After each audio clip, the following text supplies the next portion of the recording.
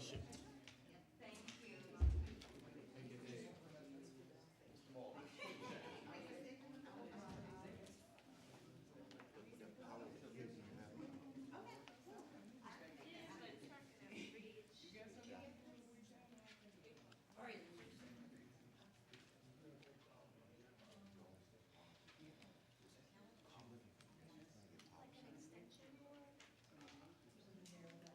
It's a bunch of chords right there. I don't know where they're coming from or going to. Yeah, that's all network.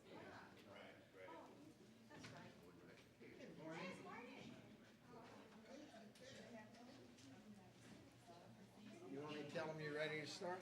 Oh yeah, oh yeah. I didn't want, you know.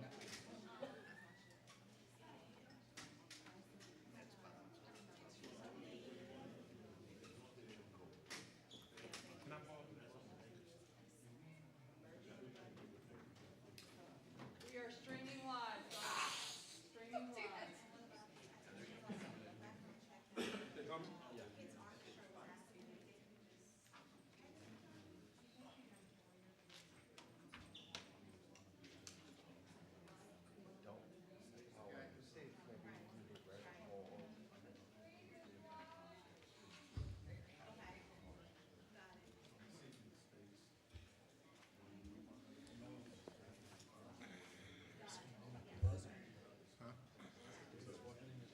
Yeah. Hey, sir, how you doing?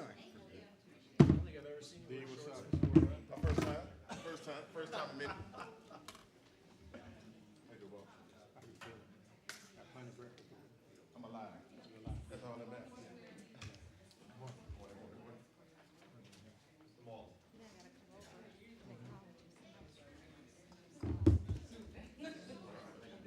College news.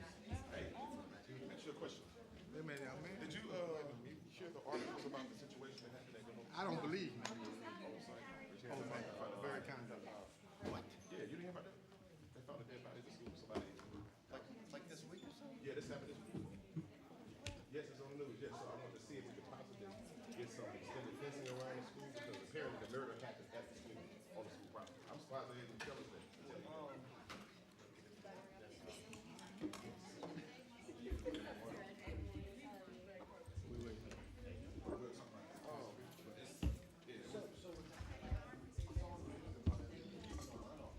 Yes, it is. But I didn't know, it didn't say where it was at. Somebody opposed it when they went back and saw a question. Somebody saw somebody grabbing by it. They put it out in the street.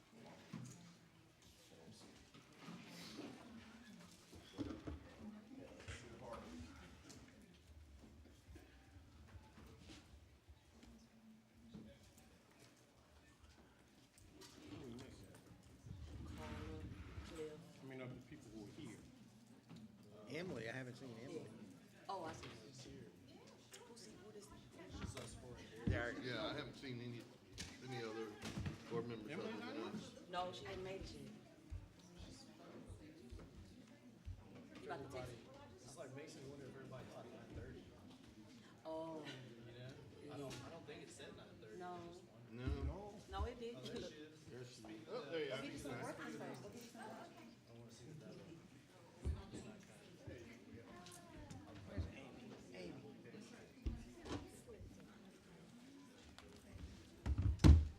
How are you? Good morning.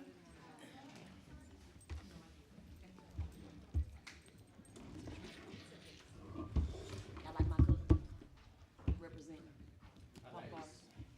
Nicely cooked. The Pirates thing? Yeah. hey, sir, how you doing?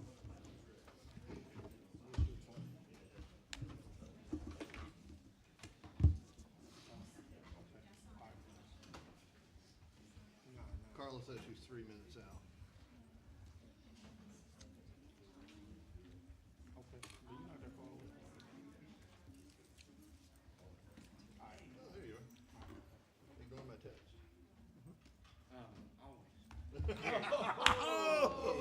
This is open. Mark coming sharp today.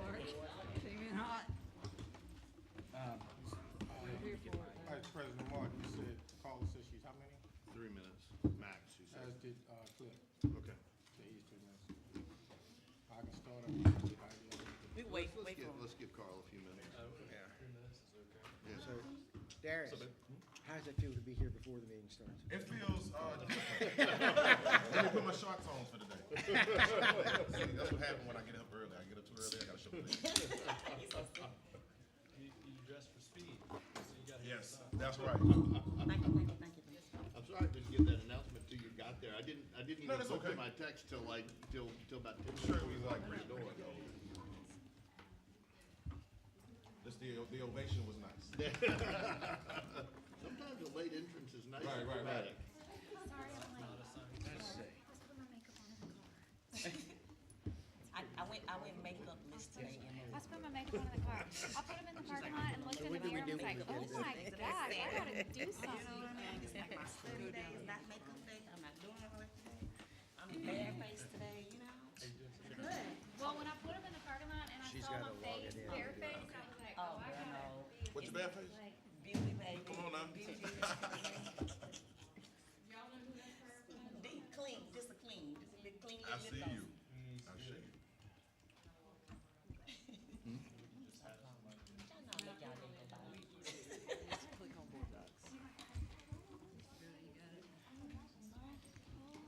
This that gospel got me hot. Oh, was it was?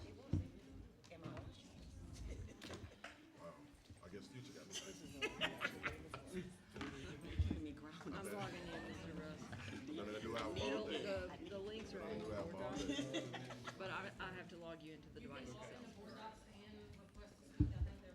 Yeah. Okay. Just turn it on, Mr. Martin and all.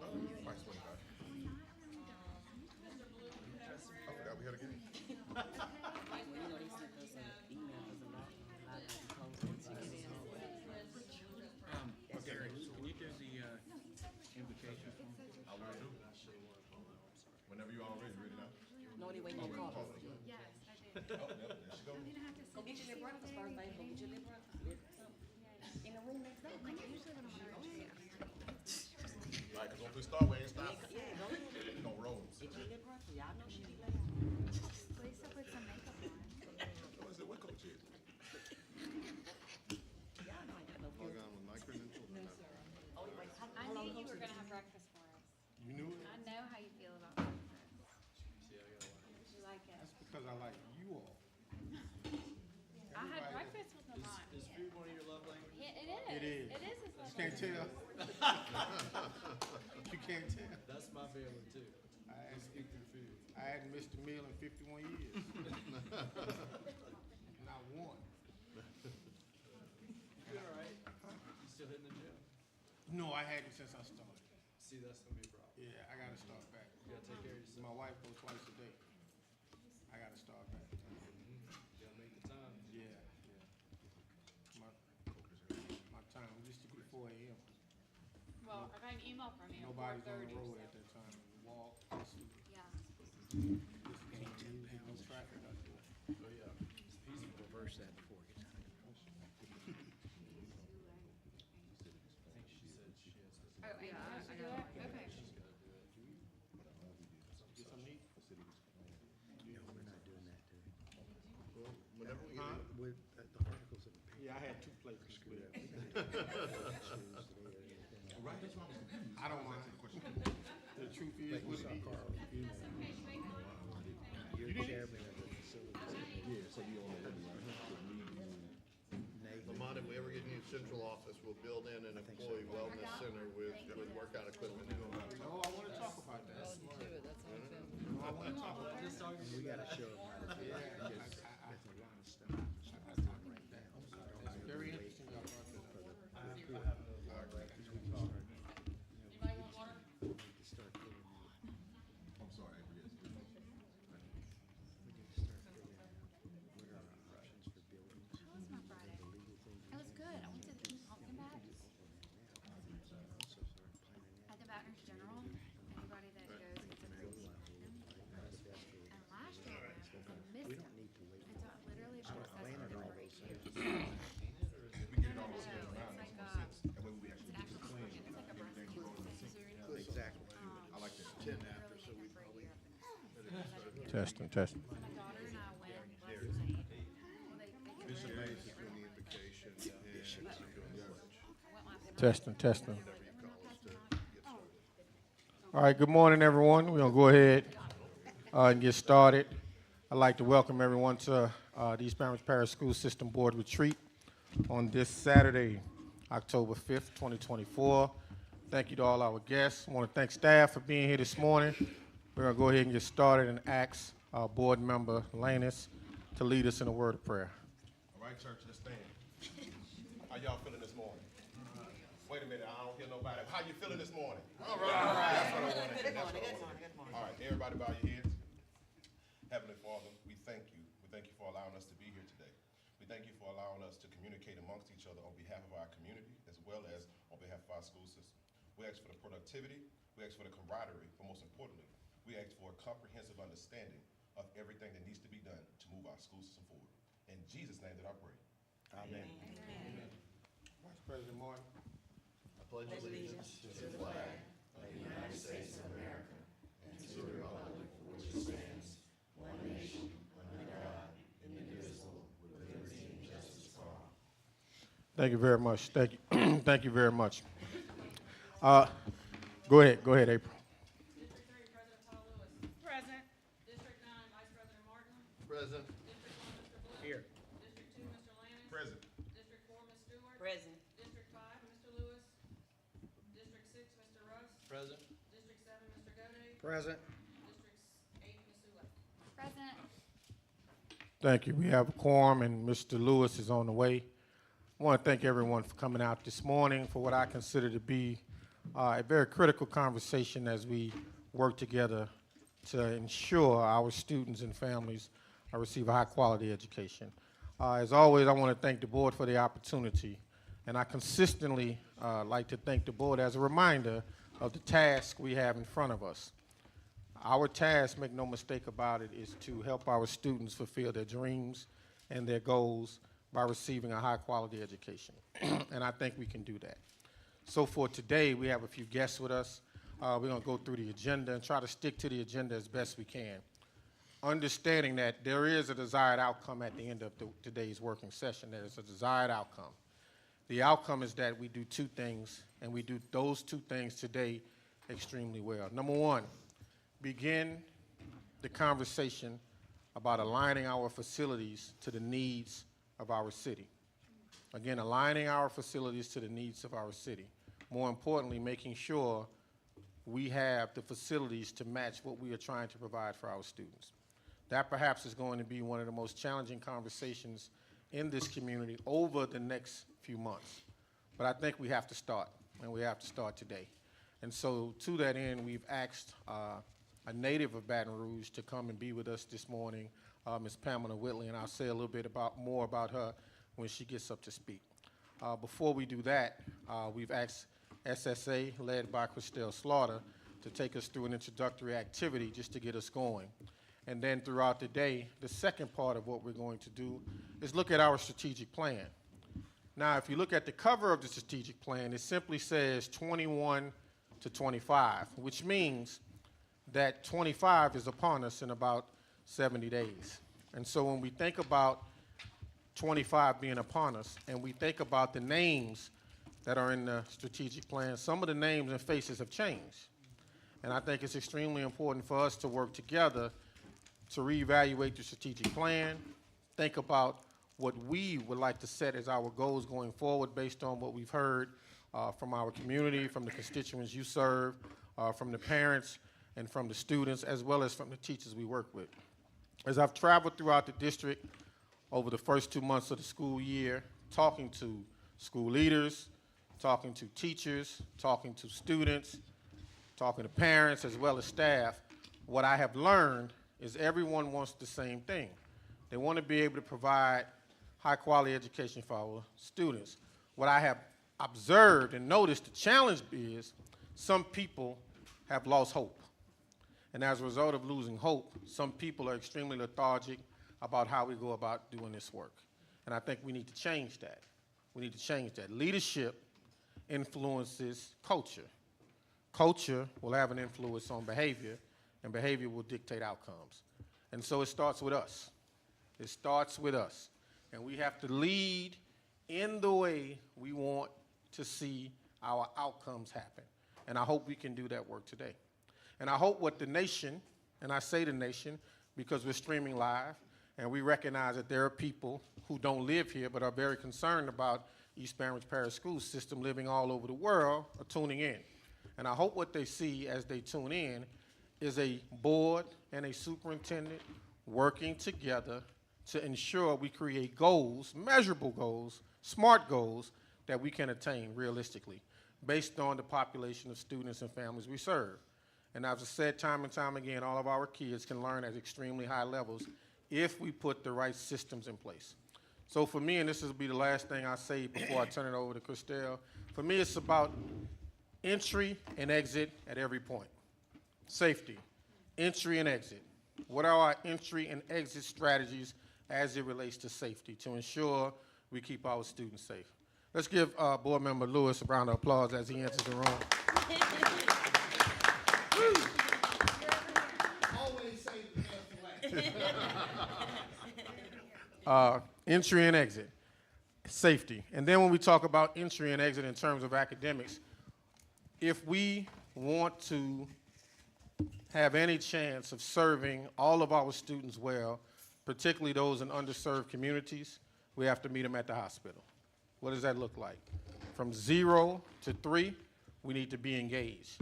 Now, we may not be able to put the systems in place from 0 to 3, but we can work with our partners to ensure what is happening between 0 to 3 prepares them for when they come to the pre-education or the early childhood system that we operate, the ones that we partner with our city to operate to ensure there is some alignment. That's the entry point. What is the profile of a kindergartner? What does that look like? What should she or he be prepared to do when they enter school? I think that's a real part of the conversation we have to have. And then the exit plan. What is the profile of a graduate of an EBR school? What can he or she do as a result of the education he or she has attained in our school system? So entry and exit in terms of safety, which is priority number 1. Entry and exit in terms of academics. And then last but certainly not least, sustainability. How do we create a long-term plan that no matter who's here as superintendent, no matter who's here relative to the board, the plan works for kids? How can we create that? How can we create a plan with processes and procedures that anyone who steps in can pick it up and keep it going? Times will change, technology will change, and we need to change with the times and technology, but there are systems we can create that should last for a long time. So with that being said, Ms. Slaughter, if you don't mind, will you come up and take us through an introductory activity? Let's give a round of applause for Christelle Slaughter for being here this morning. Sincerely appreciate it. Thank you, Superintendent. I'm delighted to be here with you this morning. I feel like this is the next chapter in the journey that we went on together. Thank you, President Powell, Lewis. And as we were planning for today, of course, you have 2 big pieces to the agenda, your facilities discussion and then going back to the strategic plan. But one of the things that we know about governing boards, whether they're public or private or elected or appointed, is that the best boards know one another and they work together as a team. It's hard to be on a team if you don't know your teammates and a little bit about them. So we have come up with an introductory opening icebreaker that will help you get to know maybe a little more about yourself, but also the other people in the room. So I'm going to start. Amy, can you put that up on the screen? Would you take one and pass them down? This is an exercise that we have used quite a bit. They're going to come around.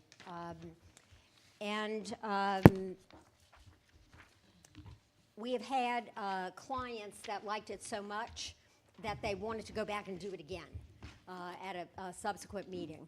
It's a series of 10 questions, and you have the questions printed in front of you, board members and superintendent, and you get to pick any questions that you want. Some of them you're going to like, some of them you won't like.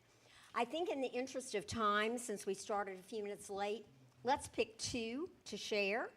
So these are the 10 questions, and you can have your choice of any 2. Some of them ask people to go a little bit deeper, dig a little bit deeper, and tell us a little bit more about yourself. So that's your choice. Some of them are a little more surface in nature, but I'm going to give you a minute to read them, and then we'll start somewhere around the table, and we'll go around and you can share a little bit about yourself.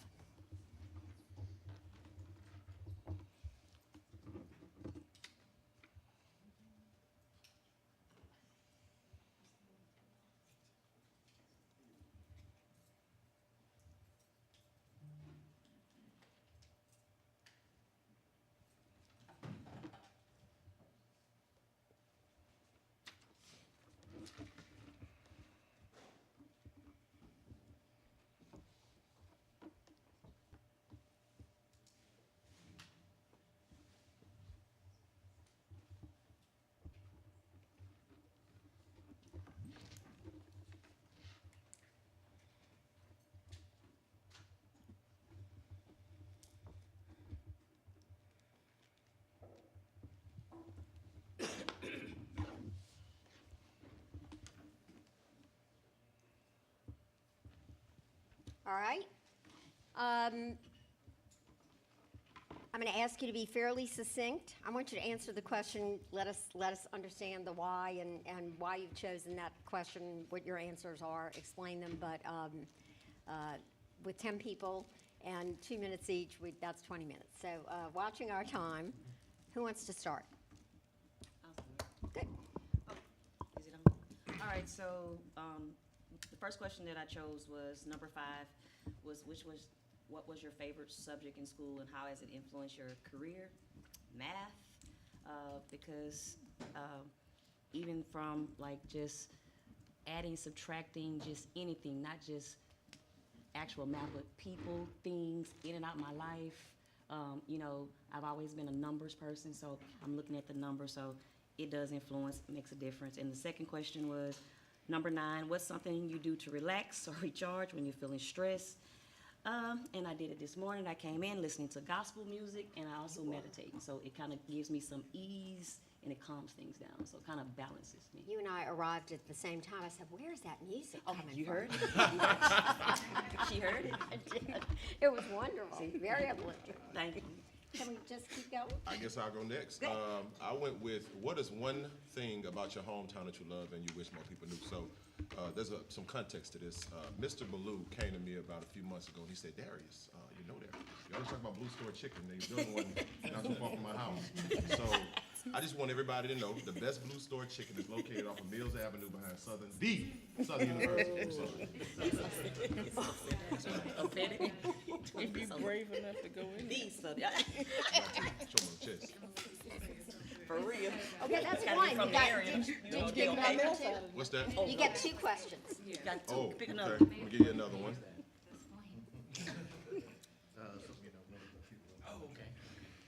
What's one book or movie that has made a big impact on you and why? The movie Philadelphia.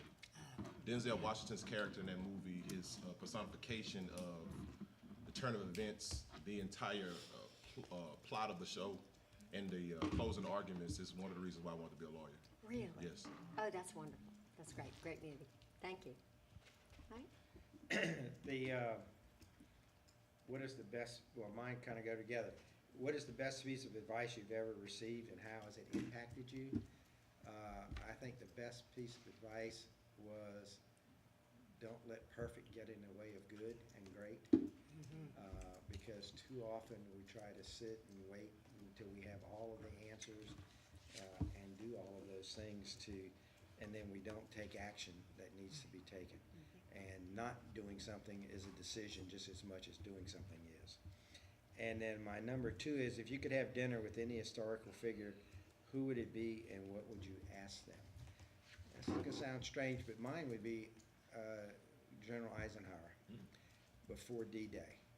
Because I would like to know what were his thoughts, what was he going into doing, because you know he didn't have all the answers, you know he didn't know if it was going to be successful or not. In fact, if you've been to a World War II museum, you read the note he wrote resigning and stuff if it failed. but he also knew he had to do something because he couldn't wait. And I think that too often we are shy about doing something because we are so fearful of it being a mistake. And you know, there are just times when you got to go ahead and get something done. And if it's not going right, you can change. But if you never start, you never get anywhere. And so I've often thought about Eisenhower and how he felt the morning that he launched the troops. Yeah, wow, that's a very good one. That's a very good one. Thank you. Mark? Number 5, what was your favorite subject in school and how has it influenced your career? I always loved reading. It was never work. I just loved to read. My parents taught me how to read at an early age, and you know, just all throughout my life, I loved reading. And in terms of my career, I think being able to communicate both in verbally and in writing is an underappreciated skill. I don't, you know, people in the workforce, you know, really stand out if they're able to communicate complex ideas in an easy to understand way. It goes a long way, and reading from an early age will develop that skill for you. Number 9, something I do to relax and recharge. I found I've got, I don't have a lot of room, but I do have a vegetable garden. I find just, not that it saves a lot of money on vegetables, but just the preparing it and watching things grow, it just it relaxes me and helps me with stress. Number 10, what would I change about myself? You know, I'm envious of people that always seem like they're just energetic and can accomplish so much. And it's like, how do they have time in the day? And I wish I had the secret that I could turn it on and off, because I feel like there's so many things I need to do and just don't have the energy or the focus to do them all the time. And that's one thing I would love to be able to, if I could have the magic potion or Yeah, that's a great one. trick to do it. That's a great one. And you can bring vegetables anytime you like. Yes. That's a good deal. Thank you. Patrick? Yeah, if you could travel anywhere in the world, where would you go and why? Now, many of you will be surprised, it's a scuba diving destination. I'd go to the island of Bonaire in the lower Caribbean, off the coast of Venezuela, because it's such a relaxing place. And scuba diving is a place where my family and I can just go and unwind, let all the stress relieve, and just soak in some of the natural wonders of the world. Book that's had a big impact on me is The Lord of the Rings, the book, not the movie. And I read that when I was in high school, I think, and I've always admired this message of this character who's from a small town in the middle of nowhere, nobody important, no distinguished family or anything like that, and this duty is thrust upon him, and to save the world. And he goes through tremendous suffering and abuse, but he keeps going no matter what, because that's his duty. That's what he's got to do to help others, and I've always admired that message. I have a trilogy also. I'll talk about it. That was very interesting. Thank you. Okay. Madam President? Good morning, everyone. Good morning. Number 4 was my first that resided with me, and that is, what is a skill or hobby you've always wanted to learn and why? I've always wanted to be multilingual, and I took Spanish for 2 years in high school and still don't know anything other than hola, como estas. But I desire to know, aside from English, Spanish, Vietnamese, and French, because those are the languages that guide our community. When we think about the people who live in our community, we have Vietnamese as a high population. We have a high population of Hispanics or Spanish-speaking people. And then we also have a high population of French-speaking people. And so maybe in my next life, I will be able to speak all 4 of the languages, including English. Number 9 is my other question. What's something you do to relax and recharge when you're feeling stressed? Within this year of 2024, on first and third Thursdays, I have what I call Self-Care Thursday, and I turn off my phone for a couple of hours, and I go to the barber, and then I go to the nail shop to relax my mind before our 5 p.m. No kidding. Yes. Yeah. Yeah. And then aside from that, the only other is, and some of you may know this about me, but I call my superpower being a dancer. So I'm a Houston stepper and a line dancer, and I take it very seriously. There you Yes, go. you do. That's great. Thank you. First thing was what book or movie that's had a big impact on you. I had a recommendation a few years ago from one of my kids' doctors to read a book called Upstream. And it's based on a very simple short story. 2 men are walking through the woods and come across a stream, and then they hear a cry and they see a child float across the stream. So they jump in, pull the kid out. They're thinking, what has happened here? Why is this kid floating down this stream? And then all of a sudden they hear 2 more cries, crying children. They look and 2 more children are floating down the stream. So they jump in and they pull them out. And they're trying to recover and catch their breath, and then they hear 3 more cries, 3 more children floating down the stream. One goes to jump in, he notices the other one takes off, running up the bank, and he says, "Where are you going?"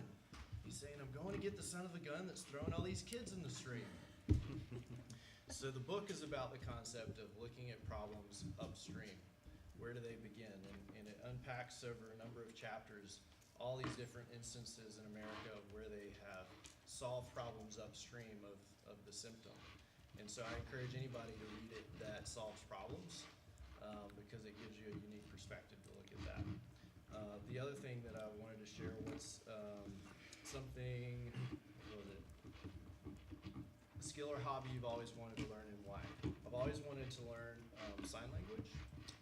When I was a little kid, we were friends with a family that had a young lady, a friend of ours that was deaf, and we learned very, very basic cursory sign language to communicate with her.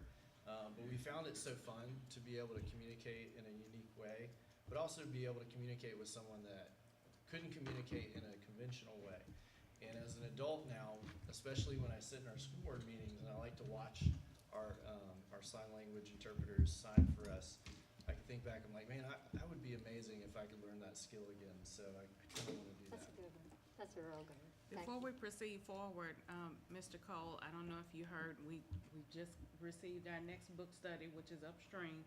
And then we have about 4 more foreign languages to add to our foreign language program. There you go. Thank you. Okay, what's one book or movie that has had a big impact on you? And actually, there's 2 books. I love to read, more of like audiobooks now, but in middle school, I read The Hiding Place by Corrie ten Boom and To Kill a Mockingbird. And I felt like those were my first times to see that the world was a lot bigger than just my little house and where I live. And so those 2 books have always stuck with me. I reread them often to just see that the world's a lot bigger than me. And then one skill or hobby, I've always want to learn how to play an instrument and have never done it. But I think it's so cool when you can like walk in a room and there's a piano and someone just starts like playing. I think that would be really cool. And then the best piece of advice you've ever received. Well, I've received a lot of advice, especially in the past year.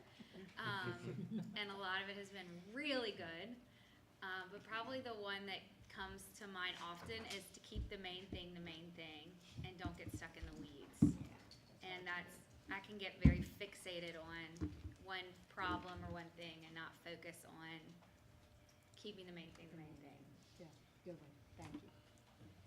Okay, Coach? Okay, number 1, what's one book or movie that has had a big impact on your life and why?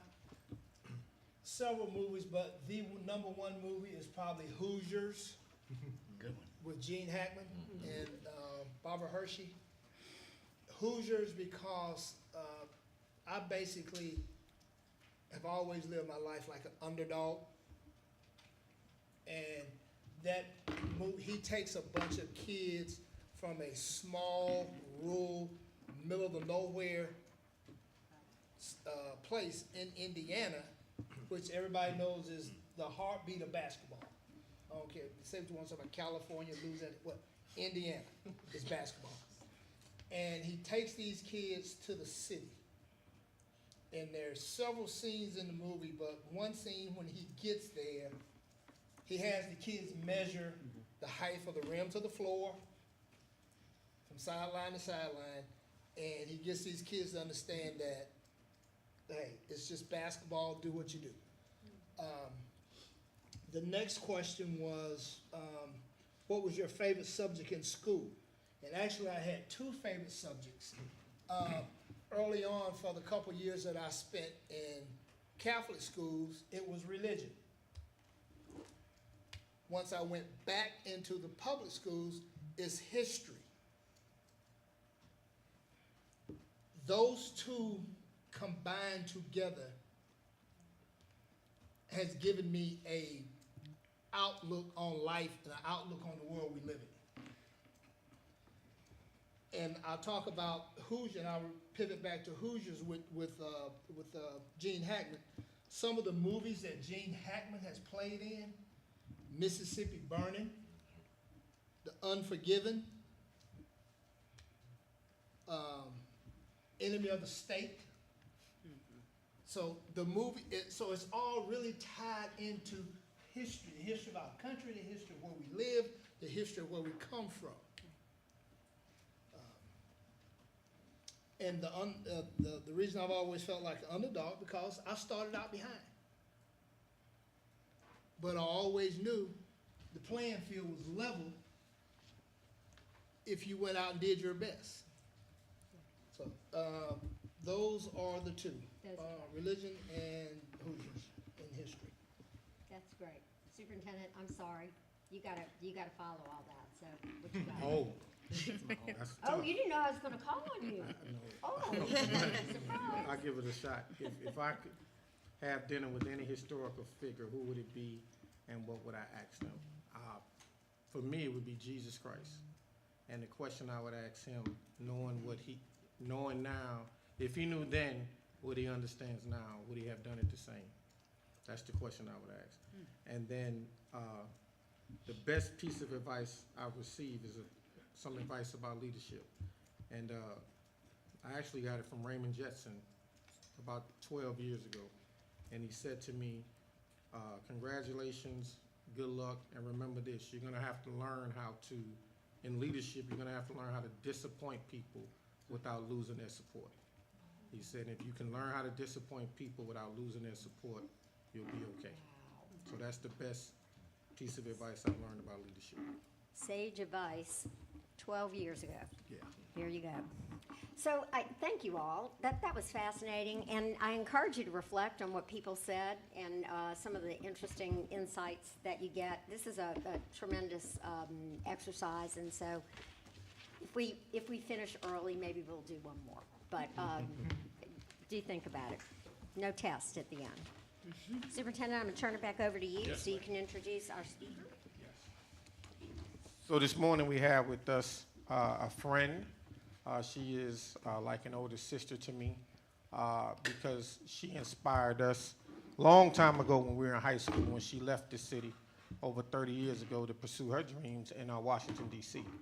And so Pamela Whitley is a native of Baton Rouge, graduate of EBR schools. And the thing I've always appreciated about Miss Whitley is that she has had an impact on every single person in this room. And we all probably don't you all probably don't realize how. For 30 years, Ms. Whitley designed all of the airports in the United States of America. And so if you have flown on a plane in the last 30 years, you have flown out of an airport that she had something to do with in terms of the design. And That means a lot to me.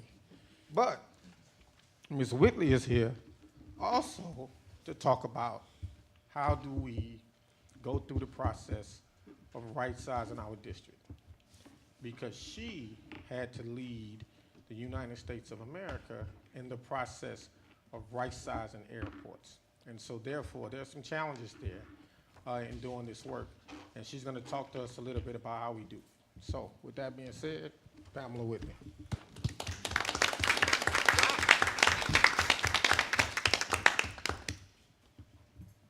Thank you, thank you, thank you. Is this on? Good morning. The superintendent asked the question, what does a product of East Baton Rouge Parish school system look like? And I stand here as one. There are many others. A little bit about my experience with the federal government. I did 30 years with the Federal Aviation Administration. When I left what used to be Lee High School, I went to school at Southern University and left with a degree in electrical engineering. Immediately went to Washington, D.C. and started working as an engineer. Over my career, I promoted to the point where I became the leader of all of the research and new product development for aviation. So in addition to the airport infrastructure, I managed the future of the aircraft, the future of air traffic control. Those of you that don't know how aviation works, there are facilities all across the country that have equipment in it that the planes are talking to, and we have, some have people in them, some of them don't. So in early 2000s, some of you may remember, delays were out of control. You look at CNN and all you saw was complaints about planes lined up on the runway. You don't see that anymore. To make a long story short, because this is not an aviation discussion, what we had to do was modernize our infrastructure so that we could manage airplanes differently. And in order to do that, there was all of this technology that was available. And the most common one that you would understand is GPS, because we were managing aircraft using radar, and the information from the radar to the controller is delayed in time. In order to get real-time information, we had to move to a more GPS-like infrastructure. Sounds like turning a switch, but it's not. What we learned was we had all of these old buildings, and I couldn't put new technology in old buildings. The power infrastructure couldn't maintain it. In some cases, the floors couldn't handle the equipment. The people had to be seated differently. So while we thought we had a technical solution, we had to step back and look holistically at our infrastructure.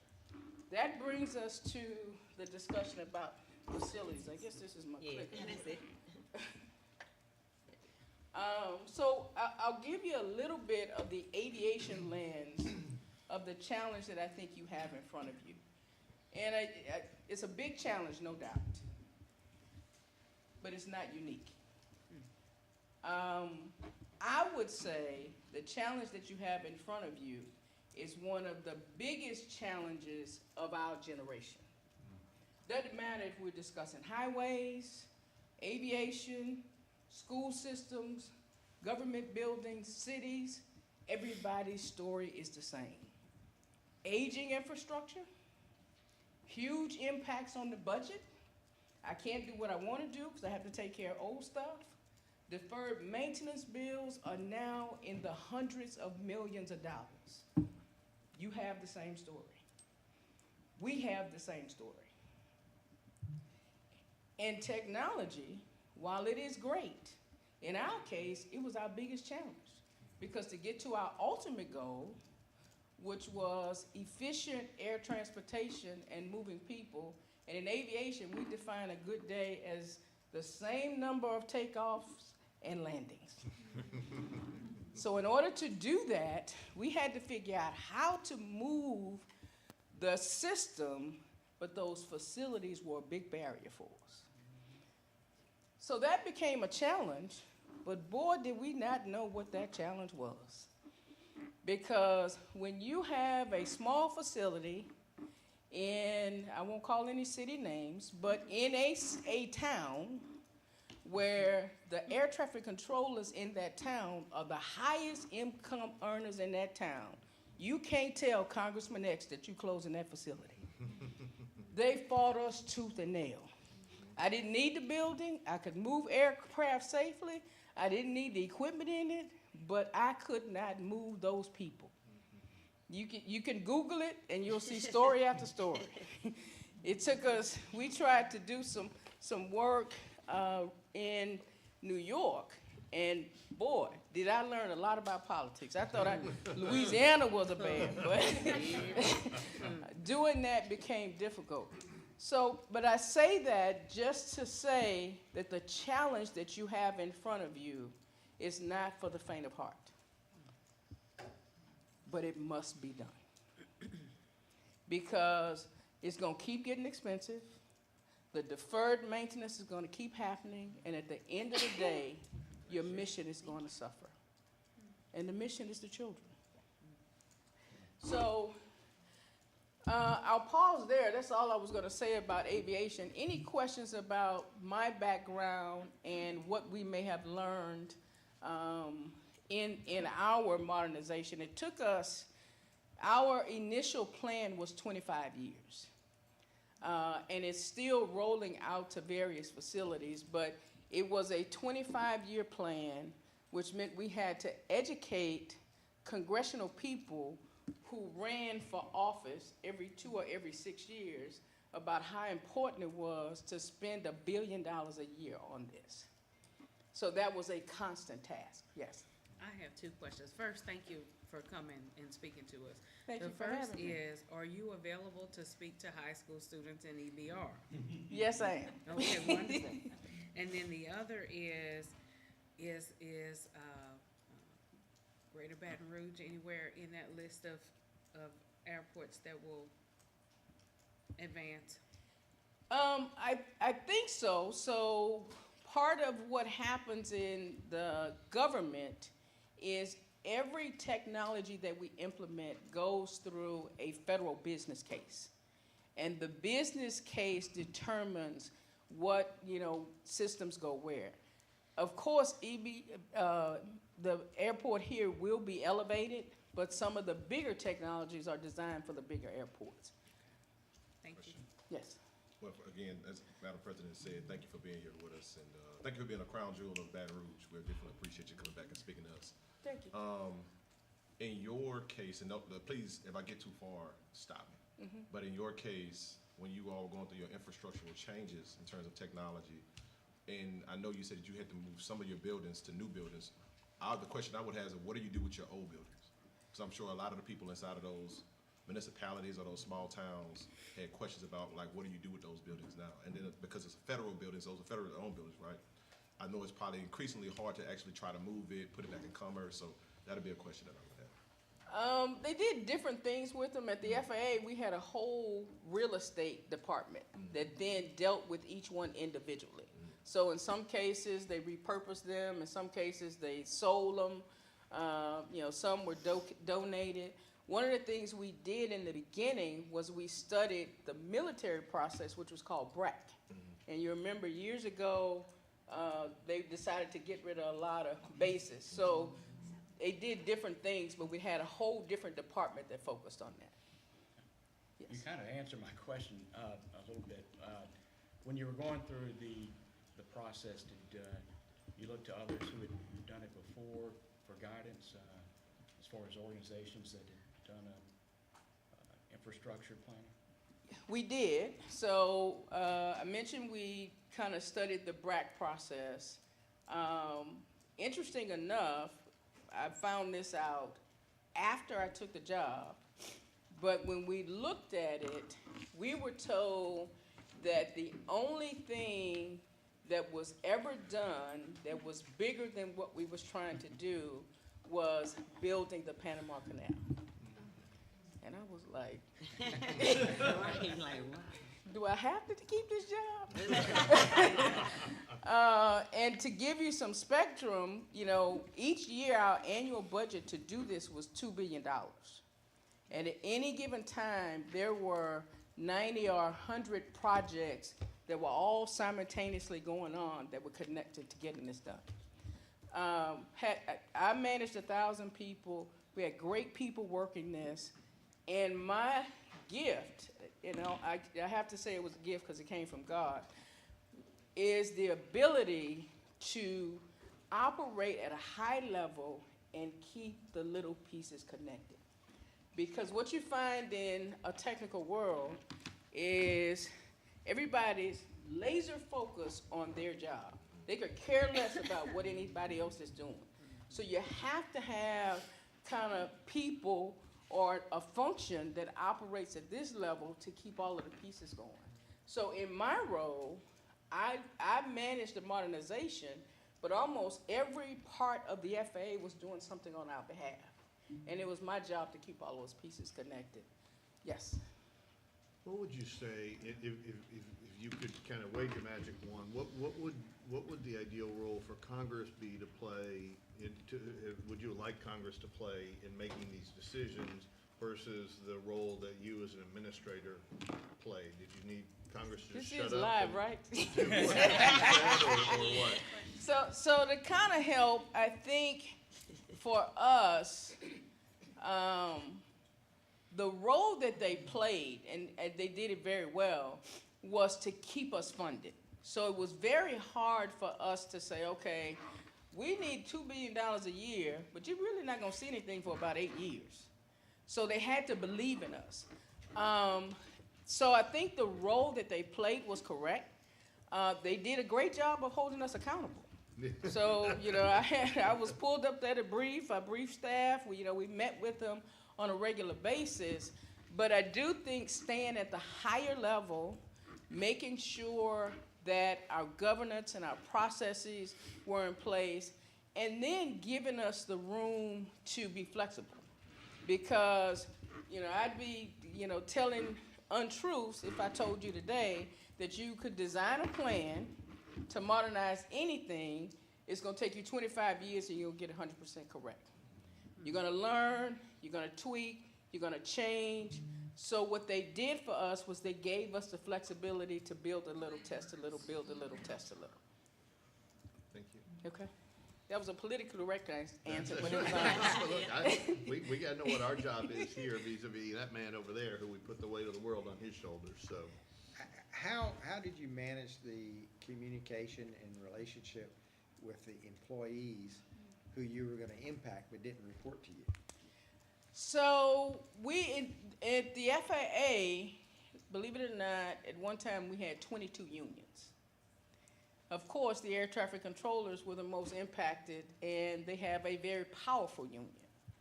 So we had them on our research teams. They were actually a part of the process, and that was a part of the agreement with the union. So we got to hear from them as we were, you know, doing different tasks, what was important to them, and they were involved in the live testing.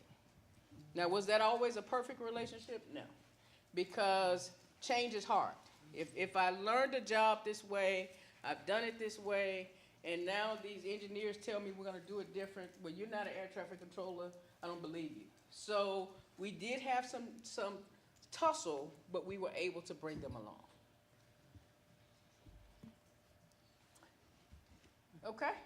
There are no other questions, so let's talk a little bit about what you have in front of you. I know today you're going to talk about your strategic plan, and you'll have some strategic goals. These are the current ones. You may decide to change them. My point is that is the critical first step, because that then provides the guidance for everything that happens beneath this table to move you forward. It becomes the vision. It becomes the why. It becomes the driver for not just the people in this room, but for everybody in this city who has to be a part of this. So your strategic discussion is really the beginning of how you start to put the wheels in motion. Questions? So as I was thinking about how to kind of take my experience and bring it into your world, this I think is very common to whatever you're doing. So once you have that core, and that's going to be your strategic plan, your strategic goals, the common things that you talk about that defines why you're doing what you're doing, then you have some circles of success. The very first one is governance. Governance sometimes seems boring. It's very process focused, not exciting, but it is mandatory because you have to decide how you're going to make decisions. More importantly, you have to decide how you're going to make hard and impossible decisions. I share some of the same good advice. One of the former administrators of the FAA, in the times of the government sequester, if you don't know what a sequester is, when the federal government did the sequester, there was a mandatory budget cut, and the law said you cut everything equally. Well, if you're a budget person, that's very hard. Because if I have a contract out here that I'm committed to, and you telling me I got to cut that contract by 25%, then I'm going to be in the lawyer's office. So during the government sequester, we had some very, very hard decisions. And we were actually sitting in meetings because we were applying the law the way Congress sent it to us. And as we were doing that, we were getting sued hour by hour. And what the administrator said to us is we have some very tough decisions, and the ones that are not tough are impossible. So your governance is what allows you to say, we're going to do this, we're going to stay the course, but we're going to decide before we start down that path what's going to guide us and how we're going to make decisions. So you have to think about your governance. And then the next circle of success is really your leadership and your staff ownership. When you take on something this big, it has to be something that you do together. You don't even want the students or your staff to feel like this is something that's being done to them. It has to be something that's done for them. So they have to own it. They have to believe in the change. They have to believe in the pros and the cons. And they have to believe in the trade-offs. And you're going to have to help them do that. The next thing is your long-term plan, which I think is your body of work today when you work on your strategic plan. When we did it, one of the mistakes we made is we put a year on it. And I talked a little bit about kind of different things that happen along the way. So we said, hey, this is what aviation is going to look like in 2025. So that set a marker, and everybody kept saying, well, you don't have this, you don't have that, when's this 2025? So that date moved, but it moved as a result of a sequester, different budget cuts, and remember now, we were also managing changes in the White House. So different parties came in and tried to tweak the process. So when you design your plan, think about whether or not you want to put a hard date on kind of success. But having that plan gives you a guiding post. Then each year, you want to really hone in on your implementation plan. The way we did it is we divided it into a near term, a mid-term, and a far term. In our case, we made the near term 3 years. So every year, we kind of looked at what was done, what may have changed outside of our control. You know, technology may change, the makeup of the community may change, but it allows you to create a success plan in a window of time that you can then focus on as a board. So having implementation plans and tying those implementation plans to your annual budget is the next major step. Can you repeat those three, you said near term, long term, and what? Far term, yeah. And so the near term, you said was like 3 years? We did our near term in 3 years, and we did it in 3 years because that's how the federal budget cycle works. Okay. So at any given time, spending money, planning, and we submit a budget request to the president. So we were, at any given time, we were working those three, so that allowed our plan to match what the budgets we were working on. So you can decide what makes sense for you as a group. So I would imagine you all have made the budgets affixed to who the next president could possibly be. So I guess to help manage the politics of the budget cuts or budget growth. Yeah, so the budgets, the way it works in federal government is they give us a target number to plan to. So we plan to those targets, and then it goes through 2 years of kind of stuff on the Hill through committees and that kind of stuff. So we were able to communicate our budget in a way that it matched our plan. So we could tell you which acquisitions we were gonna do, which facilities we were gonna touch, which new technology was coming in, and the locations where those things would pop up in that window of time. So you didn't plan year by year, you all planned every 3 years? Or you said you go every 3 years? We kept a 3-year plan, but we modified that or updated it every year. Gotcha. Yeah. So it's almost like if you're approving the budget for 2026, there's some idea of what's coming up in 27 and 28. Right. So each year you can kind of see not just what we're doing now, because most of your facilities discussions, you're not gonna see a building in year one. Right. So you can kind of see what's gonna happen in a 3-year window. Questions? Okay, and then the last circle is huge. And maybe that's why it's on the outside. But stakeholder engagement. So I don't have to tell you, there are many people outside of this room that are going to be a voice in what you take on. So it's not just the people that's employed by the school system, but there'll be voices outside of this room, and you have to figure out how you're going to manage that. I used to use the principle of owning my voice. Nobody's going to tell my story but me.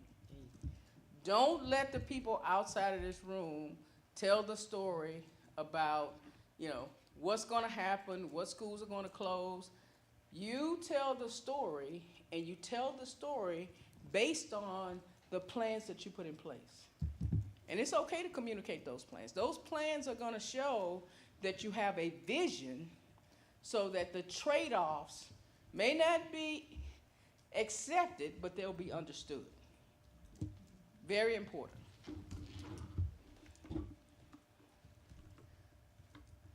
Okay, so how do we get there? First, I just offer my experience. I probably have PTSD when I hear the term consolidation. It is volatile. It says, I'm going to lose something. Okay? So that's another lesson we learned. Using that word is very, very problematic because everybody comes in defensive. So I like to use the term alignment, because what you are trying to do is to create a vision for your system that then makes the education or the elevation of the students in the system a priority. And to do that, you're going to align many things. Your facilities plan, your operations plan, all of the supporting elements are all about accomplishing that mission. So I like the word facility alignment plan to match your strategic plan or your strategic goals. So think about it that way. First thing I think you're going to need are guiding principles. Now, I spent some time with the staff, and I think in some of your earlier work, you've used guiding principles before. I think it's a great model because it allows you to, at the very beginning, decide what you believe in. Why are we doing this? And you need that in the beginning because down the road, there are going to be decisions that you don't like. So you have to figure out in the beginning, why are we doing this and what are we trying to accomplish? So think about the guiding principles, adopt them, and then decide to live by them. The next thing would be a facility condition analysis. And your team has already done a lot of work on that. I've seen it. There's great data on the condition of the schools, how many roofs you need. So that's a great starting point, and the data is there to start the work that you want to do.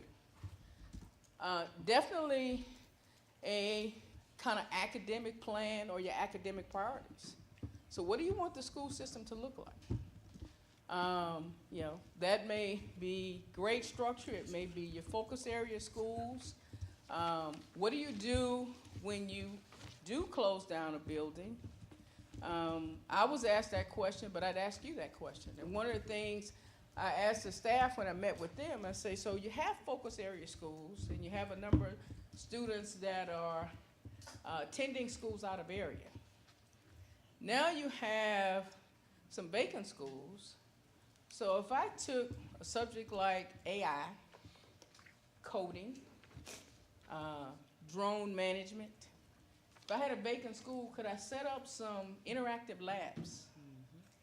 And now not take those things to specific schools, but bring students to that lab once a week and give all the students in the parish access to those things that lead to jobs. Just something to think about. I don't even know if that exists in anywhere in the country. But my point is, think out of the box and really determine academically what you want to look like so you can drive the facilities discussion. The next thing is operations. So I dare to mention the word busing, but I do watch the board meetings, but that becomes a piece of the plan. So you'd have to have almost an alignment plan for all of those things that map back to your bigger strategy. And then we've already talked about the importance of the stakeholder engagement.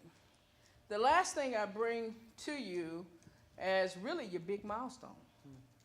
So I learned in my research that you have a tax renewal coming up in 2028. Perfect time to do this work, to educate the community on the bigger plan, the strategy, etc., to support going to the taxpayers in either 26 or 27 to get that tax renewal. Questions? I talk fast sometimes, so slow me down if I need to slow down. Talk to me about the NDA process you all had to go through. So in our case, we did have a lot of acquisitions. And in the federal process, building the requirements is very private, very sensitive in terms of the acquisition process. So those of us that worked on the plans all signed NDAs so that we could not get the information out of the government before it was supposed to. And it got so bad at some point, we went to meetings and we'd sign NDAs, and I'm like, I'm not even sure we can talk to each other anymore. But you really have to guard your information. We understood why, because when you have a program that big, the acquisitions that you're doing are, hundreds of millions of dollars. And people do anything they can do to get an advantage in getting those acquisitions. So we use that process. Yes? Talk to me about the governance model that y'all had to do, because, of course, you've got Congress, it's not really exactly analogous to what we do, given how much smaller and consolidated we are, but you got Congress over there footing the bill for it all, but they're not making decisions about what things to close or even what direction to go. Y'all are making those decisions. So you've got the president, you've got the transportation secretary, the FAA administrator, and then, but did y'all have like a committee that kind of made the final decisions about we're going to close this or that, or we're going to go pick this technology solution over that technology solution? How were those decisions made, and at what levels before they advanced to, and who was kind of like the final person making the call? So we had several elements to that model. The first, inside of the government, we used kind of we called it the JRC, Joint Resources Council. And that's where we took the case for all of the major spending. So we'd go to this council each year and present kind of the budget requests for projects and tie them back to the bigger picture. And basically the case showed how it related to the bigger picture, what the estimated cost was, and in some cases we were required to bring different alternatives. And then that group would kind of make a decision on the alternatives, usually on the staff work's recommendation. So that was kind of our internal model, simply explained. And that the JRC also approved what we call the short-term, mid-term, long-term.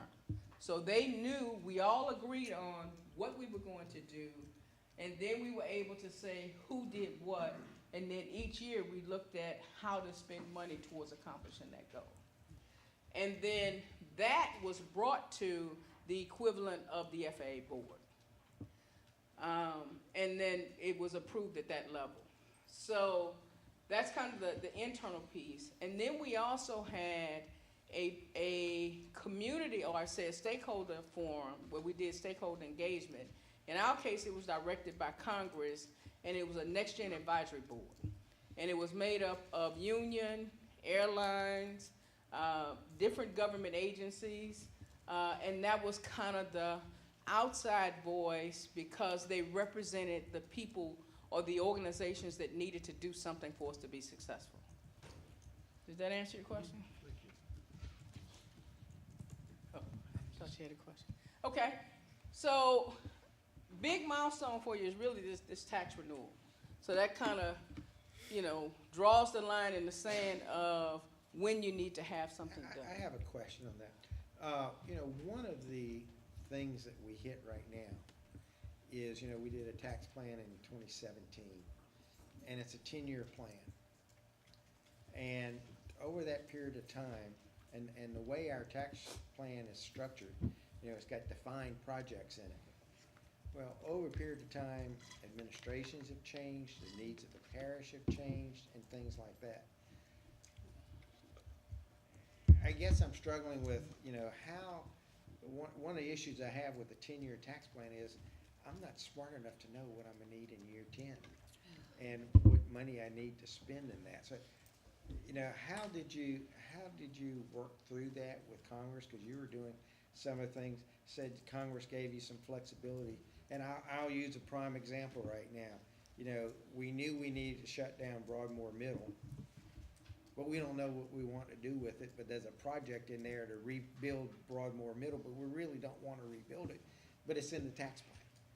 And so we're locked in by law about what we do, even though to do what it says to do would be stupid in today's world.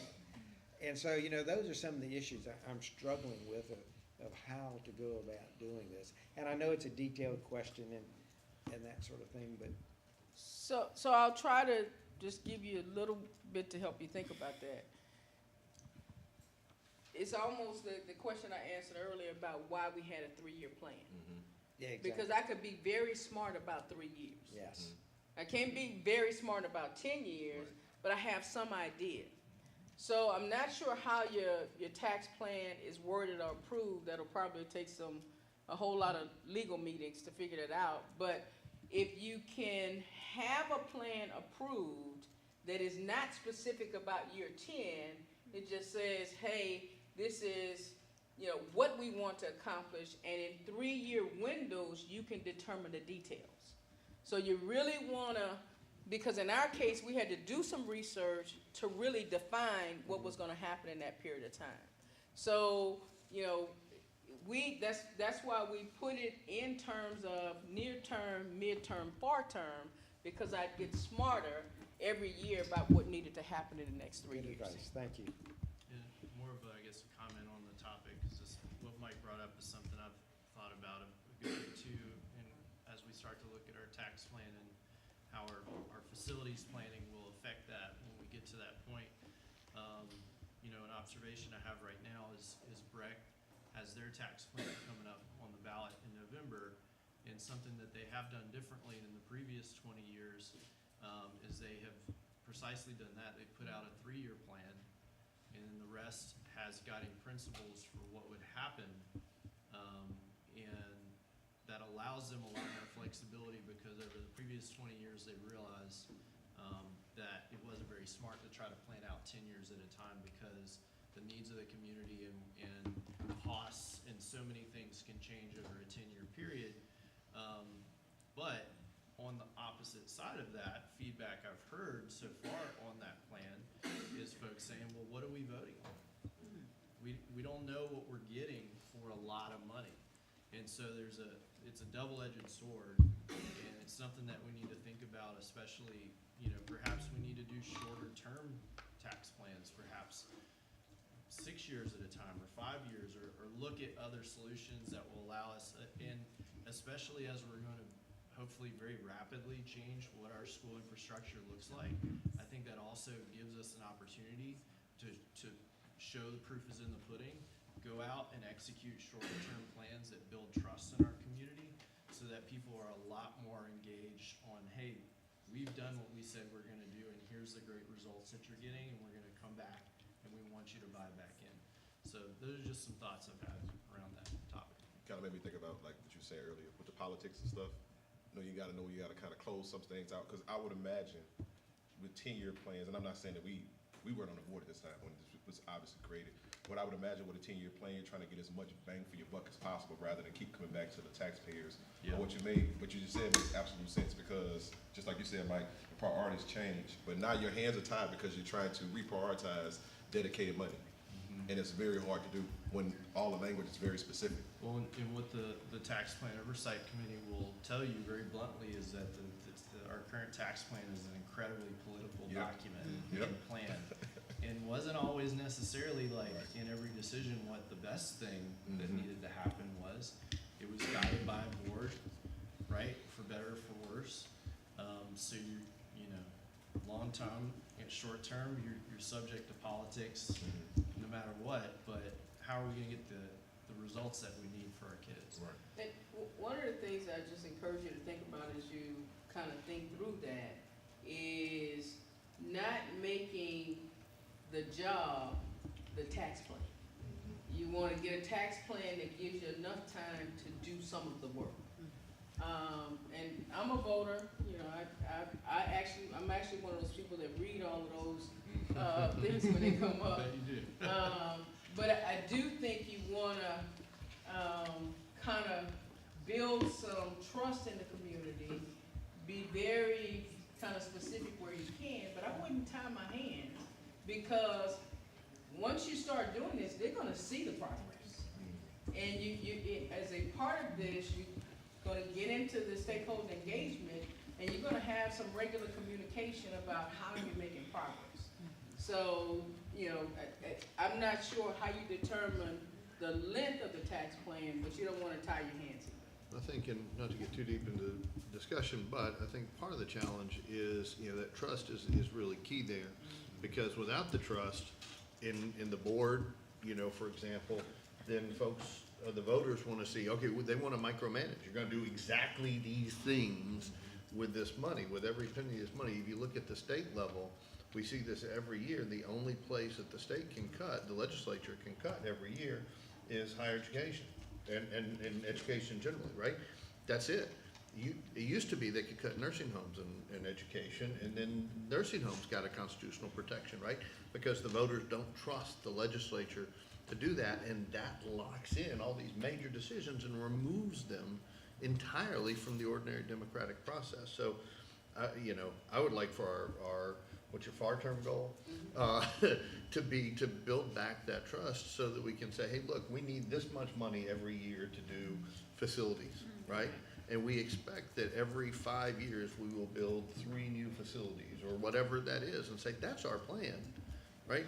This is how much money we need to do the plan. You're gonna have to trust us as a board, and that's not just trusting the 9 of us who are around the table today, but the 9 of us who will be around the table in the future, to make rational, reasonable, equitable decisions, you know, as we go forward. To me, that would be the ideal tax plan. It says, this is how much we need for facilities, period. That's what we need, and we need to do that. Whether we can get there, well, we're all serving on the board or not, I don't know, but that's what I'd like to see. The one word that I've heard people use in this one discussion is trust.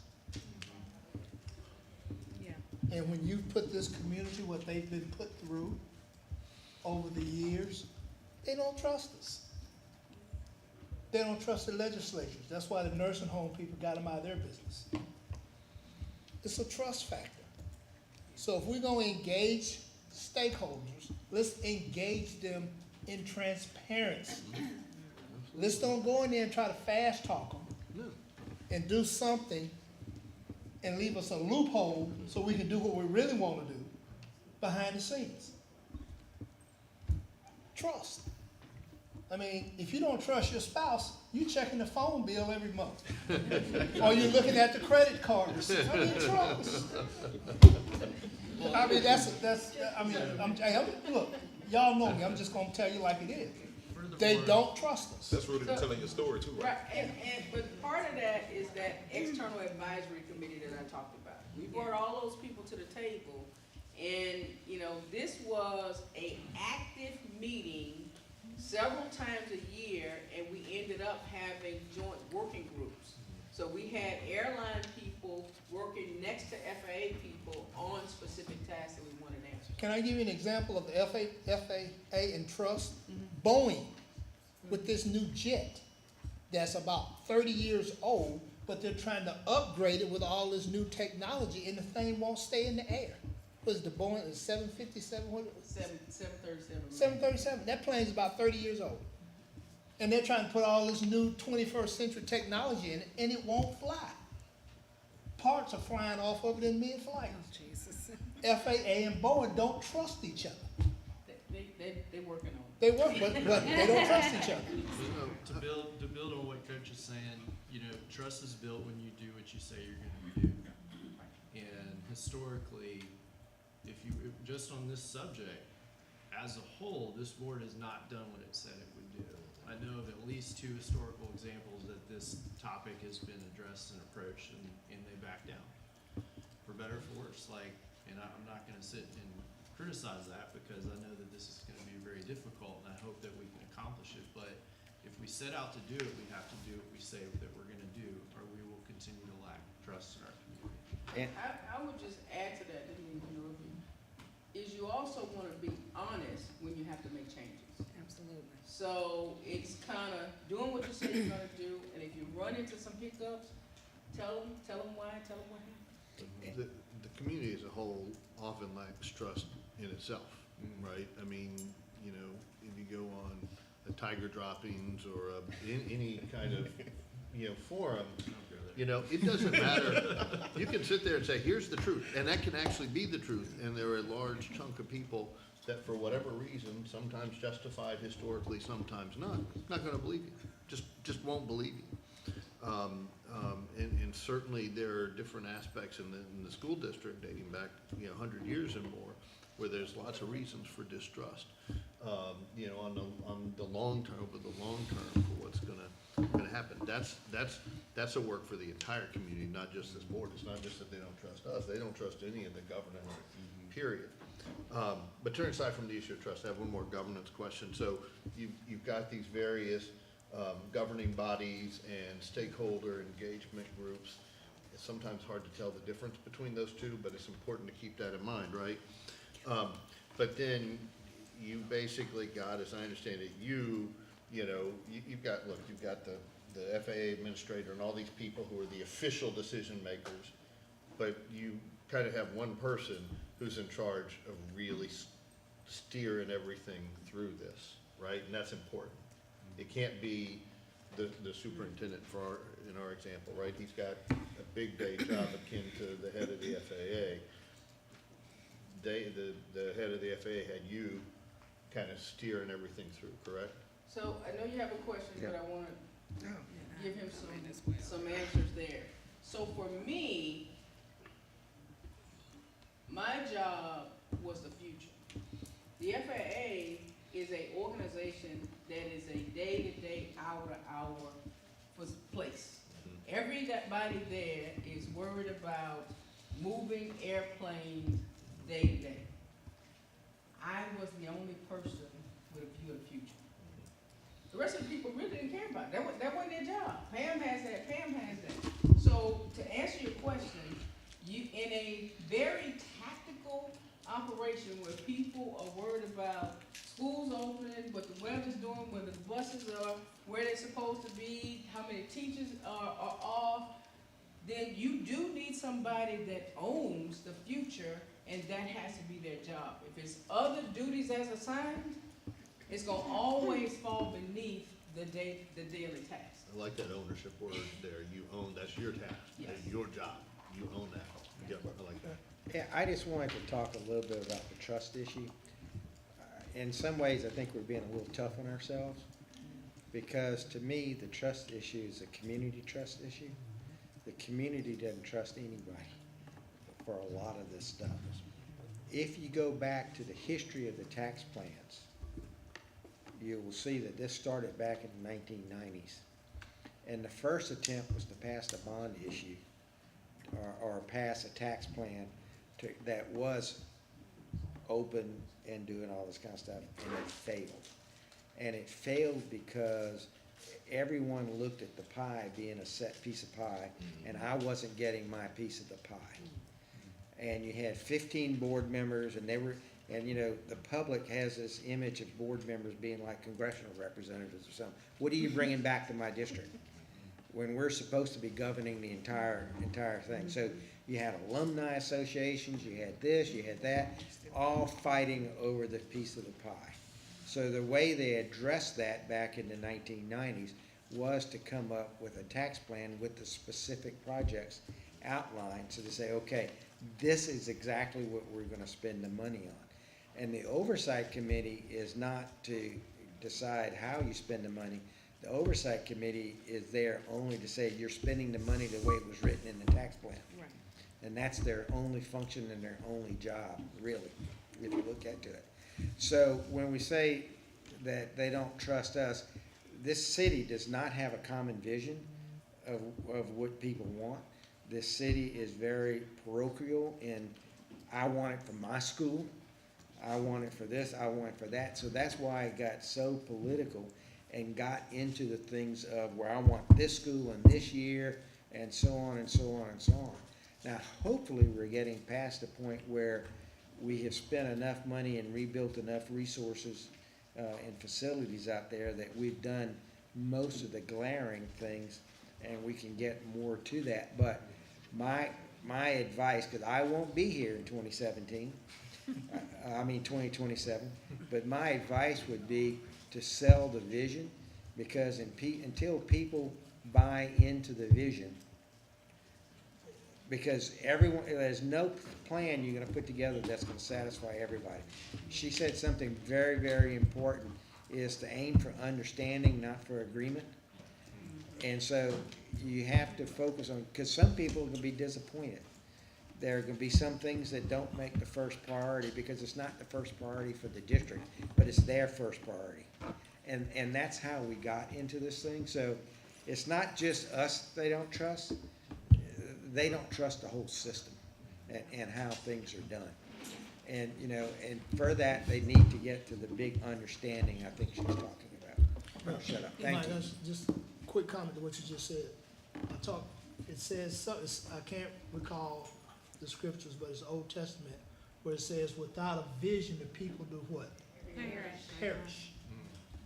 Or they wander in the desert and murmur. Yeah, And we got a lot of murmuring going on. That's perishing too, because all of them perish. I've been in the wilderness, huh? I do want to offer two thoughts. One, I'd like for you to speak to process and timing. I think oftentimes, as we think about this work, and I have observed it over the years with various superintendents, the lack of trust came from the breakdown in the relationship. I think the board and the superintendent have to have a relationship with the community. And it needs to look like something. It doesn't need to look like us always agreeing, but it does need to look like a consistent communication from what we're trying to do versus what may end up happening. And that takes a little bit of time. From what my observation has been over the years, the last 20 years, anytime the attempt was made to right-size the district, it just happened. There was no build-up to it with the community. There was no conversation that was taking place. I understand it takes time, and I understand board meetings aren't the time for those conversations to take place. Those conversations should take place in a series of board workshops as well as community meetings in various different board members' districts to simply say, here's the strategic plan, this is what we're trying to accomplish for our students over a long-term period of time. And in order to do that, we have to do these things. Let's hear from you about how we go about doing it. Those things weren't taking place on a regular, consistent basis. That's number one. But number two, the trust piece, I think, as an observer before July 24th, the trust piece is we have to see the board trusting each other. Yeah.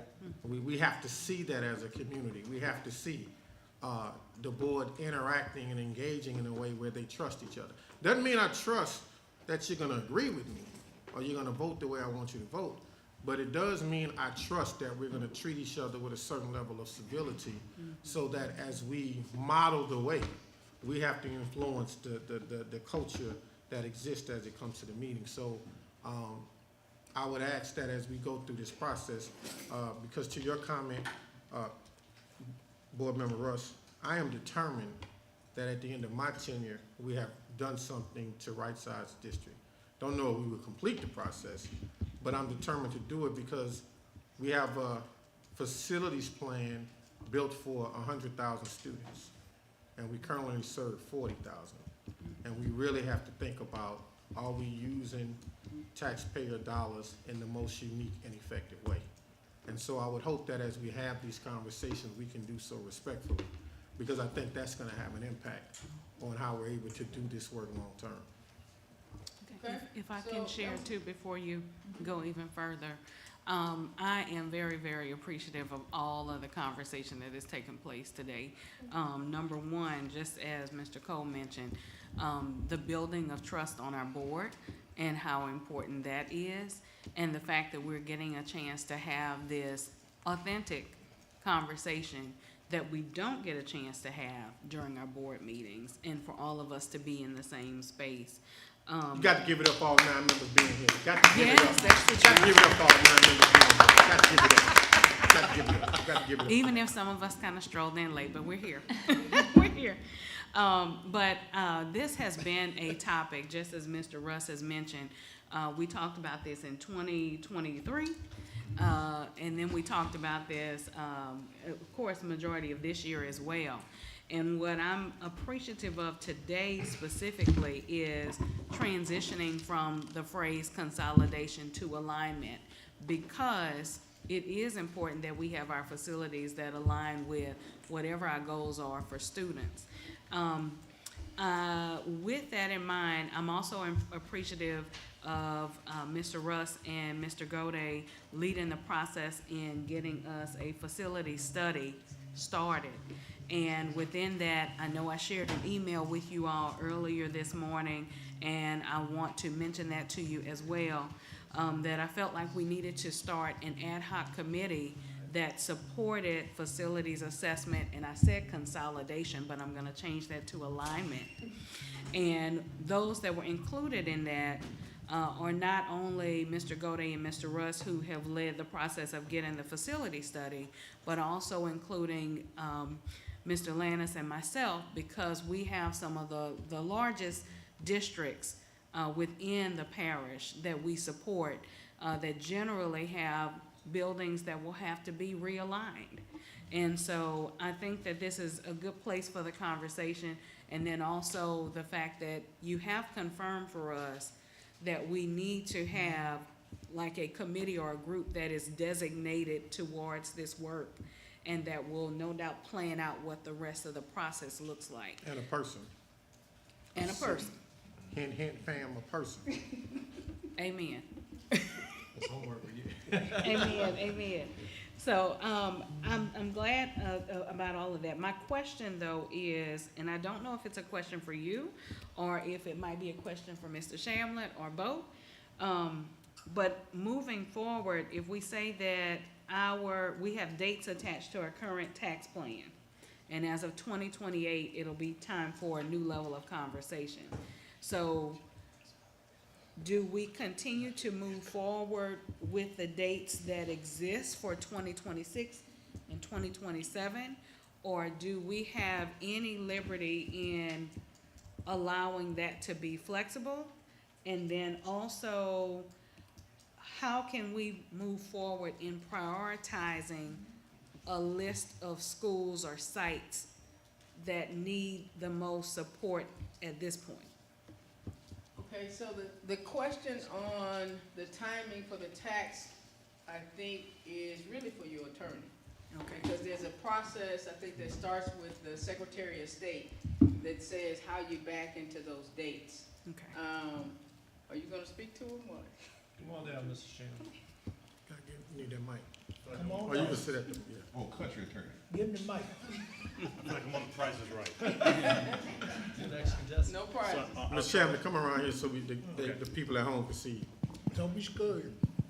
Is this working? Yeah. Can you hear me? Yes.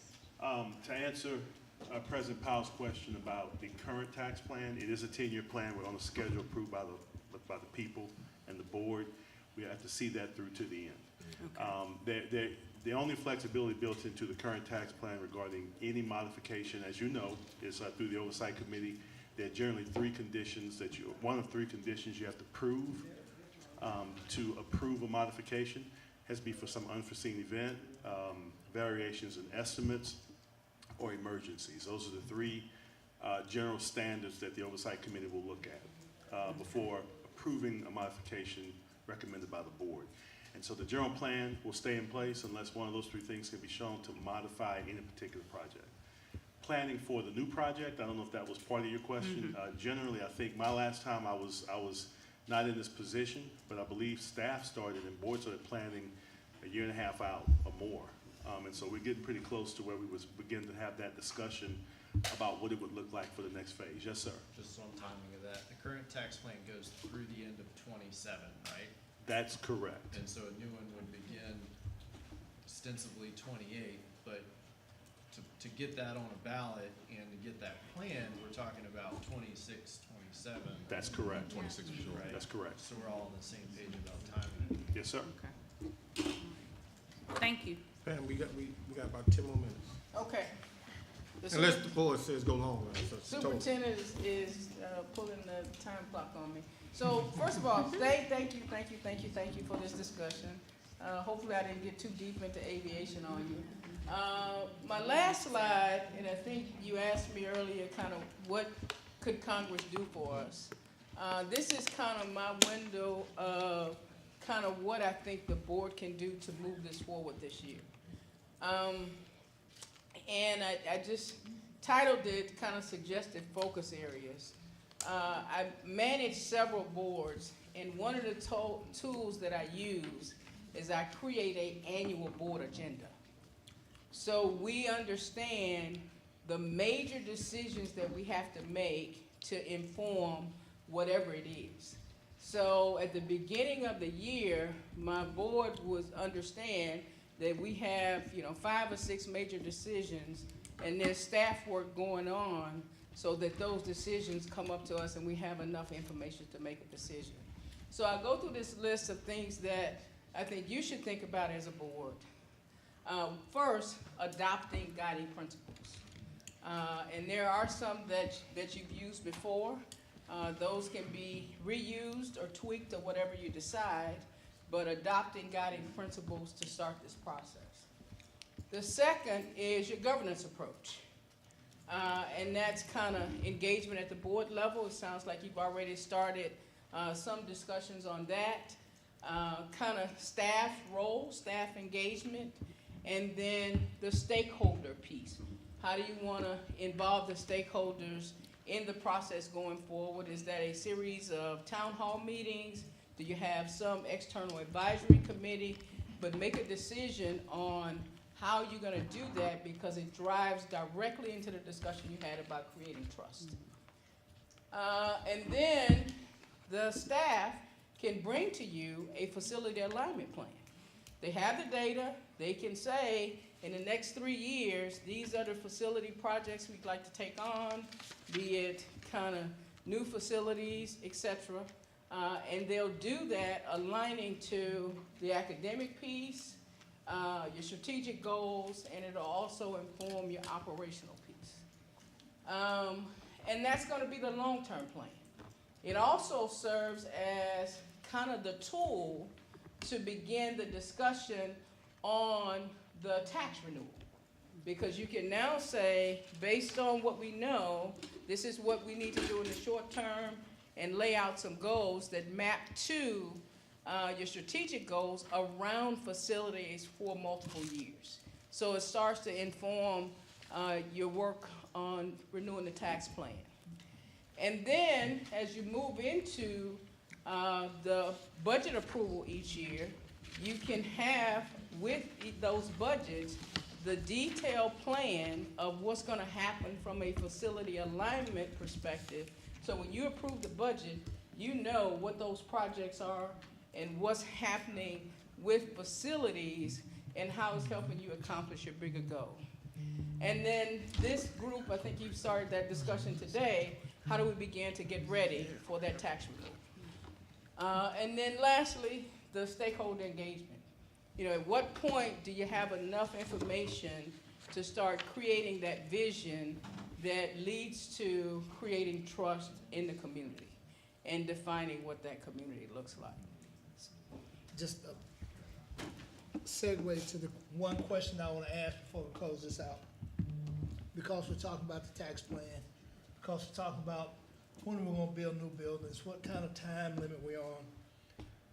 Right now, there's a project slated to begin in the south for a brand new high school right off of Seagan Lane. $50 million. That's what's slated for that. Construction to begin 25, 26. McKinley High has a $35 million allocation. I'll come back to McKinley. That new high school in the south is sitting in what's probably going to be smack dab in the middle of St. George. That's going to be a testy conversation. What can we do? And I've got this written down for myself so I don't want to leave anything out. Do we have any other options for that land?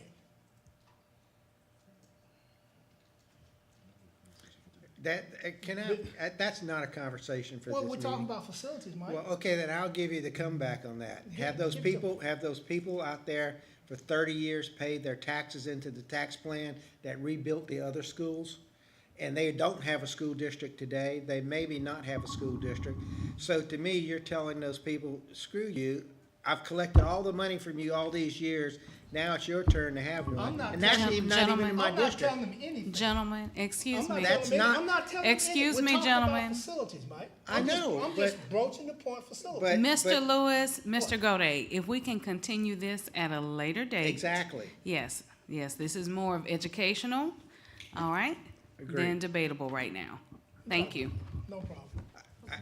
I do have one thing I think that we as a board need to really face up with, and it comes back to trust, okay? And this is for Mr. Cole. Do we trust our superintendent? Deep down, do we as a board trust the superintendent? And I'll give you a couple of examples of that. We have a policy in the caps and stuff like that, that we have all of these policies and stuff like that. The board has to approve every policy that's in there. Should we as a board be approving all of these personnel policies, all of these things?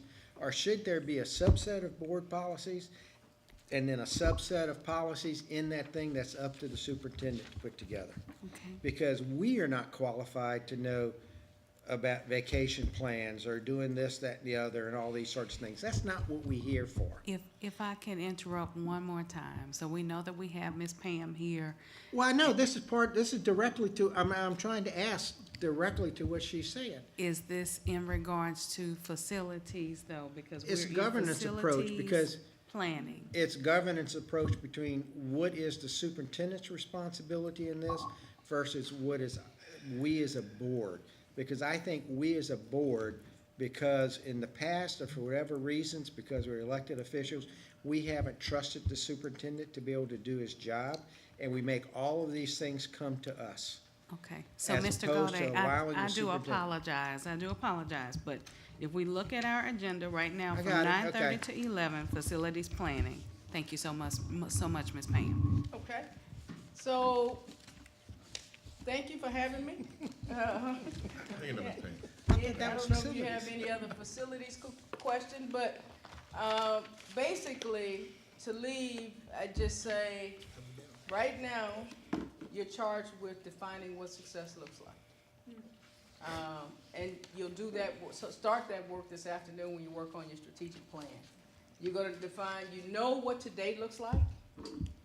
There are many options for the future. You have to determine what that future looks like. And that will allow you to move from plans to really achieving the results and outcomes that you're looking for. So thank you for your time. Thank you. Thank you so much. Thank you. Ladies and gentlemen, we're going to take a 7.5 minute break.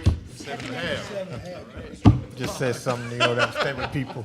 And we'll be right back with Ms. Slaughter to take us through our strategic plan activities.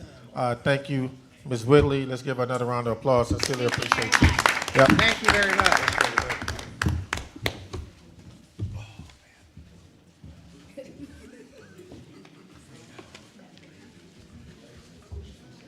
Mike, how was your trip? Huh? How was your trip? Trip was fantastic. Oh, good. Absolutely loved Bring my it. t-shirt, Mike. You told me you was gonna bring your t-shirt back. Look, You told me on the phone, you told me bring your t-shirt back. So where'd you go? Nova Scotia. So how was the weather while you were Actually, it was beautiful. Supposedly, it was unusual. there? Uh,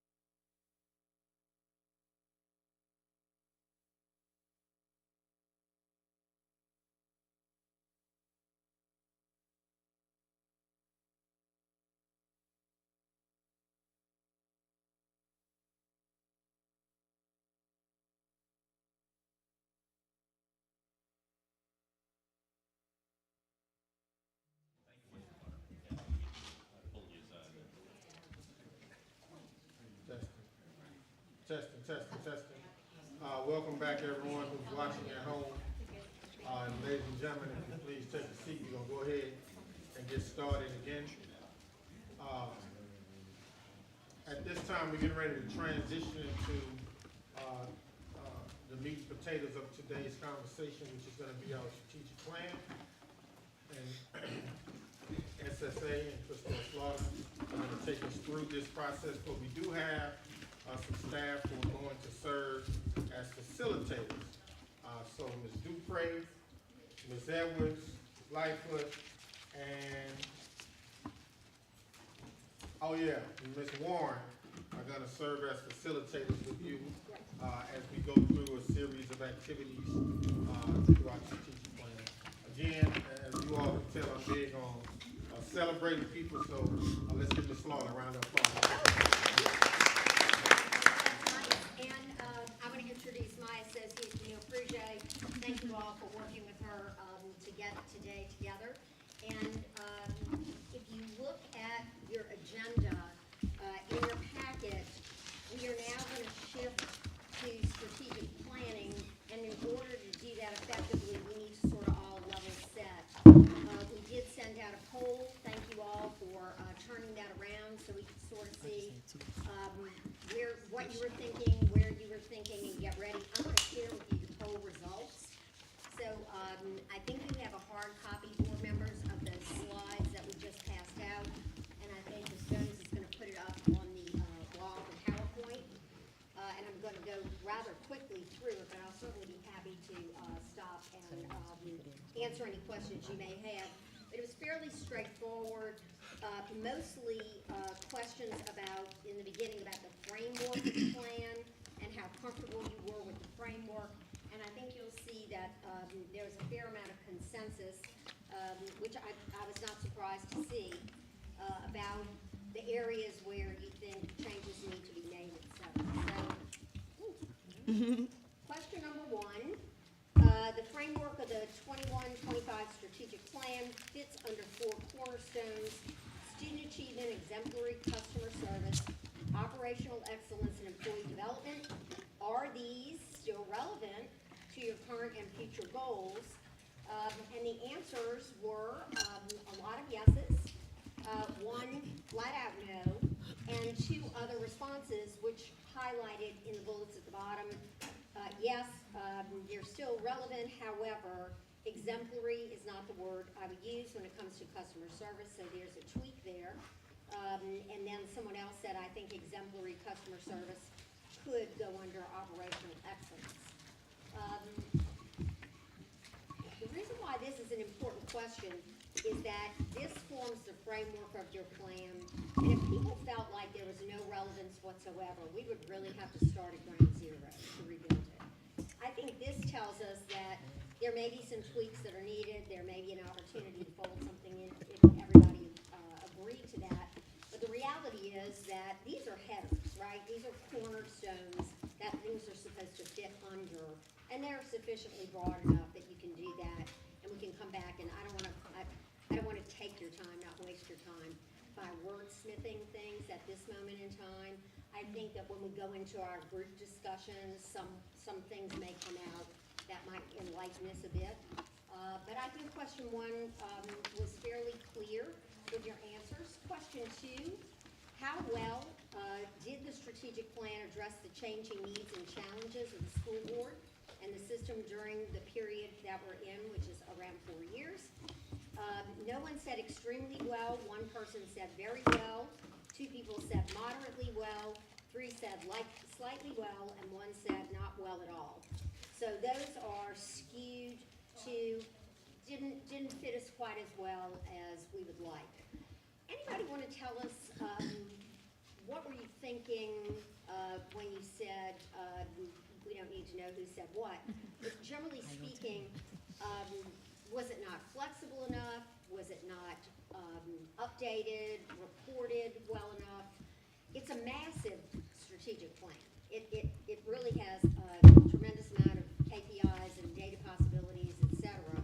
But clearly, it didn't seem to meet the needs. So, Carl? Okay, was trying to finish chewing before I spoke in the mic. I know that my answer may have been moderately or slightly.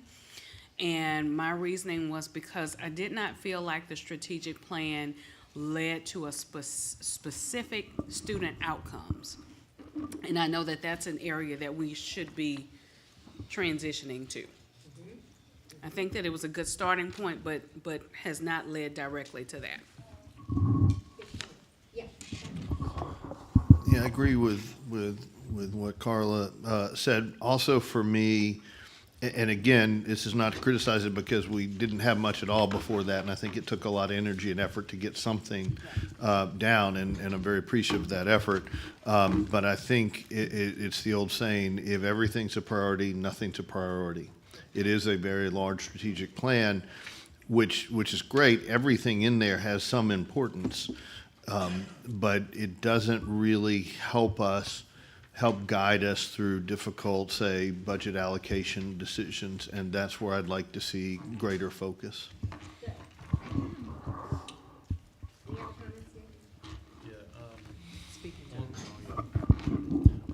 On the specific question, which is how does it address the changing needs and challenges of the school board during this period? I think a lot of the existing strategic plan, about 3/4 of it is operational goals.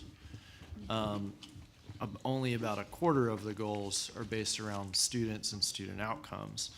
And if correct me if I'm wrong, but I think that this strategic plan was in place during the time of the COVID-19 pandemic, and was not prepared and couldn't be prepared to address all the challenges of that. But I think that kind of coming back to what Carla and Patrick have said, I think it lacks focus. And it needs to be more based around what are the outcomes that we want for kids, as opposed to the outcomes that we want internally, which are things that still have to exist, but I don't think necessarily should be a part of our strategic plan for our system. I think that is something that internally, I would hope our superintendent would work with his staff to create operational goals for how do we put the things in place to achieve the outcomes that are being asked of the future of our system. Yeah, and I'll speak because I was on the board when we came up with these plans. I think a lot of the conversation, these are very healthy comments that are being made, because these are things that we need to hear, especially those of us who were here prior to the newer board members joining. I will say I think this is a very complex document in terms of a strategic plan, but it also comes back to what Vice President Martin said. Before this document, we didn't have anything for like 12 years. So imagine the district trying to drive itself, and we don't know where we're going. We had no roadmap. So this is something I would say was good to start off with. The thing that we didn't leave ourselves enough room with, though, however, was where do you make modifications along the way? Because COVID was a different world, different time. We had to educate kids totally different in a way that we haven't done before. And since that time, I think that we had some very large goals also. But when those times happened, we didn't pivot. So now you're still stuck with these very large goals while trying to still get yourself out of this COVID mindset, in which we're still, while we're in a much better place, we're still driving, trying to get to a higher successful place. So I will say, I think that it could have been more simplified around the key targets of what we want to look at. I know some of the stuff we talked about inside of it was ACT scores, high school dropout rates. But I think, and this is maybe a comment to you too, Superintendent Cole, is that when we look at this, how we realign, maybe we pick off pieces and then we try to build plans individually in those areas, rather than trying to stick everything under one whole plan. Because it's too hard to continue going back, one, to modify it, but then two, you're continuously adding to it. So you're only adding more to an already complicated plan.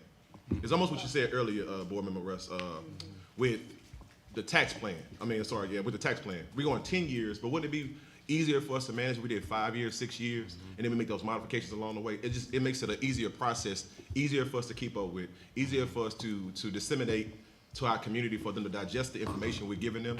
And that's how we said, again, that key word we said earlier, Coach, is trust. That's how we start rebuilding the trust again. When you get some people something that they can read, understand, comprehend, and follow along with.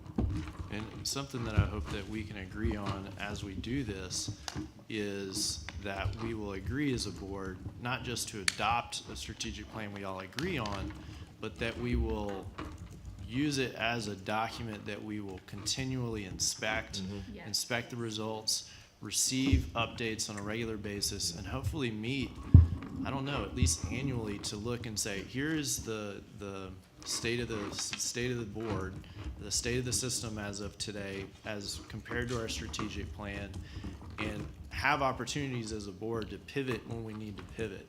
Something that frustrated me greatly as a board member is, look, it's been 22 months since we got on the board, and this is the first time that we've been allowed to have this conversation. And that was not just on one person, it was lots of factors why that was the case. But if we don't build a process to allow our existing and future boards to have input on a regular basis into this plan, then we can't own it. And people feel like, well, that's not my strategic plan, or I didn't agree on that. And we won't be able to function and all be on the same page and have the same goals if we treat it that way. That's exactly right. Then And als- we've then actually also built it's- time in, we've actually built time in, we built time in your last group discussion as a whole to talk about exactly that. Because Okay. it's got to be a living document that's modified, et cetera. So- And let us make sure that we remember too, all the points that Ms. Pam shared with us earlier today about the benefits of having a shorter timeline in regards to our strategic plan, so. So question 3, also a quantifiable answer. How aligned were the school board's resources, financial, human, tech, it's me.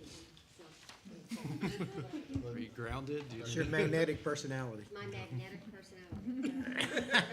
But much better now, thank you very much. How aligned were the school board's resources, financial, human, technological, with the 4 cornerstones laid out in the strategic plan? No one felt that they were completely aligned. 1 said mostly. 4 of you said somewhat aligned. 2 said slightly aligned. And no one said not aligned at all. So again, if you really do have a document and the process that comes with a shared vision of the future, then it's much easier to align resources. And that's what I heard in between the lines with several of your comments, even with the last question, about, having enough focus. So when you get in a tough situation like, all right, this is what we have in our budget, we can't do all of this, so where are the priorities? Then a good strategic plan should help you through that. And it should help the superintendent and the staff to understand what the board is talking about and wanting on behalf of the community. So it really is a wonderful document and process if it's done well, but I think you can't put it away for 22 months and pull it back out and look at it. Now, question 4 was an open-ended question. What areas of the strategic plan, if any, do you feel were underemphasized or could have been improved? And I think this is what some of you were referring to. Staff development, customer service, and student achievement. Someone said the cornerstone, going by cornerstones. Increased focus on low-performing schools and low-performing subgroups in addition to district averages. Customer service.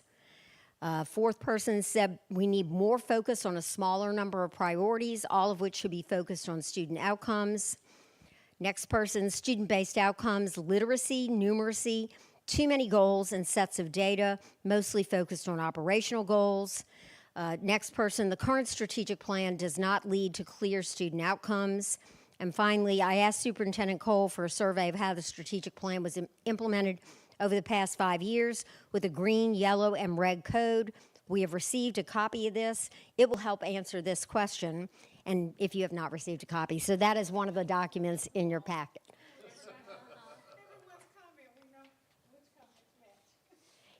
Sometimes you think you do, and you may, but you may not. It's surprising. but probably you do. I thought that I was a little bit worried about sending this out and just asking people to give us open-ended responses, but the reality is that this was a pleasant surprise. So I think that you're getting toward the same ideas and points and frustrations, which means we can fix that. What are the 1 to 3 takeaways that you would like to see emerge from today?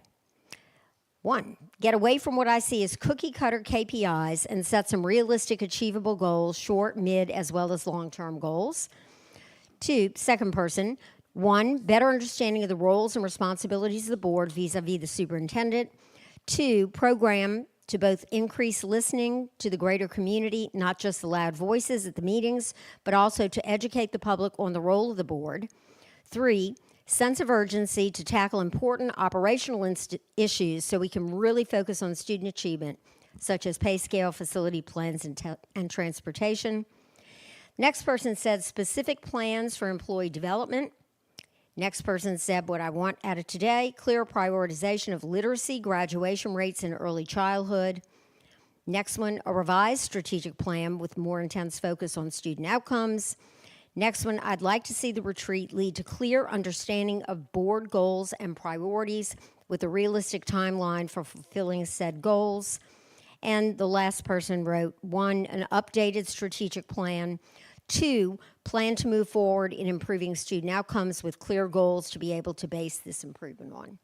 So lots of similar comments leading to the same direction, we do have a fair amount of time. We're going to have to use our time wisely. I do think the breakout groups that we're going to put you in a minute can help shortcut that. And then finally, question 6, are there any additional goals that you would like to add to the strategic plan? And this was just sort of a preliminary sort of toss a softball to you to get you thinking about this. We don't need to discuss this now because you'll have the opportunity in your groups to do that. Any additional goals that would enable the superintendent and staff to prioritize their attention and resources? Someone said equitable resources as well as a standalone strategic plan that addresses AUS, CIR, UIR, UIN schools. Second person, I'd like to see goals that have both district measurements but also school measurements, such as the district will reach X% with no schools below Y%. Need to increase focus on low-performing schools and why they are low-performing. Statewide and district-wide, here is a very deep correlation between the percentage of economically disadvantaged in the school performance, but we need to break that connection if our students are to succeed. Next person said literacy. And the final comment is, I hope that our strategic plan would lead to clear goals that describe a student community experience that outlines a clear path of actions and resources leading to a positive outcome from birth to high school graduation, guiding students to enroll in college, enlist in the military, and or immediate sustainable employment. So, thank you.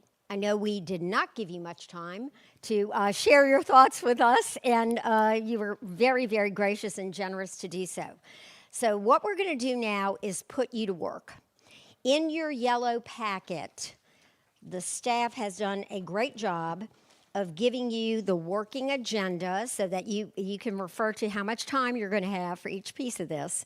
And what we are getting ready to do right now, and we are 3 minutes ahead of schedule, Superintendent, that's amazing, is to go through keep or cut. That's what we're calling this exercise, keep or cut. And when you look in your paperclip packet, I think you're probably going to find it easiest to work from this legal size document. And let me walk you through it and also help people understand how it was derived. So what you have is the 4 cornerstones. On page 1, you have cornerstone commitment number 1, student achievement. Thank you. Sorry about that. Under student achievement, you have 6 goals and 2 strategies, right? as provided on this document. Okay, the legal document. So if we all work from the same thing, because your documents don't all align. So we need to work from the same thing. Thank you, Nathan. I see what you're doing, and yes, go ahead. There is, under number one, there is 10 total goals.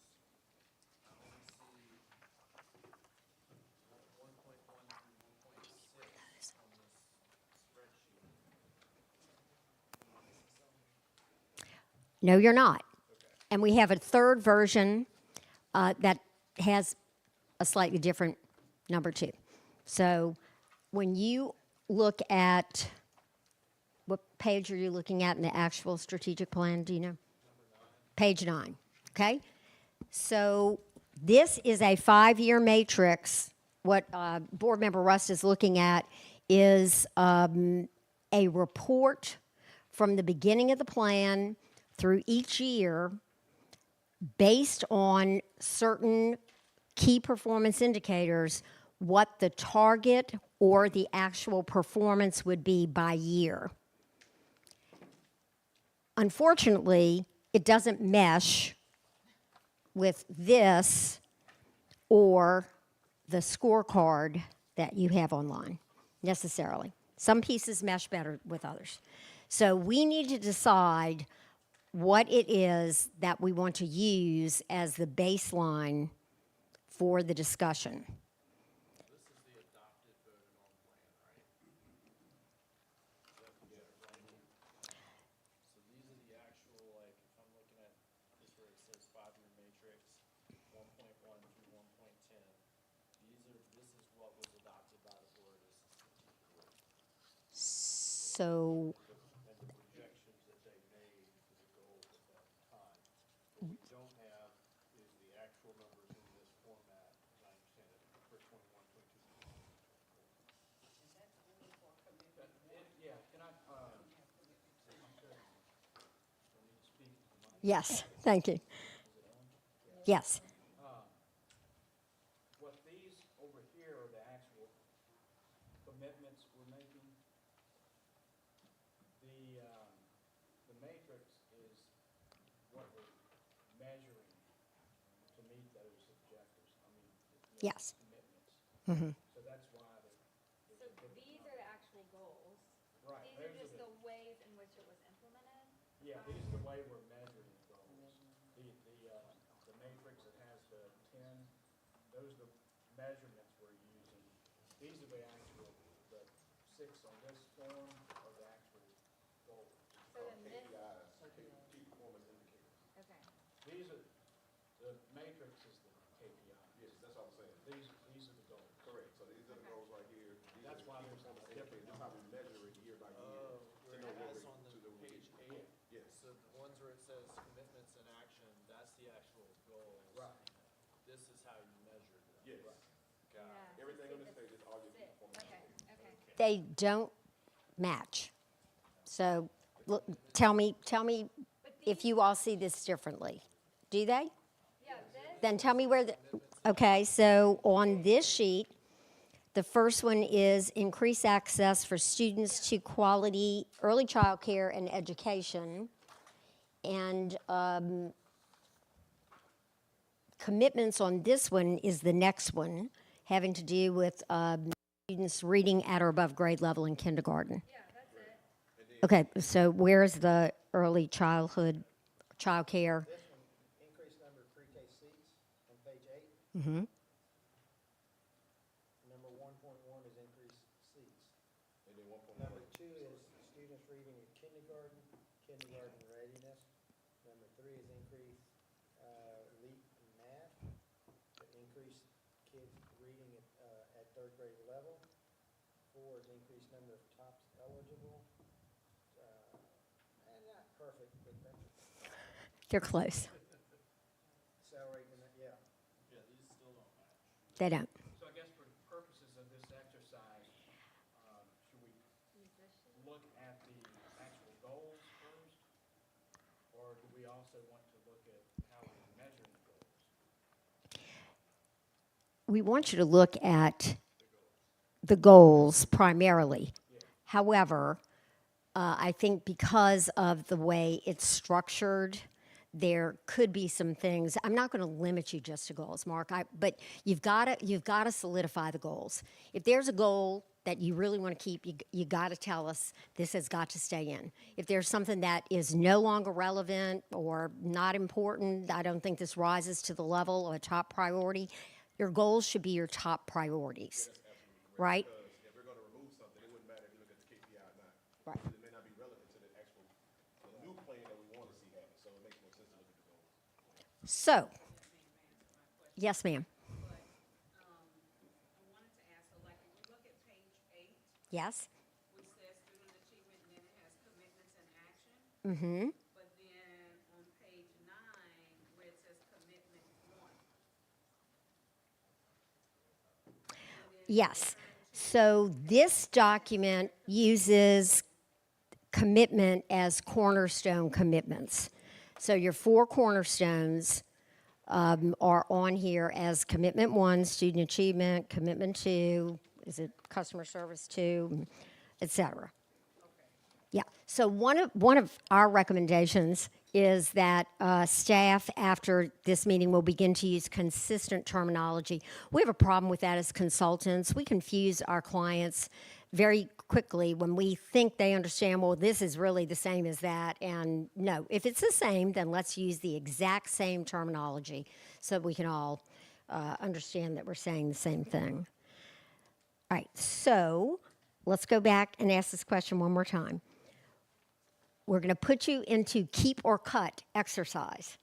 We're now going to work off of this document, which is what the board adopted, right? And do you want to work off of, for example, under student achievement, page 8, initiatives and commitments in action, or page 9, or both? Good. I like that. That's good. Because if you can't get things to match up on page 8, page 9 just confuses you, right? So if you, in your group of 3, working group, can get consensus on page 8, then we can say, okay, as a whole, let's look at what that does to page 9. Mike? Just a quick comment on the genesis of this. When we did this originally, the board basically came up with the commitments in action, and then that was given over to the staff and saying, okay, given these commitments, what KPIs would you use to measure it? And so the KPIs were really developed by the staff and how to do that. The board owned the commitments in action. Yeah. So that's how it was put together. Which is great. The problem is you sort of need to track it then to the end to make sure those KPIs, which I'm going to suggest you review more frequently than 22 months, like every quarter or maybe a set every month. That's what you want to track. You want to track the results, right? And that's going to be your KPI derived from your goal. Okay. That's a growth area for us. Because I can honestly say, based on the conversation we had earlier, as a board, we didn't get the information enough to know whether or not we're growing from this year to this year. So being able to restart that and have a conversation today is going to be amazing. I'm going to tell you something. Please don't, you're young, you won't forget, but I might. So to me, I ought to be able to come to your board meeting or watch your board meeting after this exercise and we get everything together, and it will be different. The things you'll discuss will be focused on your priorities, like student outcomes and achievement, right? So this is how powerful this ought to be. If we're doing it right, then the superintendent can say, okay, at this meeting, we're going to discuss this, we're going to take this apart, do presentations, et cetera, and you won't be holding all that information. Comment? Yes.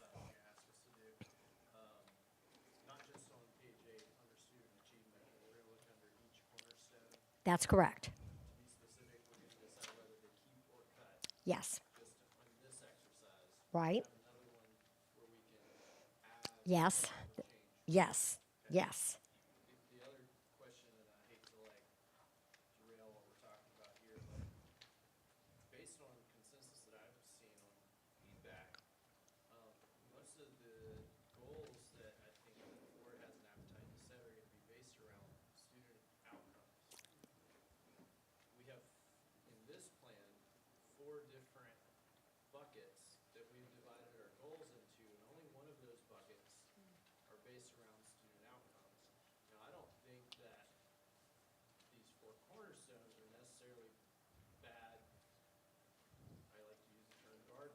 Mm-hmm. for us to have. But I don't know necessarily that we should be setting goals under the other three cornerstones because they're human input. It's so interesting that you say that. Right.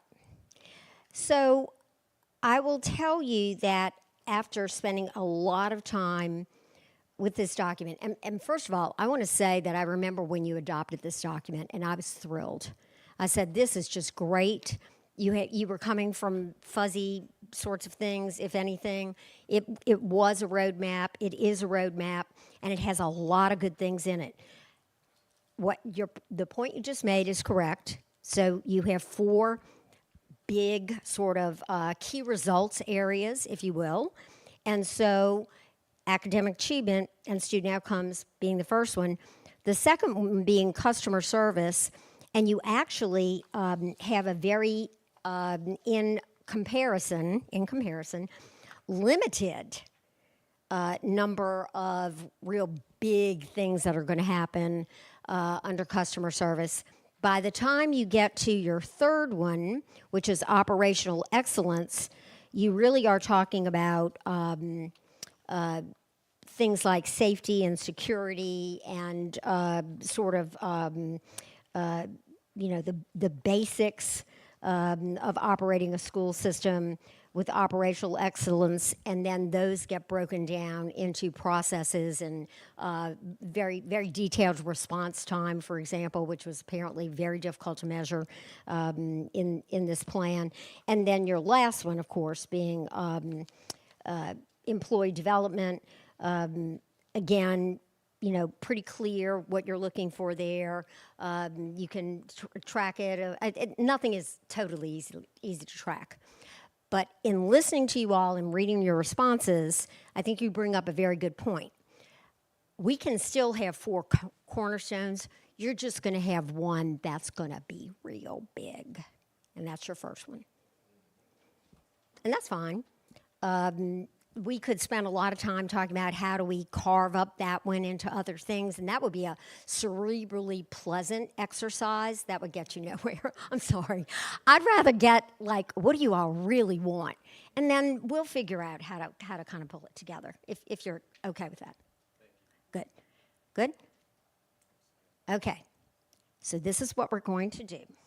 We're going to put you in groups of 3. One group's going to meet there, one's going to meet there, and one's going to meet here. When you look at your working agenda, because it has times assigned to it, we have just been reviewing documents, 15 minutes, we're still right on schedule. We're going to ask you to spend a few minutes on your own first, 10 or 15 minutes, making your own decisions. What do you think needs to stay in? Is there anything that needs to come out? And then we're going to put you in groups of 3 and give you about 30 minutes to talk about what you have decided or what you have suggested. We will have a staff recorder in each one of your groups, but you're not going to escape by having them report out. I need a board member. They'll take the notes, but they'll have to write legibly enough that you can say, these are the things we want to keep or cut or whatever, and here's why. So let me make sure we're all on the same page about what it is we're doing. Everybody has a copy of the portrait design strategic plan, exactly like it is on the website and published. And you're going to be working on pages 8, 10, 12, and 14 right now. Let's not worry about anything else. Let's worry about that. I'll give you about 10 minutes for you individually to mark what you want to keep and what you want to cut on those pages, and then we'll go into small groups. And thank you for your patience. Yes, all 4.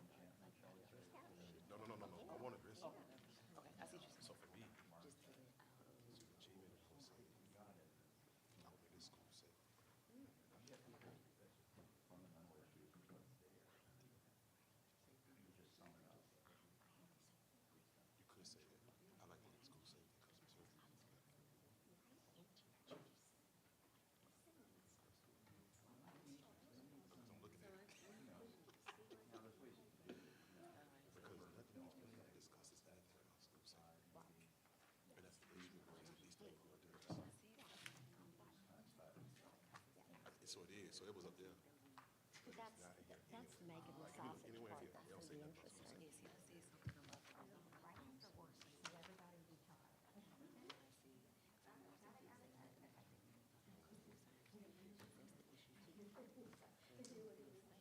And that's So, our biggest issue with that. what we're gonna do is establish divide a into community three working groups, just for the sake of trying to give you a chance to express your thoughts to your colleagues. And I think what we'll do is just count off 1, 2, 3, and one can be here, two can be here, and three can be here. I don't know, do y'all think that it would be helpful, since we have three former board members that went through the process, Oh, if just we put one on split each group, those three yeah, up? that'll be cool. All right, Okay, we'll just stay right so here, and then somebody else come on here. you were here, Yeah, and those three too. and those two. That's So right just here. put one. Okay? The blue So shirts. The blue shirts, yeah. You're group 1, Mike, you're group 2, and you're group 3. Okay. Now, let's see how this works out. So, You want me to start counting? that's One. really good. Yay! One, Okay? 2, 1. Three. I'm the three, because they All already in right, the groups. so ones, Coach, who else Right, is so a one? three's over here. Yeah, You're a 1. Carly, you're a 1. And, Nathan, come on over here. okay? Two for Emily, It's simple, yeah, come on over. Patrick, and Mike. And then, oh, yeah, that worked out great. Okay, thank you. That's. Yep. Once Bingo. I'm here, staff's gonna bring you your lunch that's ordered. So bring the work that you were doing, on your answers with you. And then, we're gonna give you about 30 minutes You can just stay to there. go through this. I am all over the place. Yep. So we have a chair right there. They got one. I think you need to come around. Yeah. Yes, ma'am. Oh, Thank you. yeah, okay. And I think somebody that'll else be needs to better. come around too. Yeah, that'll be better. Okay, you're too far. You're too far. Come back. You're this end because they have a. Oh. Yep, there we go, I guess so. Are y'all group 3? Group 3. I think you need to come this way. Oh, we need to come this way. You need to come this way. Room is high. The room high. She wants us to move down. Can you scoot this way? Okay. Thank you. Okay. Thank you.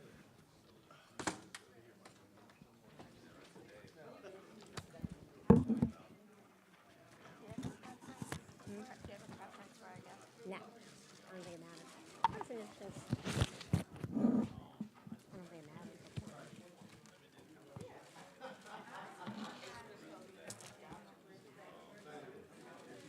Why don't you come right here? So.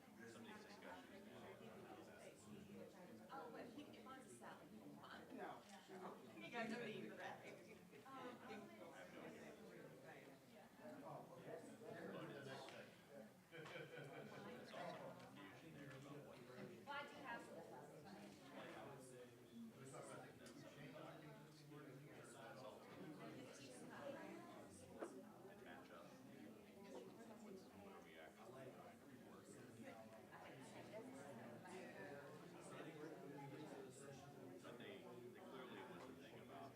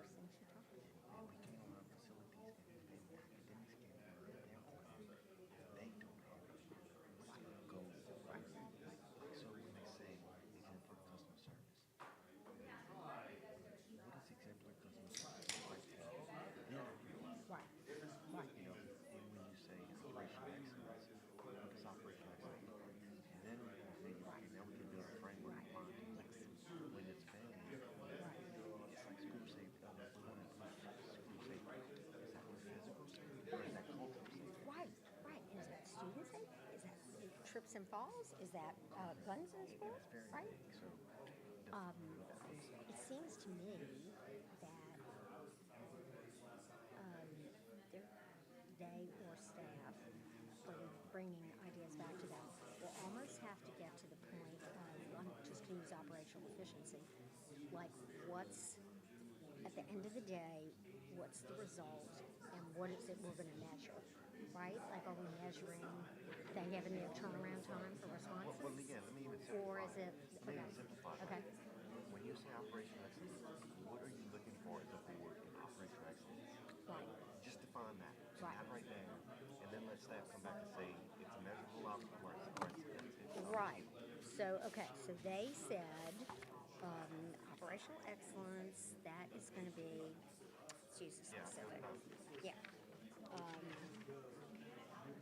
So, these are the strategies, these are the goals. I was thinking about you when I was going through this. So,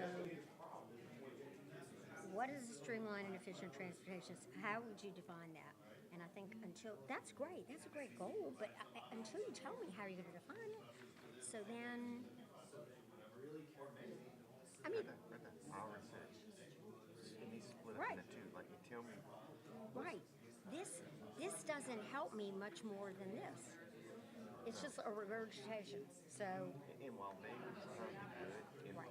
and this is just my one perspective. The goals, the staff needs to know what are your goals and your vision. Right. When you see this, if I can close my eyes, right. tell me What does it what look am I like? seeing? Yeah, I don't think we're going to get to all that today. Well, and I know that's what I'm saying. Right. Advice. Yep. If me, you, and Chad, Yeah. and maybe Pam, Yeah. sit down and say, okay, this is where we're at. These are the questions we need Right. answered from them. Right. Yes. Just for in our lives, Yes. which is going to fall into transportation, it's going to fall into Everything. Everything. But I'm not doing it marks. Right. I don't want to keep asking me positive. You keep trying to push me to do something. It's like I need you to tell me the strike zone, and I'm gonna bring you strikes all day. Yeah. But right now, Yeah, but right now, I don't know where I'm. I don't know where I'm pitching. Right. I'm just right. Right. I get you. But and that goes for all of us Yes. to come together. So, Yes. anyway, Yes. Yes. Yes. Anyway, we're We're open and getting willing to do there. that. You know. Okay. I'm glad you I told me have that. a Well, reoccurring Thursday. Every Thursday we talk about oh, good. strategy. Okay. Good. Every Thursday at 9. Mhm. So, and I know you didn't win it, but and I have Lee. Yeah. No, but that's good. I'm glad you got who you got. So I we think they're got going to him. be really good. So he's coming in, Oh, good. not next Thursday, but the following, same Okay. thing, because he said, tell me what you're working on, See. and I can get Everybody that needs data. it. Right. So Yeah. I'm trying to bring everybody together. I know.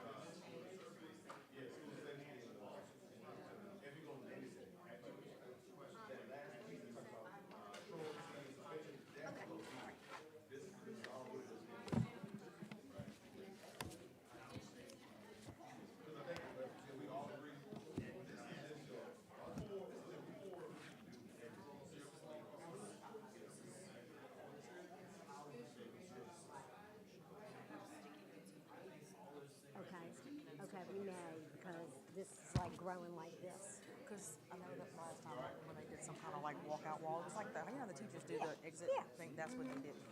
And so they did sticky notes and then we just took pictures of it and then. Oh, good. We might do that the next round.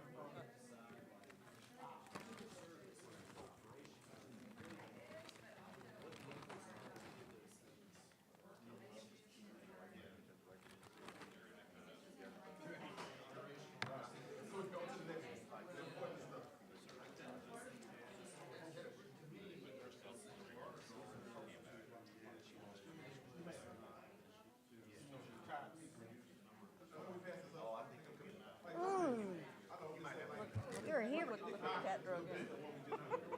I'm having a hallucination. I got a guy who looks like really familiar. Wow. Oh, thank you, Jason. Yeah, I saw it and I was out of town, but, we're a great guy, yeah.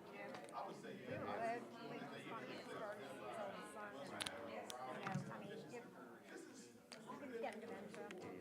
But he didn't die.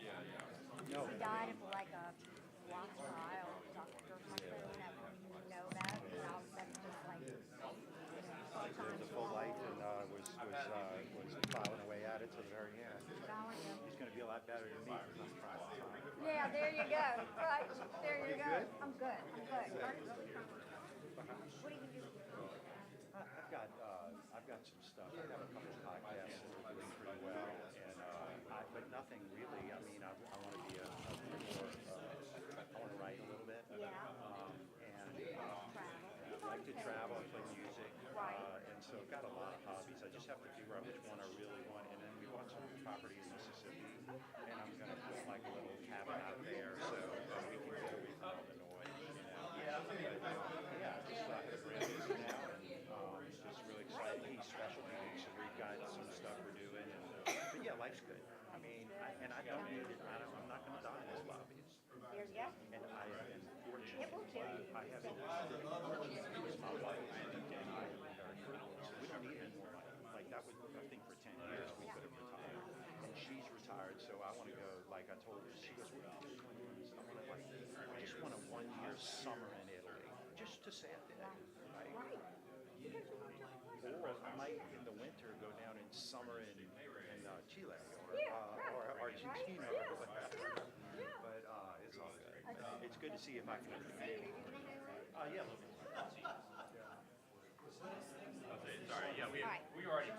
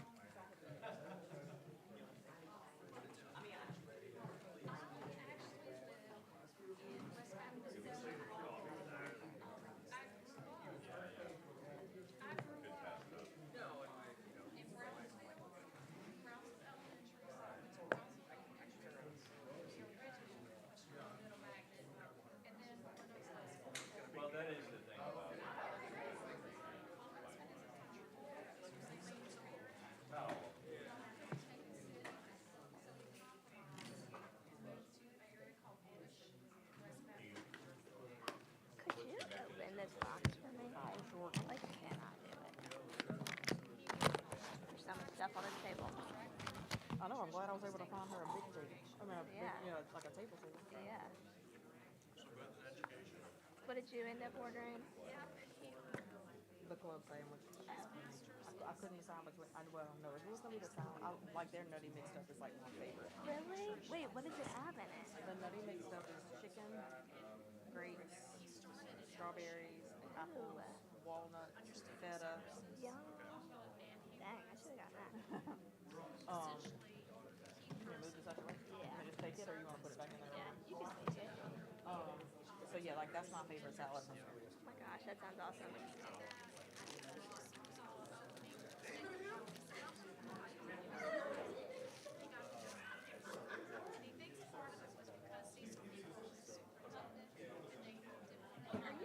Yes, please. I'm Jennifer. It was so Nice to meet you too. You work with Yeah. KK? Yes, I did until I came over here to work. I just saw KK this morning. Oh, you did? Yeah, I did. You went to work? Yeah, I went to the build kicked off this morning, so I wanted to go. Oh my gosh. So how long do you have left over there? Oh, I'm done. I've been over here for a month. Oh my gosh. Yeah. Wow. That is crazy. I miss KK so much. I know, and I know. she loves Habitat for Humanity. I know she does. Yeah. Yeah, I know y'all are going through a lot of changes, or y'all have been, so. Yeah. It is. I mean, that's like anytime there's a change in leadership, it's just you just gotta go through things, and but the affiliate is such a good affiliate. So, and Lynn built such a great team. So yeah. So how do you like it here? Oh, I like it. I mean, this is my first executive director position, so it's daunting, but with similar challenges that I've seen in nonprofits do, so this is really good to sit in on this. Because it's we're having the same issues with our strategic plan, but it's just too many. It's essentially a task list instead of Yeah. So When was y'all's met? it was done in 2022, I believe, but it's Is it about to expire? in 2025, but I don't. And they were without an ED or foundation for 6 months. So yeah. So anyway, I told KK I was coming today. So Yes. you had to sit with me. Oh my gosh, I know, I was looking for you, but I didn't know what you looked like. Oh no, that's me. I'm sitting over there. Yep. I had my Habitat shirt on before I came in, so I had to change it real quick. Yeah. Oh my gosh, well, I'm so glad we finally got to meet. I know. She talks about you all the time. She's a joy. How long did y'all live together? Okay, well, we lived together in college also. So I guess including that since like, I don't know, maybe like 5 years. Okay. Because we lived together in college, and then she moved to Dallas for a while, and then I lived with my parents, and then she came back, and now we live together. Yeah. So. Yep. And then she's about to graduate, so. I know. And she's saying she's gonna move. I know. I don't know. I mean, stop it. I know. I mean, it'd be good for her, but yeah, I'm being selfish. Yeah. Me too. I'm like, please don't leave me. I know, but who knows? So, I don't know. Well, I'm so excited. Nice to meet you too, and thanks. Let me let you get back to your lunch. Oh, no problem.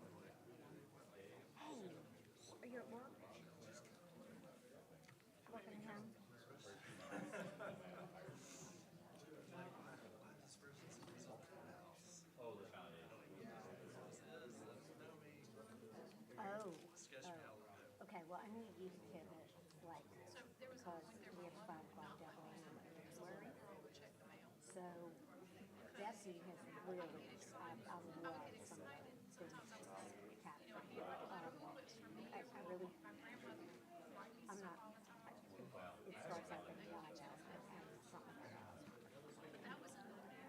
Can I send it to you and you look at it and, before I send it to anybody else, to get them, get them on something, whatever, and, let me know.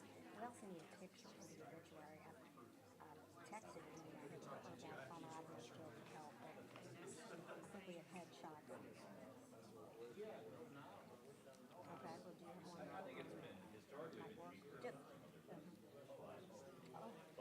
Okay, all right, and read this and let me know. I'm gonna start that in a few minutes, so if I can't, if you need to talk about that, I'm gonna have to pick up right away. Anyway, see what you think. Okay, I sent it, I have to.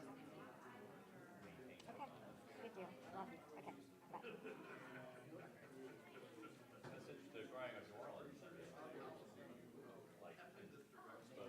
Camille, you're just getting a bird's eye view of what happens when somebody dies. Oh my gosh. I mean, it's just like, Yeah. I thought, Camille's gonna go home and think this phone's going on.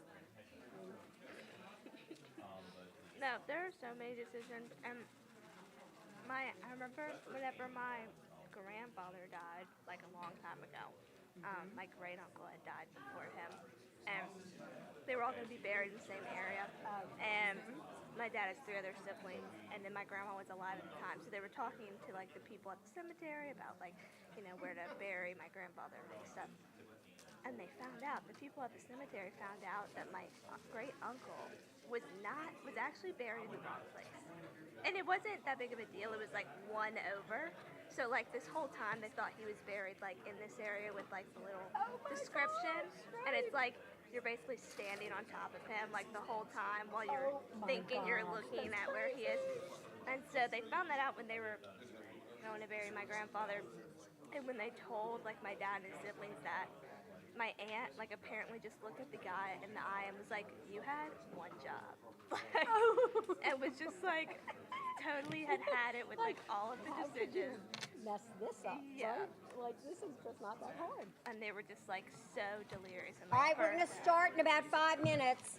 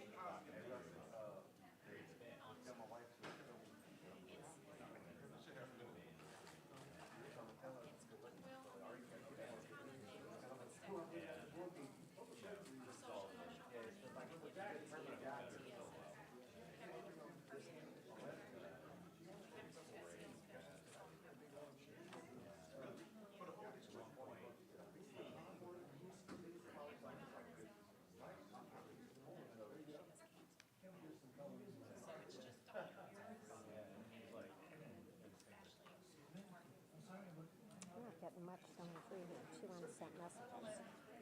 Have you tried sending an email? No, but Don't worry about it. I'll figure it out. are you connected to Wi-Fi? Probably not. Let me see.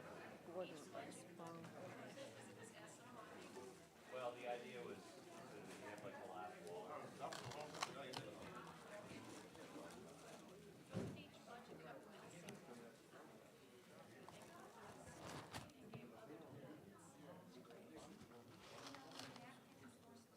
Yeah, tomorrow, yeah. And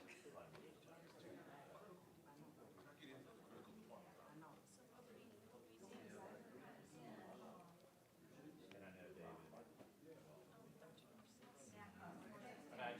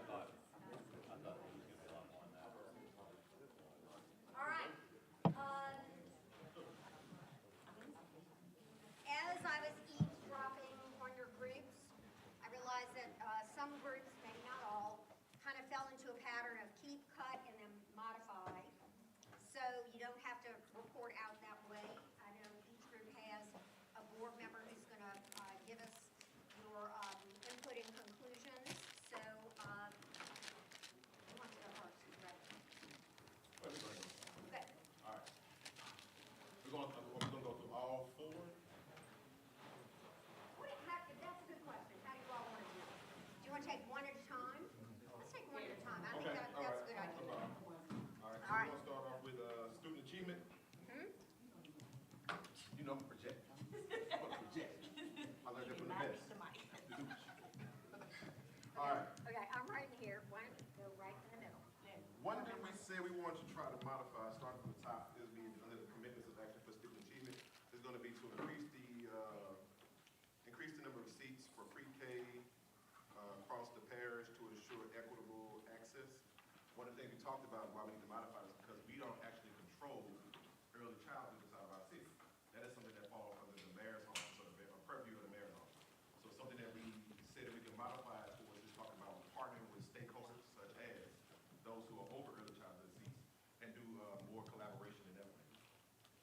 One we said that we wanted to cut out was going to be to increase the number of students that are reading at or above grade level at the beginning of kindergarten. While that is an important feat, we want to make sure that, one, this happens on every single grade level, that students are reading at grade level.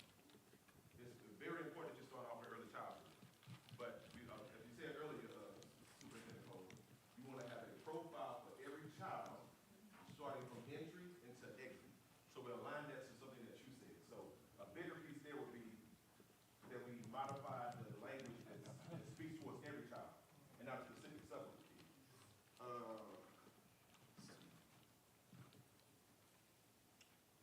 Increase the average performance of students participating in LEAP 2025.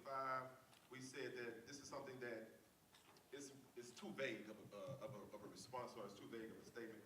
Something that we want to add there is like, one, how do you invest in, or how do you modify it in a way that also includes investing in academically underperforming schools? Because it's going to specifically speak towards that, and also ensuring that you have a certified teacher in every classroom, at least on a recruitment-based side. Another one said that we want to just completely cut out is going to be to increase the social and emotional learning practices and scores across all 5 competencies. That just doesn't fit there. Another one, reduce truancy and suspension rates by producing more welcoming and engaging environment. I don't know why that was ever put in there. I'm going to be very fixed. So that's one that we can cut and possibly move somewhere else. And we'll talk about that once we get to the second commitment. Good. Thank you very much. Which one did I miss? Oh, the initiative? I did. Thank you. With associate's degree or something? Yeah, so we said we're going to modify that one. It's going to be a modification. Yeah, that's a modification. Which one? TOPS, where it says Yeah. increase the number of TOPS eligible students graduating on time. So we're going to modify it. And just so you all know, there's going to be something that's going to be consistent across the board for us. A lot of what we read, it was just either too vague, it didn't speak specifically to the actual initiative that it was lined under, or it was something that we just need to cut completely and just start on from scratch, so we can have something that's more data-driven and makes sense for our entire district. I'll stop. Good deal. Thank you. Who's next? Patrick. They didn't put it, that's how you put it. We cut it back off. Okay. You got to project.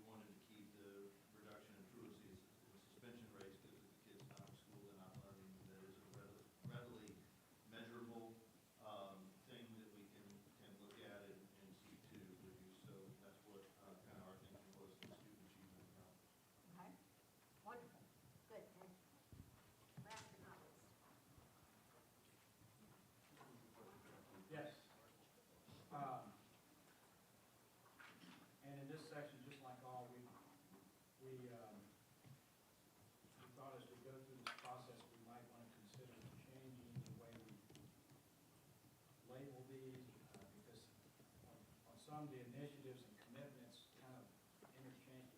Yeah.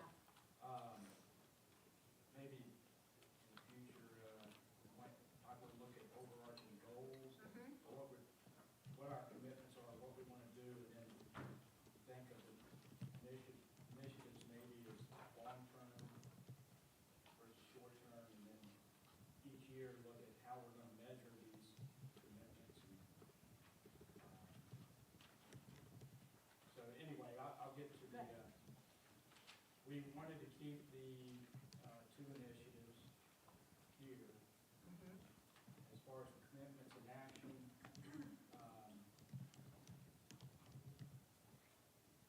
we wanted to keep, we thought it was important to have pre-K seats.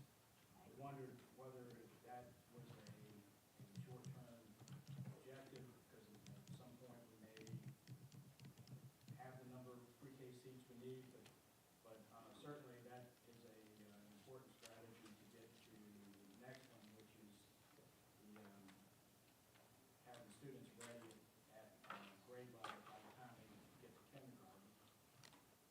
Good. We wanted to keep the third one on the lead. And also the next one with the tops. The social emotional language, thought maybe needed some work, or either maybe goes in another area. The way it's worded maybe needs some work as far as definitions.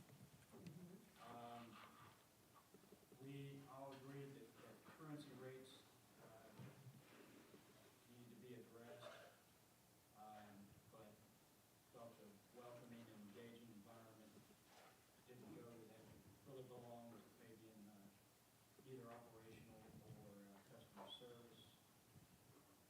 And maybe work on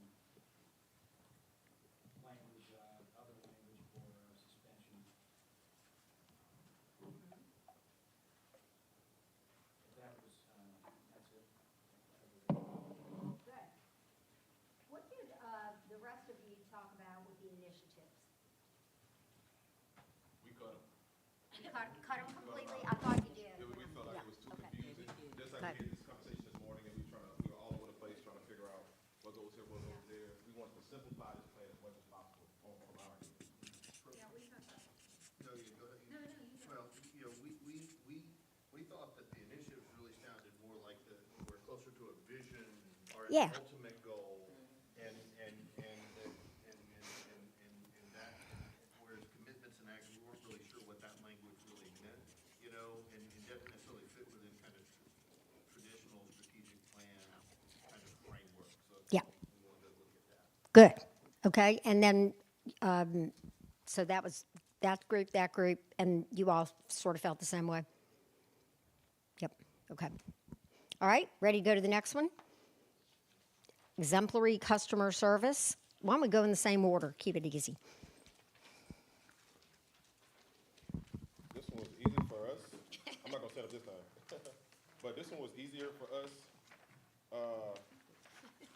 Reason being is because customer service is at the core and the foundation of everything that we do in the school system. So having it as a cornerstone, it didn't make sense for us at this point. Because it should be something that really is rooted in everything that we do is customer service. Whether you're talking about student achievement, that's customer service. Whether you talk about operational excellence, that's customer service. Whether you talk about employee development, that's customer service. Anything you do with the community, that's gonna be customer service. So we cut the entire thing out, and what we want to try to replace it with was something that you had spoken on. The night we selected you to be our superintendent Cole, was gonna be school safety. School or student and employee safety. It doesn't matter, but we want to focus on this particular cornerstone to be on safety, making sure that we have an idea of what school access points look like.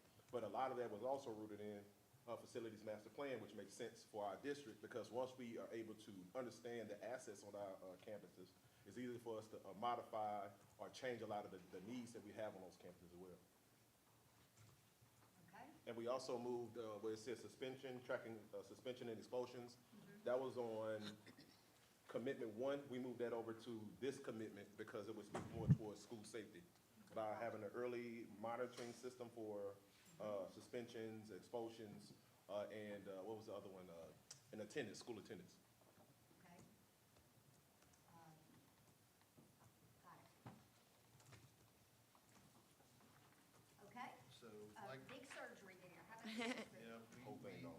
we also basically said cut the entire customer service. We did spend a lot of time talking about the reason this was in the strategic plan to begin with, and in the context at that time, a great many of our teachers and employees felt very disconnected, unheard, and as did a lot in our community. And so it was very important at that time to put that focus back and say, look, this is really important to us.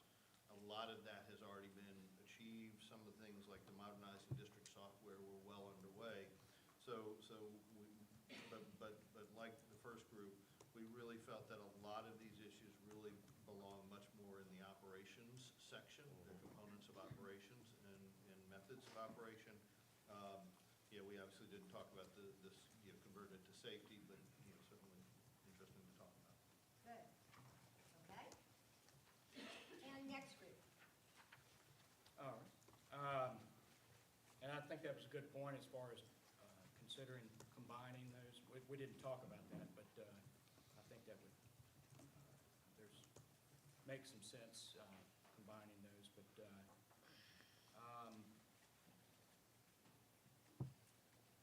as far as looking at these initiatives and commitments, we agreed that we wanted to increase family engagement at all schools. We didn't know if we needed to specifically say how it was done, whether, but that was important to us. We weren't sure about keeping that customer satisfaction survey, but and then a lot of these we thought could be combined. That a lot of it had to do with the use of technology to make the district easy to find where the resources are and as far as the communication. We just, a lot of these had to do with technology and streaming. We thought a lot of those could be combined.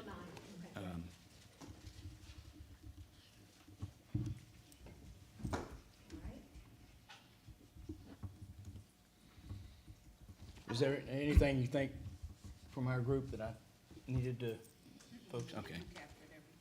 I want to make sure for people who maybe are not in the room, for people who are sort of looking at things and think about things, and maybe I don't want anybody to walk away thinking that this is not important. I think the best way that it was articulated is that these really don't rise to the same levels as what you have in your commitment number 1, student achievement. Those are big, lofty goals, result-oriented. These are sort of ways of achieving something. So I'm going to make sure everybody knows it's not that you're not interested in customer service and getting feedback and all of that, okay? But it really, they're sort of apples and oranges, and it gives you room to maybe expand in our next conversation. All right, how about operational excellence? This is another one that was easy for us because we scratched all of it. There you go. Yeah, we did. The things that we wanted to speak about was some of the things we talked about today. One, something that we could increase or something that we can add to it is yearly evaluation of our strategic plan. That keeps us all abreast of all moving parts. If we need to modify it at any time, we can do so. And it also gives us the ability to talk to our community about the strategic plan on a yearly basis, rather than doing it every so often. There was a lot about transportation, but we didn't speak a lot about, when you go to the KPIs on this, it said nothing about the bus fleet, making sure that we are monitoring a constant, all of the processes that happen with transportation. That was one of the major issues we had last year with the transportation debacle was we didn't know that we didn't have limited bus fleet, and while we were also increasing at the same time our ridership, which caused a huge, disruption across our district. So that's something. That's some kind of language we would like to add in there. We don't have a specific language, but it needs to speak more towards also a facilities master plan, making sure we're evaluating that on an annual basis. the yearly evaluation of our strategic plan and just probably, I don't know, but maybe a master plan for transportation. Because the way it reads now is to streamline and have efficient transportation system. I mean, have a streamlined and efficient transportation system, but I think we can all agree that has been a slippery slope over the course of the last year, and for several reasons. That's not to blame any particular person, but this is something that we need to monitor and track better. Gotcha. Okay, next group. So we didn't, yeah, we didn't actually propose to get rid of this cornerstone, but the more I think about it, I like that idea. Maybe we get rid of all of them and say we have one cornerstone, which is student achievement. That may be a good outcome from today, but that's not what our group said, but that's what I'm thinking on the fly, taking a cue from what y'all are saying. I like that. We did discuss keeping, the only one keeping was enhancing district facilities and security services to improve school climate and culture surveys. One of the things that we talked a lot about is that transportation, for example, is a means to an end. It's not the end in itself. It's an important component of what we do, but the end, the goal is get kids in class. However we do that, right? Whether that's through getting more buses, whether it's through something that involves payments to parents to provide their own transportation that they get only if their kid shows up 90% of the days of the month, or whatever it is. That the board's role is to say what we're trying to achieve is getting kids in class, and how we get there is much more up to the superintendent and the staff to think about that. So that's kind of where we were concerned that some of the metrics that previously existed might have caused staff to kind of figure out what's the best way to optimize what we're doing right now, as opposed to what's the best way to achieve the end of getting kids in class. Interesting point. How about our last group? This one is another one that we looked at, and the initiatives look more like what the commitment should be, but we agreed that all of those initiatives were important.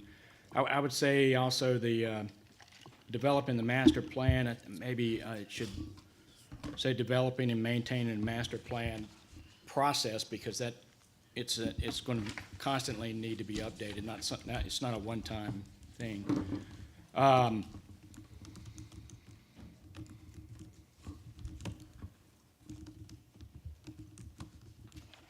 With the fourth bullet, replacing year over year with annually, and then I think that covered. I think the only thing that we needed to add as well was the fact that everywhere in all of the cornerstones that mentioned surveys, that we may need to find a new way to assess whether or not we are proficient in areas, because people are about surveyed out. Yeah, higher quality, fewer surveys. Yes. Called evaluations. And just as a, just kind of continue the discussion about whether or not to keep,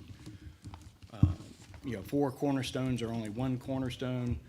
If we think about a strategic plan, how we align, like we've talked about having the master plan align with our strategic plan. If we only include student achievement as what our goals are, then we would have to align our master plan and our facilities plan with that being our guiding principle, just student achievement. For instance, where would a safe, secure environment fall into place if we're looking at developing our facilities plan? Because that's important as well. I mean, there's a lot of factors other than as we're making sure our budget aligns with our strategic plan. There's other things we need to consider. Although if you look at our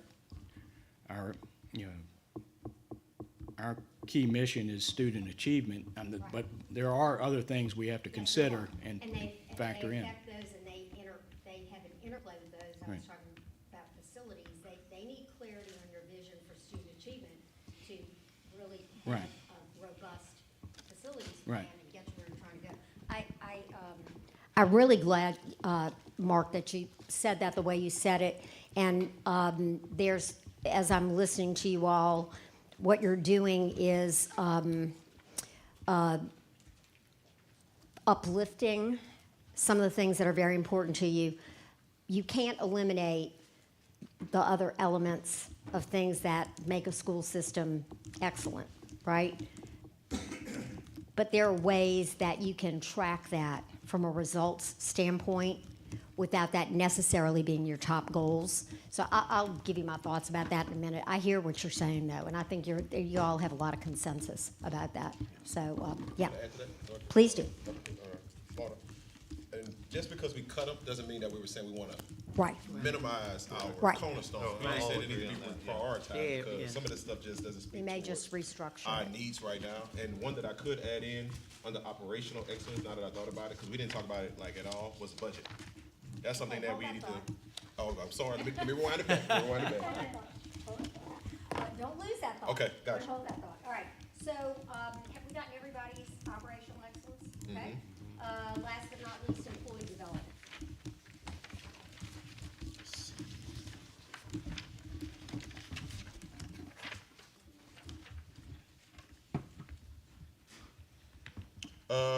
For us, we said we wanted to scratch, improve employee attendance and retention rates. I think a lot of that is going to be instilled in the employee themselves. We can't, and this is one of the things that Board Member Russ hit the hammer right on the head, hit the nail right on the head with, is a lot of the things that we're talking about is out of the purview of our control. We can't put things in that we cannot control. The things that we can control are the things that we can talk about, the things we can speak about, the things we can actually measure. It's hard for us to say how an employee or whether or not or why they are coming to work and why they can't come to work. Again, that's outside of our purview of control. Number two, increase the number of professional development opportunities. We say we want to modify that because we wanted to spell it out. We felt like it was too vague and it needs to be more specific. Develop structures and processes that consistently recognize and celebrate high-performing team members. We want to cut that. It's not something that we think is not important. We think it's thoroughly important, but that's something that should be embedded, and it's an internal thing that should happen inside of the school system rather than it being an overall thing that is listed as one of our commitments under employee development. Another one we said we wanted to modify was develop a leadership academy for all levels of employees. It's too vague. It needs to be specified. What does that mean?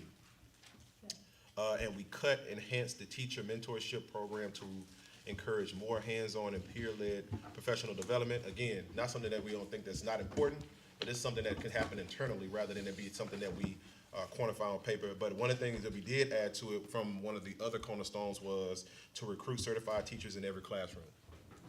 Okay.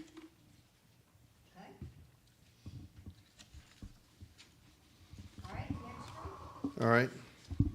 So we actually wanted to keep the one about improving employee attendance and retention rates as really our thinking was that's an objective metric measuring the ultimate outcome of a lot of the success of a lot of things that we do control, right? So our ultimate goal is to keep teachers happy with their job, the good teachers happy with their job, so they come back and work again next year.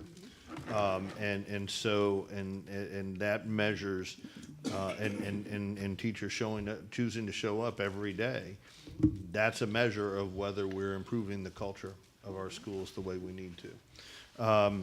We want to cut the issue about professional development opportunities.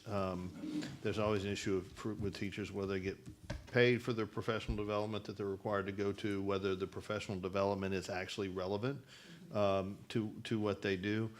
We're certainly in favor of providing ample professional development and giving them more options to take professional development that's meaningful for what they do. We wanted to keep something about developing the leadership academy for all levels of employees, although we think it's more important to focus on the goal of improving leadership development.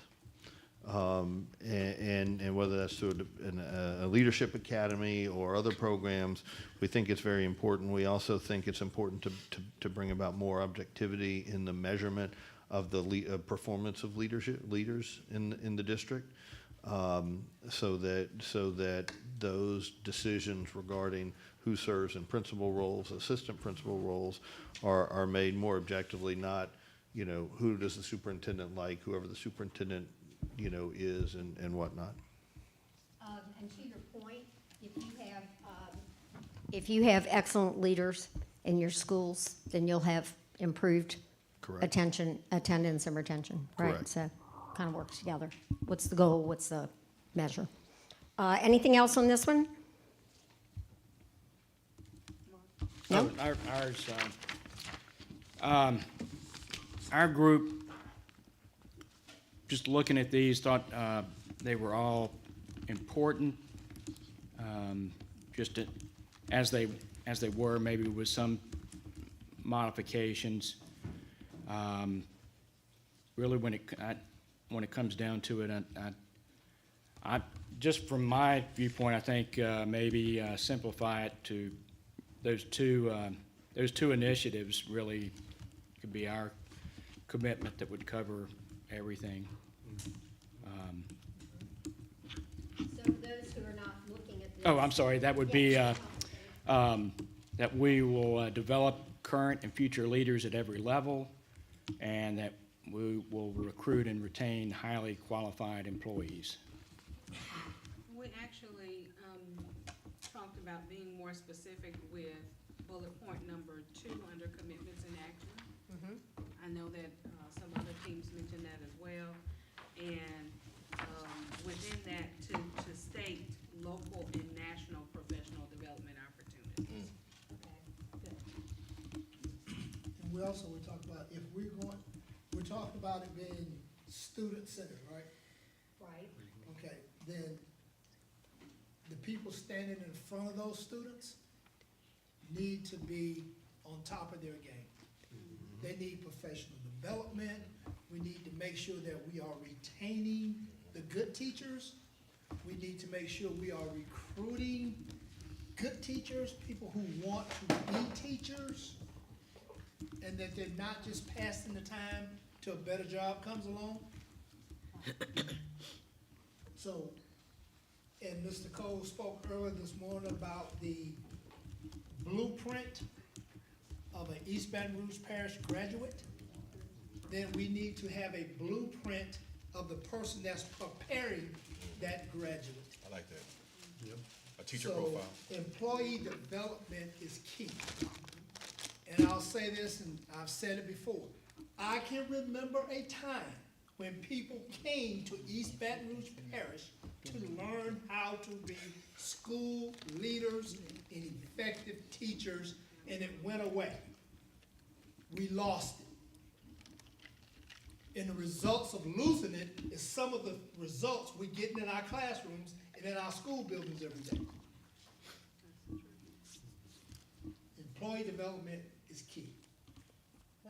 I like that, Coach. The other thing nobody even thought about that one was how we talked about a student profile for entry and exit. We need the same thing for employees. And I think you talked about that, Superintendent Cole, was one of the first things you want to do was go and just pop in at schools, go and pop in inside of departments and see what's happening. But I think ultimately, something that could be the end result of that is, do we have an employee profile? What should you be doing every day? If I come in at any time, you should know how to do this. The same thing inside of a classroom. What is the expectation every single day for a teacher? What does that look like? I think that helps them so they understand and have a roadmap for success. One thing I think we should be careful about as we're getting through this, and this is probably getting ahead of ourselves, but is as we're thinking through these and as I'm reading through and the different feedback I'm hearing, is be thoughtful about out of these different points that we have, which of these are the goal and which of these are truly a method to reach the goal. A lot of these are methods. And I think as a board, if we want to end up with something that's highly effective as a strategic plan, we should be setting goals and not be getting too in the weeds about the how and why, because that is what we hire an effective superintendent and he hires an effective staff to do. Is, hey, we're gonna say we want highly effective teachers in every classroom. Our superintendent and team should come in and tell us what that looks like, and we can agree on that and how they're gonna accomplish that through leadership training and opportunities, professional development, making sure everybody's certified. So I just want to caution that we not get overly specific and prescriptive on the how. We should be very prescriptive on the outcome. Maybe that is the profile of Board Member Russ. Everything you just said, right? Something if you got like this that. professional developments, Right. and you're doing check-ins like superintendent does, that's your profile that you come up with. I think that we have internally. And literally, like what you're mentioning is, when we think about the outcome is, what is it that a proficient teacher whom you're attempting to retain, what is it that he or she needs? You know, like what is it that should be inclusive of what that person looks like? You know, whether or not, you know, they have the right connections with the memberships in the content areas that support them or what have you. And then the same thing with when we process the outcomes of our student. What is it that we want a graduate from our program or a student at any grade level in our programs, what should they be possessing in their toolkit that came from us? And so if we keep that and then the high level of goals and leave all of the in-between, the meat of the sandwich, up to Mr. Cole and his staff, then we're doing what we're supposed to do. So, several of you have made similar observations and comments. One of the things for people who do strategic planning a lot is if you can't easily read the goal and have it turn into a result that's measurable, maybe you don't really have a goal. Maybe you have a sub-goal, maybe you have something else. Is this really the result that we want? And that's what I was going to say. In listening to you all, I think we can work with staff and we can shape this into, I think we're going to have to get away from the cornerstone tracking process specifically that way. But I think there's a way to mesh the important parts into the strategic plan, and then you would have major scorecard that would have major results. And so from a leadership perspective, I was just down in Geismar doing this with one of the plants. And the plant manager was he's very smart, very effective. He's not from the United States, and it's hard to understand him sometimes, but boy, he nailed it. He said, Christelle, if the resulting indicator is on track, I don't worry about the rest. When it's not, then I want to go in and see, so what are the processes? What are the things that are the leading indicators for this? You know, where are we kind of losing it? And I think if you as a school board had the important things on a scorecard, and that's what you were putting out there, there would be a lot of smaller measurements under that. But you got to know sort of where you are in the big picture, right? And I think so much work has gone into this at so many different levels, but it's almost too much there to absorb and understand. And I think that would also help for focus, which is what we're going to talk about right now. So I know this is going to be hard to ask you to do this, but don't think too much about how this is all going to come together, because the way we were going to tackle this exercise was according to the 4 cornerstones. But what I want you to do now, this is your chance for those of you who said, I had something to add. These are things that you have communicated to the superintendent that are important to you as a board. And you know how I know that? Because that's what you talked about when you hired him, and that went into his contract. So some of these things are actually specific things that you all said, we want you to have focus on these things. What I'm going to do is put you in new groups of 3, remix you, and then say, and let's not worry about which ones they're under or whatever. What are the important, really important ones on here that you want the superintendent and staff to focus on that are not reflected in what we talked about so far? Madam President? Will we have any time to individually process this before we work in our groups like we did? We can do that. Would that be helpful? That's probably a very good idea. Let's take about, 10 minutes. Take your time, kind of look it over. What are the things that are important to you? So these are additive to the strategic plan, potentially. If you think it's in there, that's great. But what are the things that are most important to you?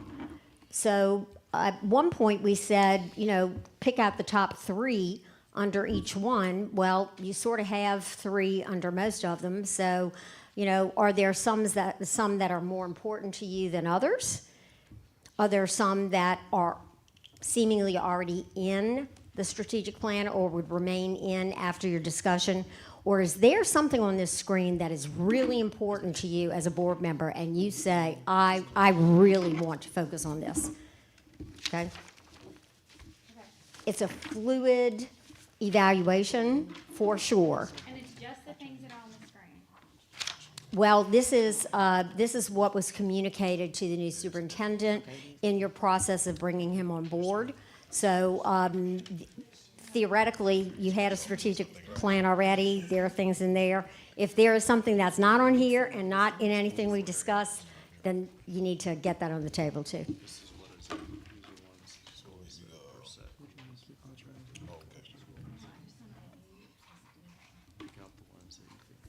You have a copy of this in your yellow folder that you can work off of.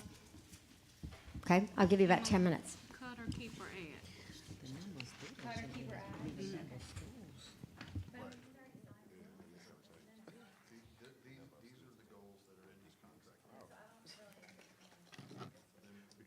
Where are your priorities?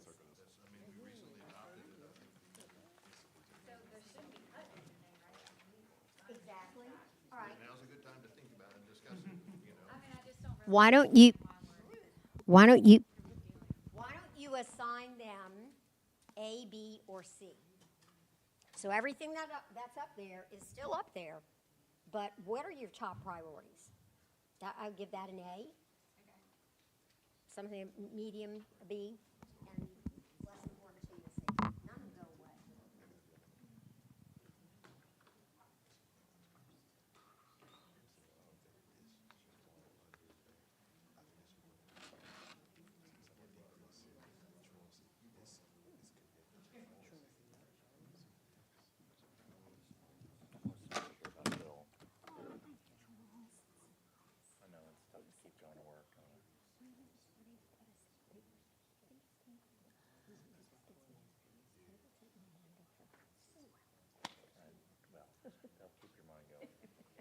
It really will. Yes, sir. Because I don't have it in front of me.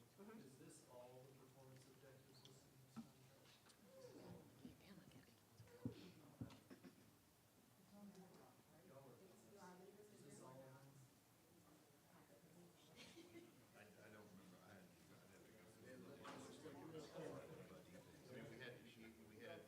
performance goals, then we have performance targets. The targets are the things that are associated with his compensation, incentive compensation every year. The targets are not part of it. He's looked to me like all the goals I haven't gone through. If you go to the library section of the board, you don't know, you go to the library section, the superintendent's contract.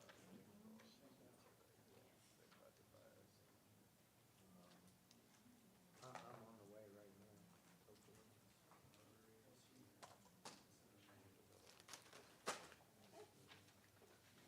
I will say this one is very much more direct for sure, more specific, I'm sorry. Good. Be more specific today. Yep. That's why you stopped me? Yes. The budget talk? Yes. I see it now. Yes, sir. Thank you, Yeah, buddy. right. Don't let me go ahead, Right. don't let me get too far ahead of myself. Exactly. Yeah, this is good. Oh, got me on that one too. Retaining and recruiting teachers.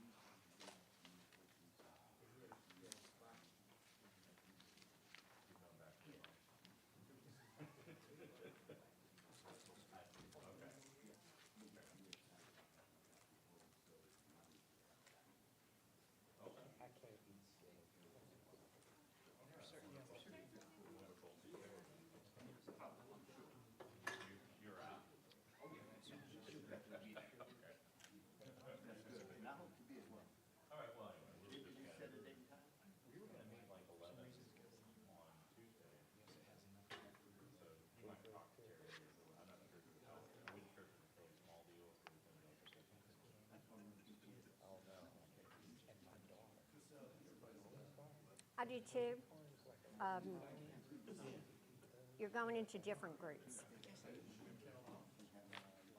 No, April moved you by even and odd districts. It was too much for me to understand, but she wrote it down. So. I saw you, I thought like, oh, maybe I'll see you Tuesday. Who is it? Carla. No, I know. All right, well, I'll tell you what the groups are so you all can begin to kind of move wherever we decide you're going to move. So group 1 is 137, Blue, Powell, and Goday. You're kind of conveniently located there. Next one is 246. You're 2, 4, and 6. Is that the same group? That's okay. I don't know. It could be trouble. I don't know. We got to think about that. And then Cliff, Emily, and Patrick. Is that the same group? No. Okay. All right. It's just the even ones.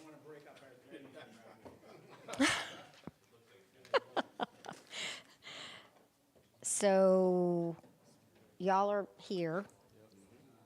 You're there. Patrick, why don't you move everybody? Cliff and Emily's already over there. Here, we got this here if you want it.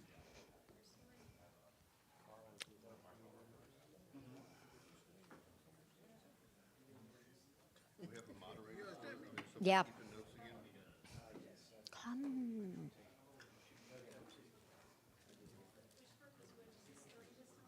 It doesn't matter. Just one of you with each of them. Mm-hmm. Great. Stacy, do you want this chair or want to? Okay. Be prepared to scratch a hole out.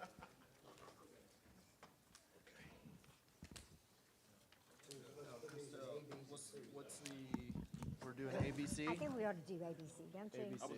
Well, I think that's a great way to do it. Yeah, I like ABC. Yeah.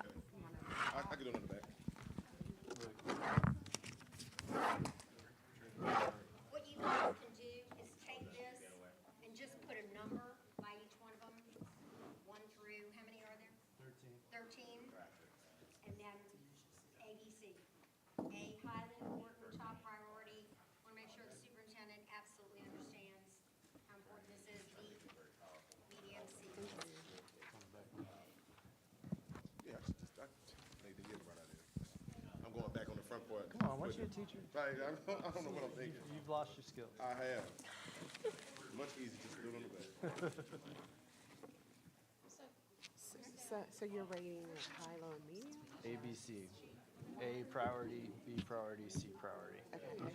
By each one. In each area? Under each one. You still got the same group? Put an A, a B, or C in terms of how much you prioritize that. So each individual item? Yeah, each individual item. Why y'all trying to be funny? I'm serious. I failed this course 3 times. 3 times. Okay, I'm sorry, I'm here. All right, so we got to go through all of these 13. Instead, we got to label it So you're A, each B, and rating C. them individually, High priority is and then A, why don't y'all talk medium to? priority is low priority.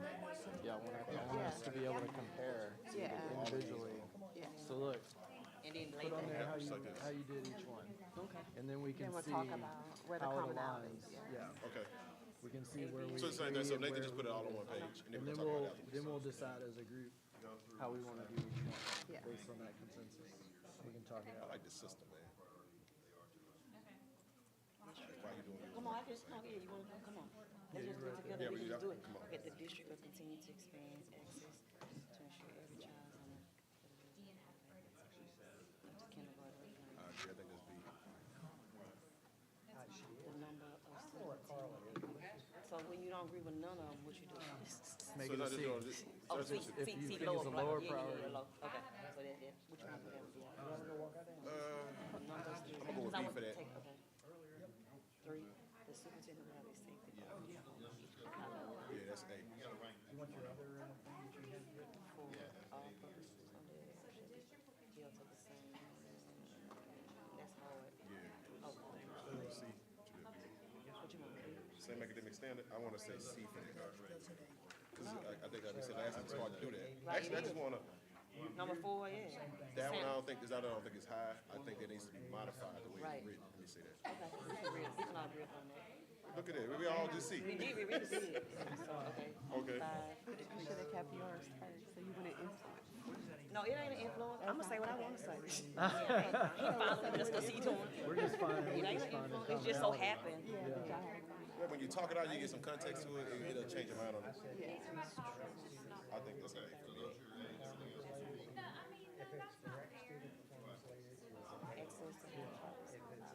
That's an A for me. Yeah, I'm just telling you which ones aren't. I put C because I didn't understand, you know what that is? That's not an The last one under student achievement. Oh, that's. I'm gonna put a C for that one. Yeah. That's the way it's written. Well, you could change it, but you don't exclude it. So Yeah. I just feel like you could just change the word because communication is essential because that's where we have bad communication between schools and the community. Oh, that could be, I didn't think about that. Okay, so we on That number could be, 8. but it didn't. Anyway, I don't know. Yeah, I need to keep it at C. Well, so we got 3 A's and a C. Actually, all of those three gonna be A's for me. Yeah. Mine says A. You think dealing with budget? Right. should be- That's right. That's why it's all A.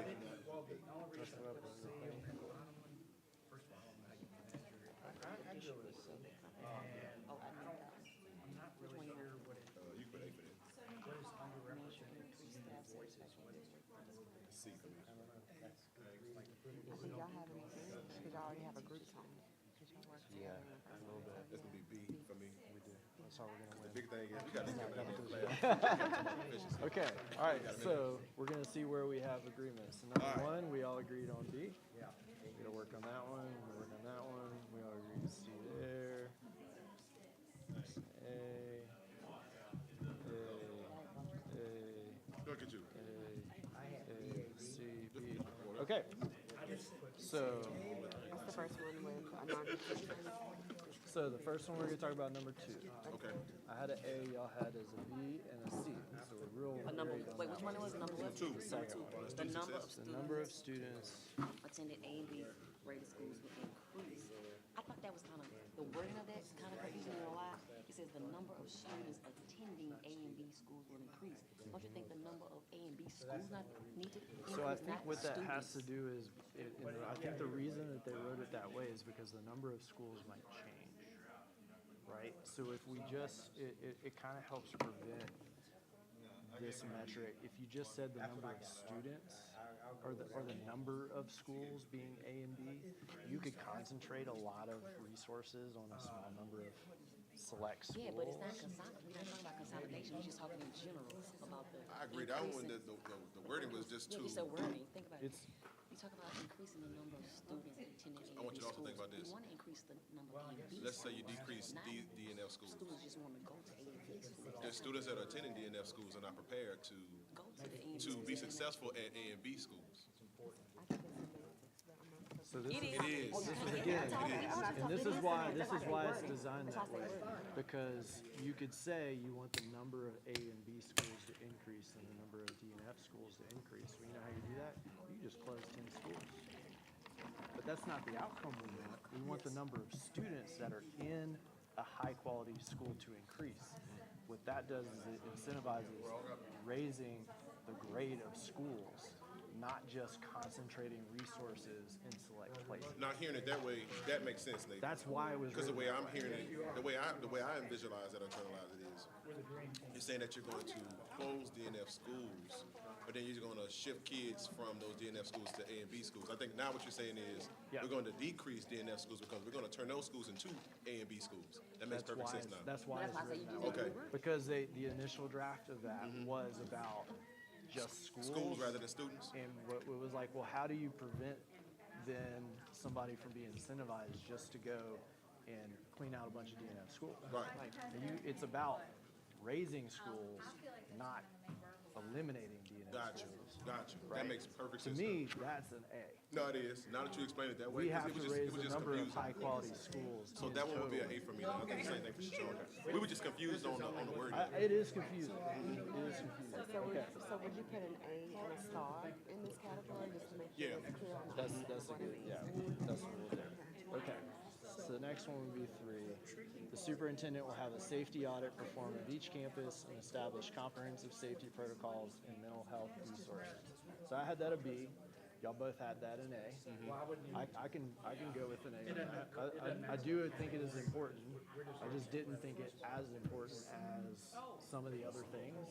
Because if they're all A's, they're not all A's. Right. So let me tell you this, Nathan, in terms of that one. On mine, if you recall when we went through the whole first session together, I said that school safety, or when we discussed, we said school safety should be its own cornerstone. So what I did was I actually moved this one down here, and that was my thought process. So I said I would actually move that school safety down here to that. Well, and I think they want us to just ignore the cornerstone. Oh, okay.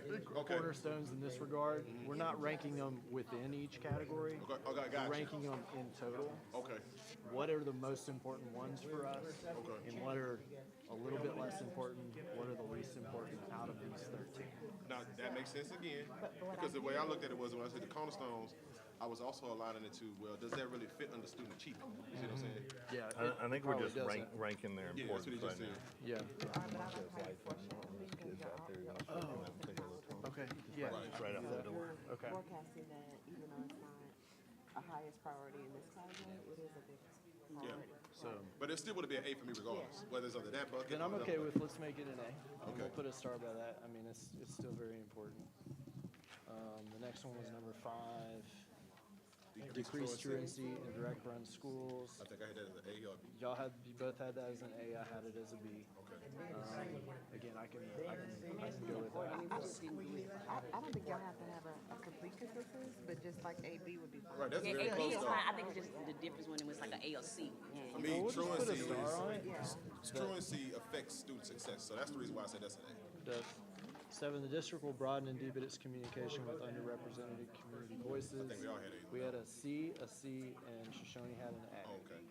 So where are you at on that, Shoshone? Tell us your opinion. Which one was it? This is 6. About communication in Okay. underrepresented community voices. Wait, was that C? I thought it was C. 7. The district will be broadened and deepened its communication with, oh yeah, underrepresented communities and schools. I think that's important, that falls in communication, customer service with community and engaging about what's going on with my schools. I find a lot of times there's a lack of communication, understanding between the school and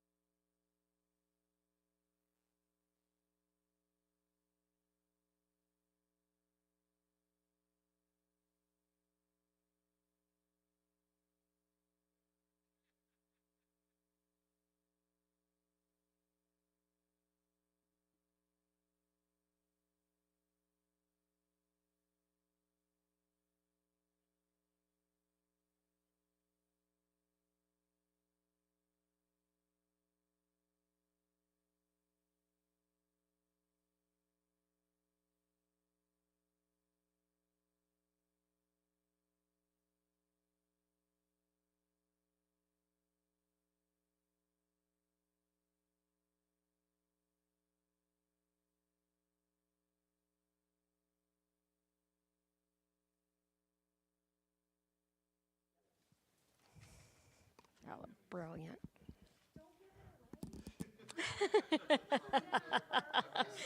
Okay, well, your group's finished. Graded on a curve, that's all.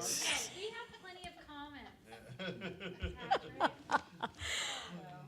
All right, who wants to go first? Go ahead, Emily, you might as well. Guess we will. Yeah, might There as you well. go. Give us the rest of the story. I'm gonna come up like, school board member Leonis. I like that style, and I'm getting sleepy. There you go. Where's the microphone? Oh, thank you. She Okay. got the mic. Get the She got the mic. Emily. Okay. In my group is myself and school board member Cliff Lewis and school board member Patrick Martin. Okay. On one, which was the district will continue to expand access to ensure every child in Baton Rouge shows up to kindergarten ready to learn. We all gave that an A. It's very important to us.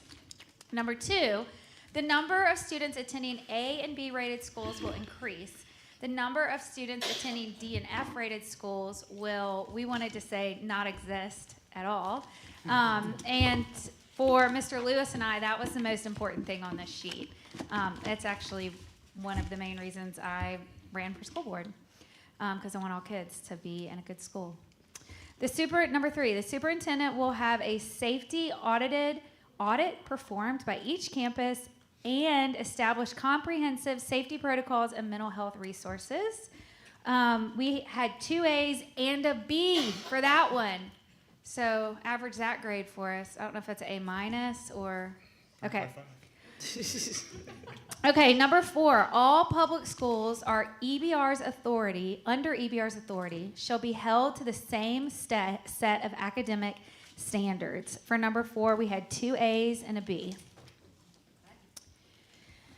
Okay, number 5. Actually, let me use this one because I have it numbered, so it's easier. Okay. Decrease truancy in direct run schools. For number 5, we had 3 A's.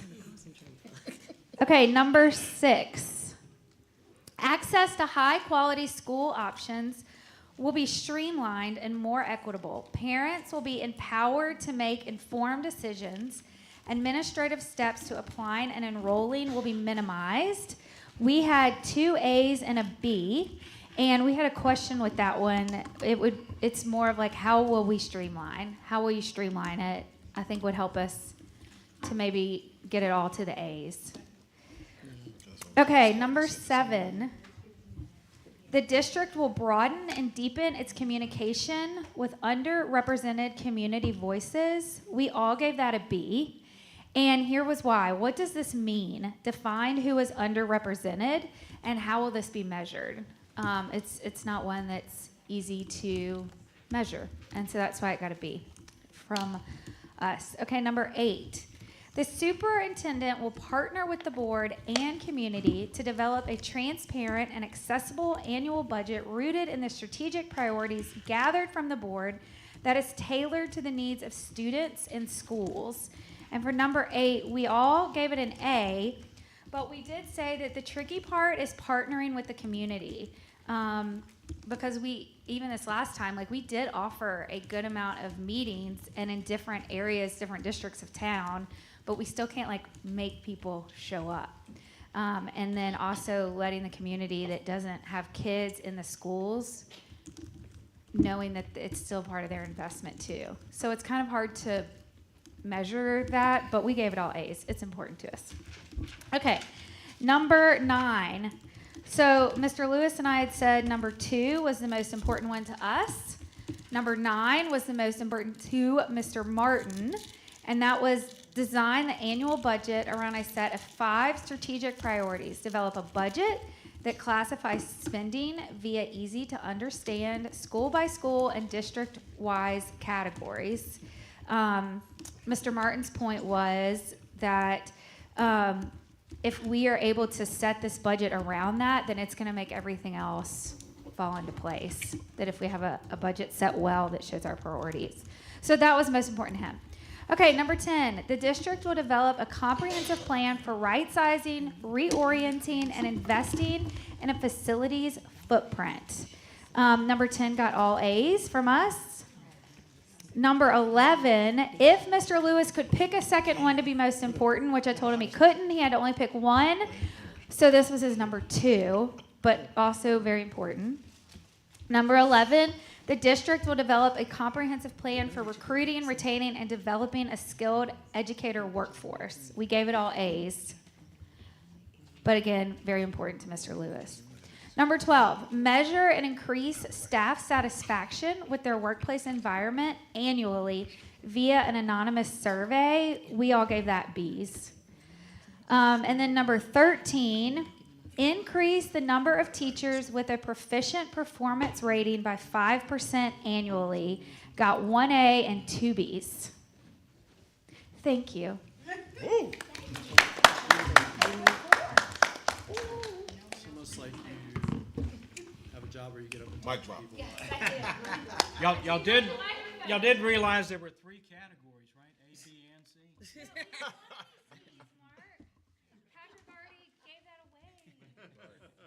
Let's see what the dream team came up with. Yeah, they only learned the ABs. Mike Reed. He hot today. You on fire today, Mike. Charles, put that in the paper. Mike is on fire. He done took that international trip and he's just on fire today. Okay, go ahead. This was myself, Mr. Blue, and Ms. Powell Lewis. We went through this, I'm not gonna read them all again. Oh, yeah, But we went through this with a view of how close were they to the classroom and student performance? Because if that's gonna be our key, that's gonna be our key. So we had number 1, which is a child kindergarten, we had that as an A. Number 2, attending schools and D&F schools, we had that as an A. Number 3, the safety audit and things, we had that as an A. And number 4, all public schools, we have the same academic structure as a C. We weren't sure, the people who put that, was that intended to mean that charter schools would have the same academic standards? Because it was not It clear. wasn't clear to us what it meant to be held to this, all district-run schools held to the same standard. See, that's what I think believe was the what, that's how we all see it. See. Yeah, that's that everybody Talk into needs the to. microphone. Excuse me. As I recall, I believe the intention was that the goal was that everybody that we ultimately are responsible for needs to be academically, performing academically at the appropriate and desired level, whether that's charter or the direct-run schools. And if you look throughout that document, there are several references to direct-run schools, and so the document's fairly intentional in distinguishing between the direct-run schools and all schools, which would include the charters. So, and the next one, 5, was a truancy rate. We put that as an A, because if they're not in class, they can't learn. Under the high-quality options, we put that as a B. Not that it's not important, but it's on the second. And then the number 7 was the communications. I need to put on my glasses. Number 7, we had that as a C, because that's the furthest from the classroom. Under the operational excellence, develop the transparent budget process, we put that as a B. The annual budget around the strategic priorities, we put that as an A, since that directly impacts what happens in the classroom. And then a comprehensive plan for right sizing and reorienting, we put that as a B. And then for the next one's an employee development, number 11, recruiting, retaining, and developing skilled education workforce. We put that as an A, since that impacts directly the classroom. Staff satisfaction, workplace environment, we put that as a C. And increase the number of teachers with proficient rating, we put that as a B. Anything my team want to add? I think we compromised on the facilities plan as an A, but maybe, do you have some, maybe not. Okay, put That was facilities before you. plan as an AB. An AB. That's it, Tim? Is that the right one?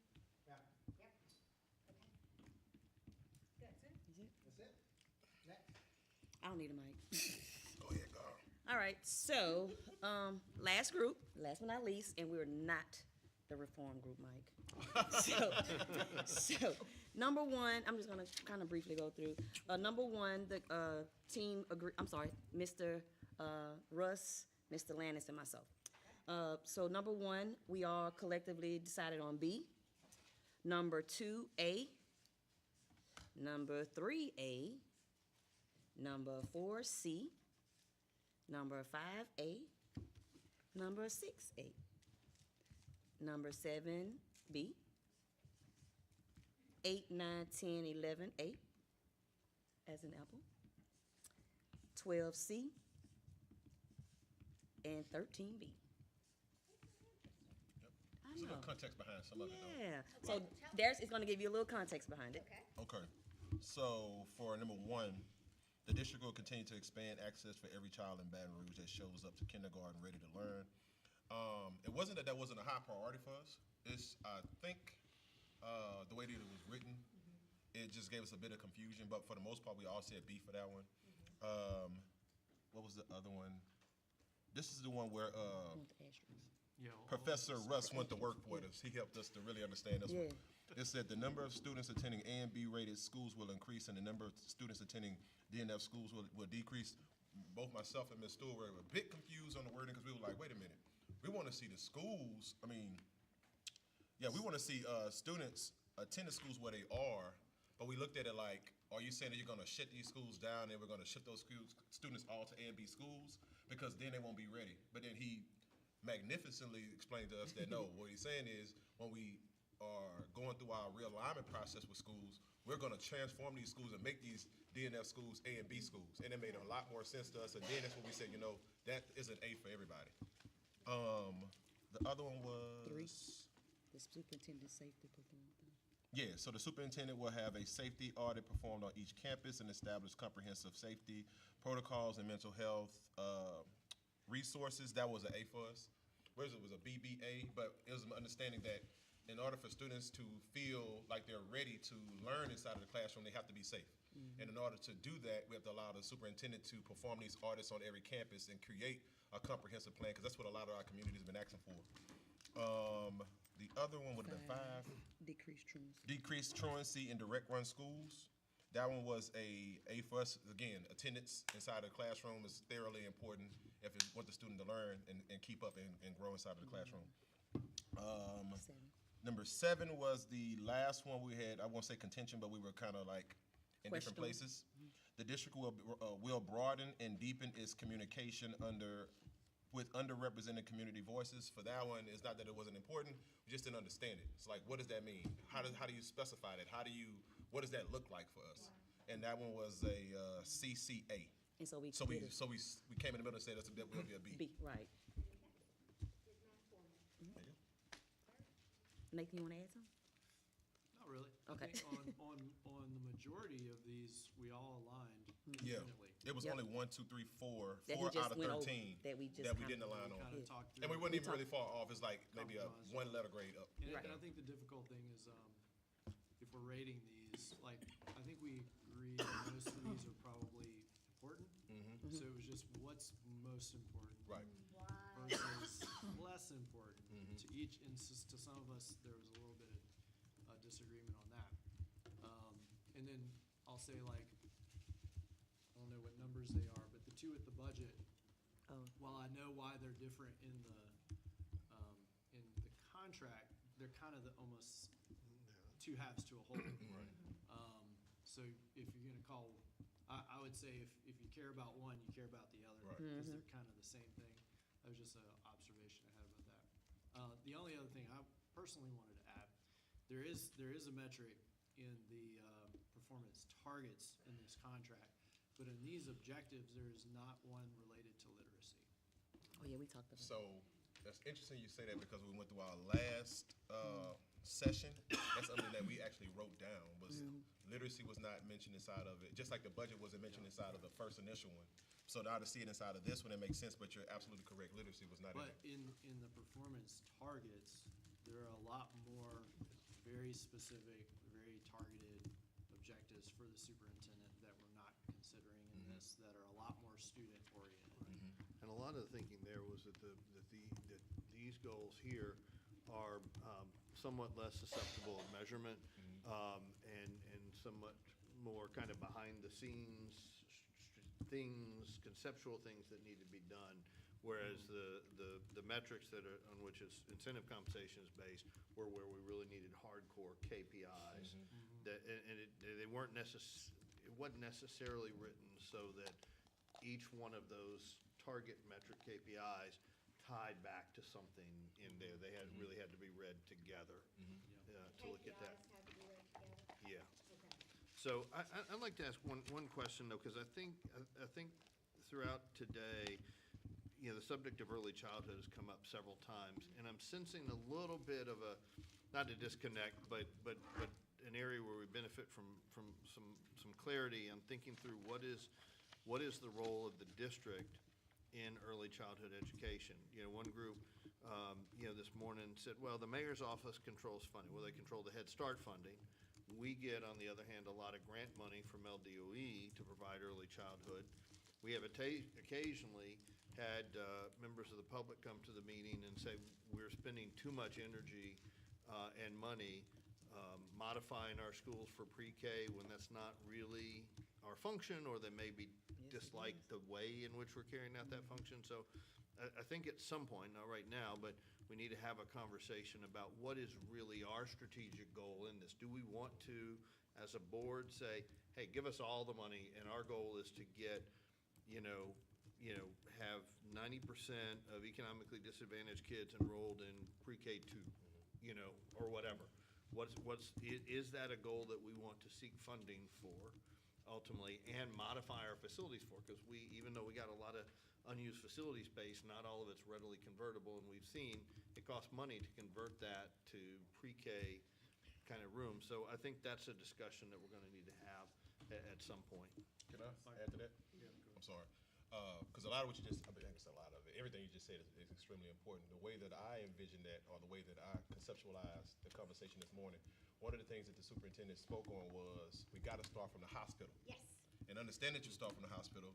Those kids have to also be aligned and ready for kindergarten. But again, we don't control the kids from hospital until 2 years old. Sure. And because we don't, one of the things we spoke on this morning was we have to partner with stakeholders who are aligned in that space, which is how we came up with the whole micro center theme. Right. Is getting more involved, starting a task force, or build on that task force. By building on that task force, we're now able to, if not control what's happening with those early learners, we're at least collaborate in that space to say, they're doing this, and now we can start aligning them to how does it look once they do enter kindergarten, which is in our purview. But that's, I just want to say, that's the way that I just want to add something quick to that. A lot of this, I think, did I interrupt? I'm sorry. You can go ahead. No, go ahead. No, I didn't see you. I wanted to chip in because I was discussing that with Darius this morning. And that's where that came up, is like, as we start to really hone in on what our focus is in our strategic plan, what we want for our kids, there are gonna be things that are gonna have to come later. There are gonna have to be tough choices about what we really focus our resources on. And I agree, and I think data will tell you that if you have kids come in ready for kindergarten, that heightens your success. But also our core mission is kindergarten through 12th grade. That is what we are charged to educate kids for. And my concern has been, especially in the past couple years, we have focused so intensively our resources around pre-K and high school that we have forgotten the very core mission that we have to achieve before anything else, and that is teaching kids to read. Literacy. We have not, as a system, in any period of time that I can observe, put intensive resources into literacy in a way that is going to make a difference. And you can see that in the data that we have. And so my concern is, if we're trying to create goals around things that, one, as a system, it is not our charge to oversee pre-K or below for this parish. We're trying to achieve a goal that is not entirely in our control, while we're not even doing the thing that is the foundation for learning. We have to walk before we can run. And so I love the the concept that one day we can do pre-K and like cradle to career really, really well. I don't think that we have earned that until we can teach kids to read. And so, But on the other I side, wanna- Nathan, oh, I'm sorry. I was gonna say You that. sorry, but you kept talking. You go ahead. Shoshone. No, go ahead. If you guys don't mind, I'm sorry. So it was Mr. Russ, then Mr. Gode, then Ms. Stewart, then Ms. Sule. Then coach. I'm just throwing you that, coach. Okay. Be quiet all day. All right. I forgot what I was gonna say. Okay. What were we talking about before that? We were talking about early learning, pre-K, kindergarten. Now I remember. One of the things that, this is not just our resources, it's leveraging the community resources. Absolutely. Because, we have the Early Childhood Coalition or whatever it is, where we oversee all of these private institutions and all that kind of stuff. So it's not necessarily just all of ours. And, one of the things that shows is third grade reading success is highly dependent upon where you are when you come in at kindergarten, so you're not starting off behind and doing all of those things. And, I was really happy, and it's kind of like lost a little bit of its push, but we did the whole literacy blueprint. And I think we need to re-energize our efforts around the literacy blueprint, because that was more of a citywide. It included the library, included all of these things, and I think we need to re-energize that. It doesn't necessarily mean that we do it all, but we need to be a leader in that sphere to try to drive it. How long ago was that? The literacy? No, that was like 2 years ago. Yeah, we just 2020. Yeah, that was it. And that's a very great document, and we're still working on it, but I think we need to re-energize our work behind that, because that's a real leverage program. And, I was talking with Barbara Freiberg the other day about early childhood literacy, and the state really needs to step up. She goes, Mike, the public doesn't have the right perception of all of that. She goes, I had a state representative tell me, I'm not voting for that. I'm not gonna pay for somebody else's child care. And they view, so some of this needs to be a public education that we can be a spokesperson for out there, getting people to understand how important this is. This isn't childcare. This is, they're really, there are actual standards that a 3-year-old supposed to know, what to do. And yes, some of it's childcare, but, most of it's not. And so I think we play a role in that, even if it's not having them sitting in our classroom doing that. We still play a role in fostering that within the community. You all have a lot of influence, whether it's teaching. My comment was similar to what Mr. Gode's was in us assisting or collaborating, even if we may not have direct control over those that come to us prior to kindergarten. I think we should have some type of partnership or connection with those entities.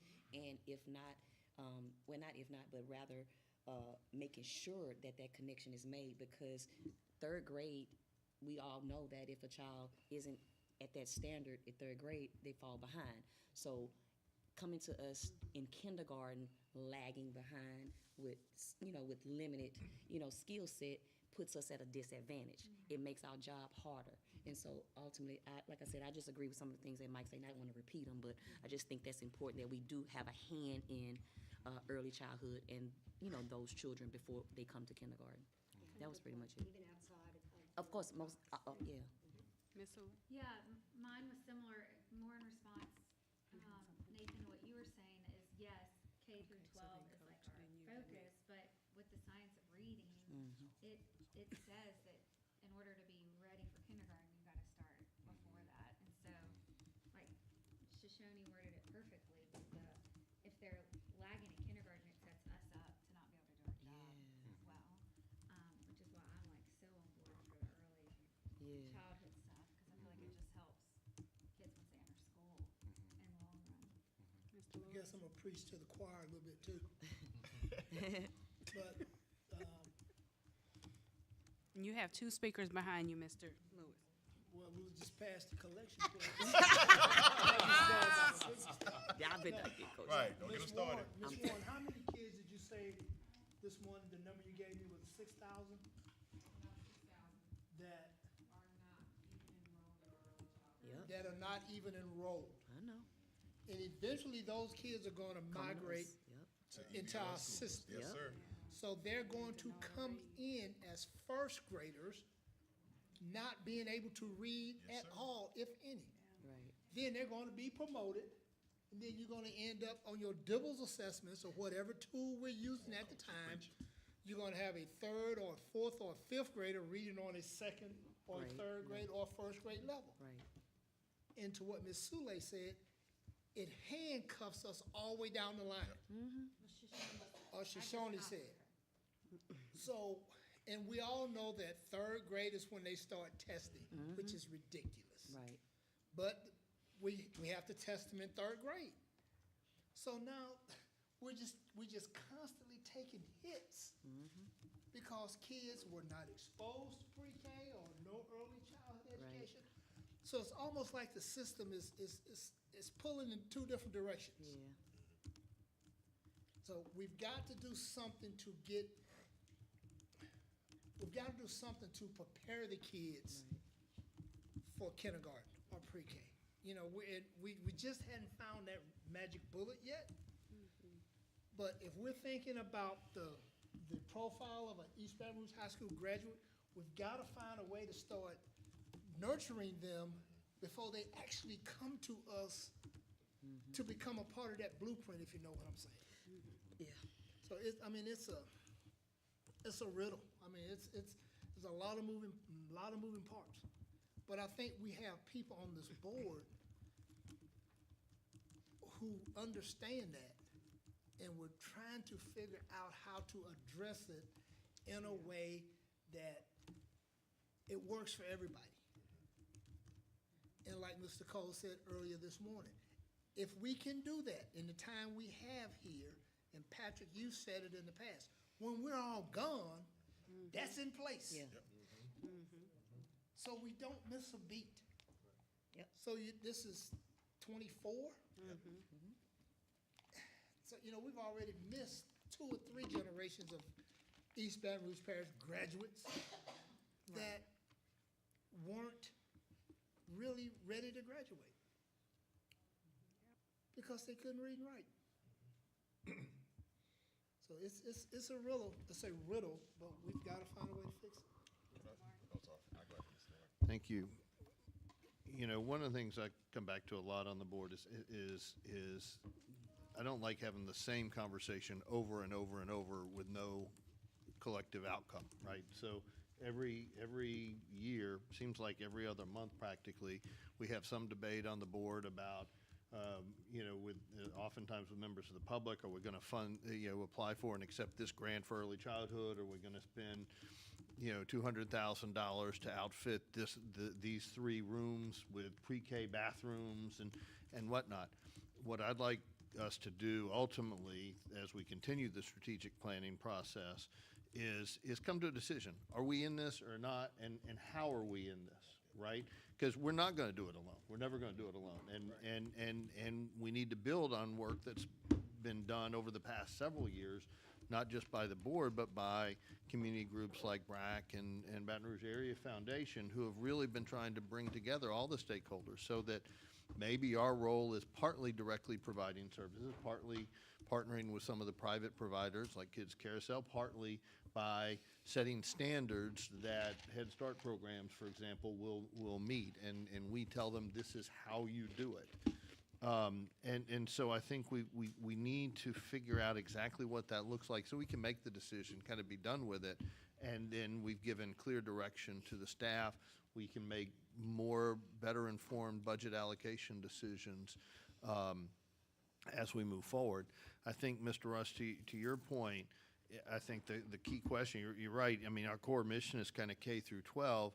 The question is, would it be cheaper for us and more efficient to get that kid when they're 3 years old and provide a lot of the enrichment activities that are not direct reading instruction, but are enrichment activities that lead to that end, or, throwing more resources in once they've gotten to us with those kind of educational deficits, those developmental deficits. And I think that's the question. I don't know the answer. There's a lot of research. Some of it's all one way, some of it's conflicting with each other. But I think that's the question when we decide the resources. Are we going to allocate resources to addressing the problem at this point, or addressing it at this point? And that's the discussion that we need to continue to have. Ms. Mark, just one quick. Thursday night, Ms. Edwards, we talked about, the lady from the station talked about $30 million with the reading, the legislature. What if we could get $30 million from the legislature to attack a problem before it becomes a problem? Because that $30 million is for this high-dose tutoring and all. Well, now we're trying to put the cows out. We're trying to close the gate. We're trying to spend $30 million to catch kids up. Right. What if our legislature, some of us run for the legislature, whatever y'all want to do? I'm serious. I mean, we know you are, It may be Coach. funny. We know you are, Coach. It may be funny. But Just the I way you think- said I it, think just if- the way I you think said if it. somebody can leave a school board and go to the legislature, know what the heck they're talking about, Right. we Right. probably can get something done like that. That's the truth. Get $30 million to fix the problem before it becomes a problem. Yeah. Then there's nothing to argue about. Mr. Lance and then myself. No, so I was gonna say, I'm coming back to you again, Coach. The key word you said earlier was trust. The way that you establish trust is you have to collaborate with those who are working in similar places and similar spaces. And understanding that, that's the way that we align it, right? Now, we can, and hearing one of the data points you made earlier today, I'll also come back to you, Ms. Warren. Before we started micro centers, before we started the task force, before we did the blueprint on literacy, how many students were actually enrolled in a line to come into EBR schools? It was less than 1,000. Once we started it, we increased it to 6,000 seats. That's 6,000 new students that we now have that are trying to get aligned to our system and what we do. And I just say, you just can't drop the ball there. We have to continue to try to work against the odds. I'm not saying we control it, and then the place you start is you have to talk to parents. A lot of what we talked about, what you said, Mike, was in talking about engaging the community. Parents don't even know the importance of why students should start school early. Nobody's having those conversations with them. It's because while we have task force, who's actually doing the work on the ground? That's incumbent on us, because we are the educational epicenter for the entire city. Whether we want to accept that or not, that's the odds. Everybody at some point, for the most part, majority of the kids are going to filter through EBR school system. And we have to make sure that they're ready when they filter through. Yeah. We are one of the largest districts, of course, we know this, in our state. And one of the things I think about is, just as I mentioned to you all before, I had the pleasure of being able to participate in the Hunt Institute Early Child Education Program, and to see the number of states that are being represented with, starting with early childhood, so that they can reduce their literacy deficit. We want to make sure that we're in that number so that we can continue to grow our students and grow our city. Y'all know I've been singing the song for a long time that what we do now will determine what our city looks like in 20 years. You know, like how are we preparing our students to be productive adults? And one of the things I thought about was, when we do think about early child education, we don't have the funding for it other than grants and things of that nature. There have not been any MFP funds, so that means that we need to be strategic. If we are embracing early childhood, we need to be strategic in the funding for that. But the gains for it are enormous. One of the things I think about is we won't see the outcome of including early childhood education for years to come. So we can't really gauge whether or not we're being successful or not. But one of the things I think about, as many of you, I believe, maybe just one of us doesn't have children. I think the rest of us do. I do. Yeah, 42,000. All right. Thank you, sir. Thank you. Okay. Thought we just. But when learned we, something. this is something new. We didn't address this during the Oh, you know icebreaker. I know you so silly. She was like, 42,000 babies. But what I think about in that though, you all, is I'm thankful that my son got a chance to go through early childhood education. He went through a preschool that his mom was paying out of the wazoo for, okay? But at the end of the day, he went into kindergarten knowing how to read, knowing how to write, knowing how to spell and things like that, which gave him a leg up. And so that's something that we want to make sure that we keep at the table. The other is, just as Mr. Gode mentioned about literacy and the literacy blueprint, we've had that. Before we had that, we had in EBR, Everybody Reads. And so one of the pushes that I sure hope that we will embrace as a board, and I know I've mentioned this to some of you, is just a citywide literacy initiative from the top down, with the mayor and everybody down, maybe even state legislature, being able to push the idea of why reading is important, why knowing how to read is important, why comprehension is important, why critical thinking is important, because all of that is literacy. And so I hope that that is something that we can embrace soon, because that's when we're going to begin to see the difference in our literacy numbers. And then lastly, one of the conversations I had during our break, I went and I actually caught Mr. Smith and kind of picked his brain about it. But when I process the work that we're doing today around a strategic plan, and we say, as Mr. Cole has mentioned, about addressing the profile of a graduate, what comes to mind for me is, I'm going to say 3 to 4 E's. Okay, and you all may have heard of that concept before. When our students graduate, are they automatically ready to enroll, enlist, or be employed? And then what Mr. Smith added was, and if they are severely disabled, are they equipped to survive in society? So my question is, how do we formulate all of this that we've talked about today into that idea of what our students should be able to be in 20 years or 18 years or what have you?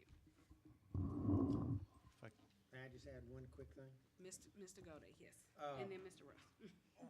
Did we don't have a You take this thing, one. I'm sorry. You got it, Mike.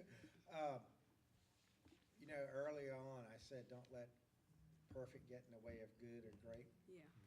And we have to recognize that we will never get the money in probably our tenure on the board from the state to do early childhood education the way it should be done. But there's a lot we can do to leverage our resources. So, my challenge, we do all the things with Miss Warren and stuff. I had to wake her up back there. Messy. It's messy today. Around all of the, the groups that we have and stuff like this. But, I like what Ms. Powell said about a citywide initiative. That's sort of what the literacy blueprint was meant to be, but I think it's kind of lost a little bit of its focus in the mayoral elections and everything else. But we need to reemphasize that and get that going again.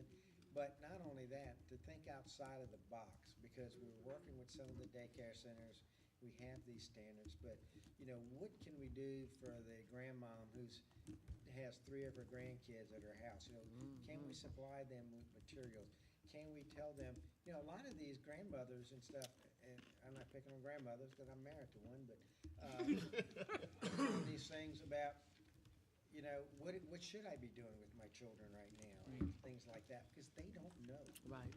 And it's just like, we put in the literacy coaches, which I think was a wonderful thing, but there was a lot of opposition to that. So why are you hiring someone to do that? Why don't you just have another classroom teacher? Well, that's not the whole purpose of the literacy coach. The literacy coach is to teach teachers how to better teach literacy. Yeah. But then, so that's good, but then I talked to a lot of the principals because of teacher shortages. Right. A lot of their literacy coaches are having to cover a class. And so even though we have a literacy coach, are they really acting in that role? So I think there's a lot of things that we can do around this, and, you know, recognizing the limitations that we have, but then making plans for what we can do, even if it's just supplying material to people who aren't in a network and things like that to be able to work, because, you know, that's better than, it's not perfect, but it's better than what we got now, you know? And so I think we ought to start thinking more in that line, because we're not gonna have an unlimited amount of money to go and put all these kids in our own classrooms. So, since I opened this conversation, allow me, if I may, No, you didn't. You had to good close comments, it. good comments. But I really appreciate all the opinions on this, and this is an important conversation, because this has to do really with like what is important to us and what we're trying to accomplish. And I want to be clear, in no way am I trying to shut down pre-K. My kids benefited from pre-K in a real way around their own personal literacy, so I know how important it is. What I've wanted to stress is if we are going to end up, which I hope that we are, with some very limited, very clear, you know, I don't know, 5 to 7 very specific targets of what we're trying to do over the next 3, 5, 10 years. There's going to have to be some things that are A's and some things that are B's and C's. As I think now about some of the things that we've been deciding to cut, keep, modify, whatever, one of them was increasing the number of children ready for literacy at the kindergarten level. That might be a better way to think about an issue like this, because while we can't necessarily control or realistically increase exponentially the number of pre-K seats in this city, what we can do is be a leader in literacy at the pre-K level. It doesn't mean that we stop doing pre-K as a public system, because we're not the only one that does it. But it does mean that we can, in our network in this parish, be the leader on what happens with education in pre-K across the board, because we should be the experts on that, and coming in and making sure that there's alignment on what should be happening in pre-K 3 and 4 and 5, if it is to get kids ready to enter kindergarten so that they can learn to read that year. And so I want to make sure that we're being really thoughtful about what the outcomes that we need are, in that there are things that we can control and that we can invest in a significant way, not only with resources, but every bullet point that we end up with on a strategic plan is attention from our entire staff of 6,000 employees, that we're saying, this is what you're supposed to pay attention to. And if it's this much of this much that we're trying to get them to pay attention to, then they don't have their eyes focused on maybe the 5 things that produce the huge outcomes that we need. And so that's why I started talking about that. And I don't know all the answers to that. You know, as Mr. Martin pointed out, there is data that points conclusively in 2 different opposite directions about the outcomes of publicly funded pre-K. And so it may be things that we have to invest our time in understanding. Where should we be investing dollars? But what I do encourage us to do is to look at, like, not try to reinvent the wheel, but look at where have other systems produced the outcomes that we need, and what did they do? And we should be looking at those examples. What did they invest in? Let's do that.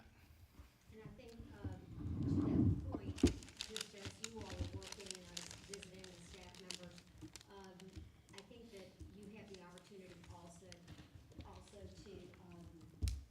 to invite staff, as you are tracking your strategic plan, to talk to you all about those examples. Best in class, here's what they did. They started 6 years ago doing this.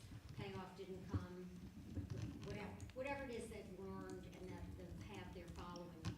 I don't think we do enough of that. And, you know, you have subject matter experts who are, you're putting them out there in, you know, professional development programs, go back and learn things, bring them inside. And so I just think we have an opportunity to really sort of pull things together that align, as our first speaker said this morning. Do you have up on your screen the KPIs that you referenced? For the superintendent? Yeah. I do. How many are there? Let's see, there's 12 total. Okay. Could you read them fairly slowly to us? Pretty long. They're long, but It's 2 I'll, pages. but, yes, 2 pages, but I can, but I can hit the highlight. I can hit the highlights of each one. Okay. Would you like me to bring you some more water? No, I'm good. Thank you very much, though. All right.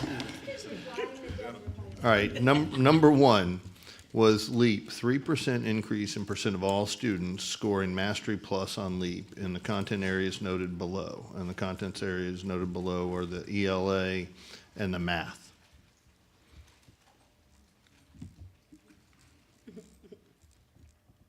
You're really not saying anything. He's been talking for a long time. Yeah, I'll be a minute. I'll be a minute. So basically, a 3% increase in the percentage of all students, the total population, scoring,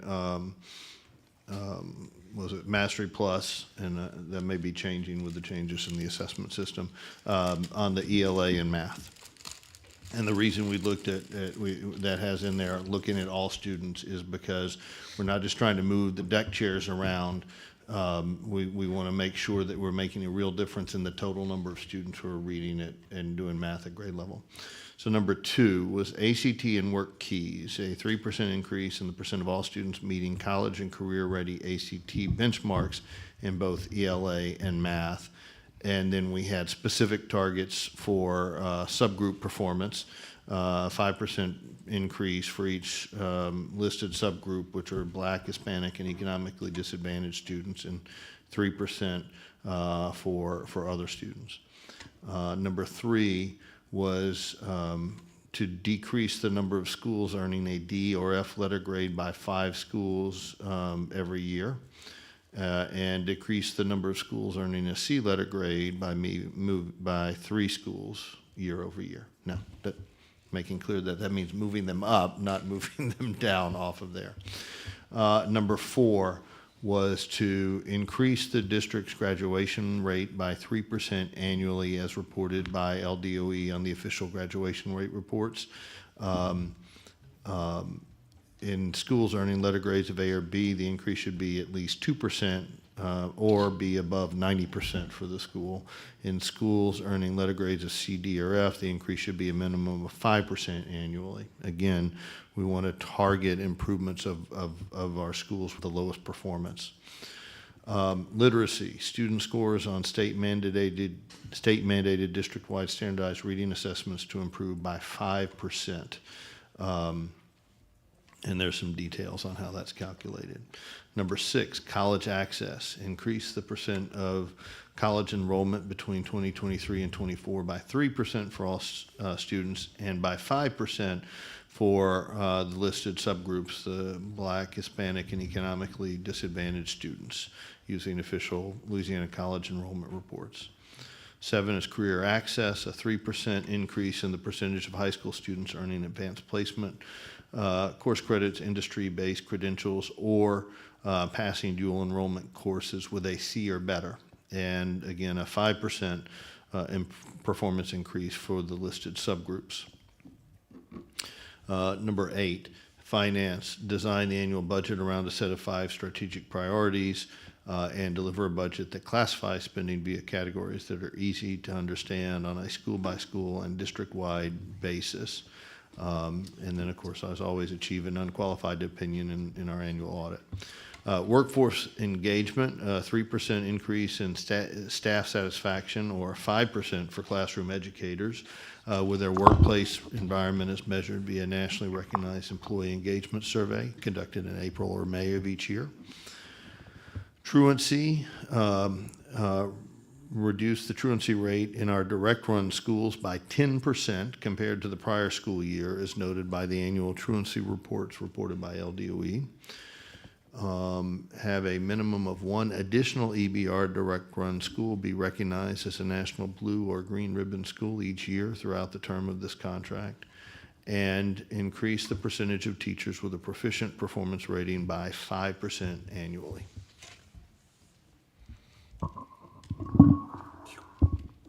Any thoughts about this from board members?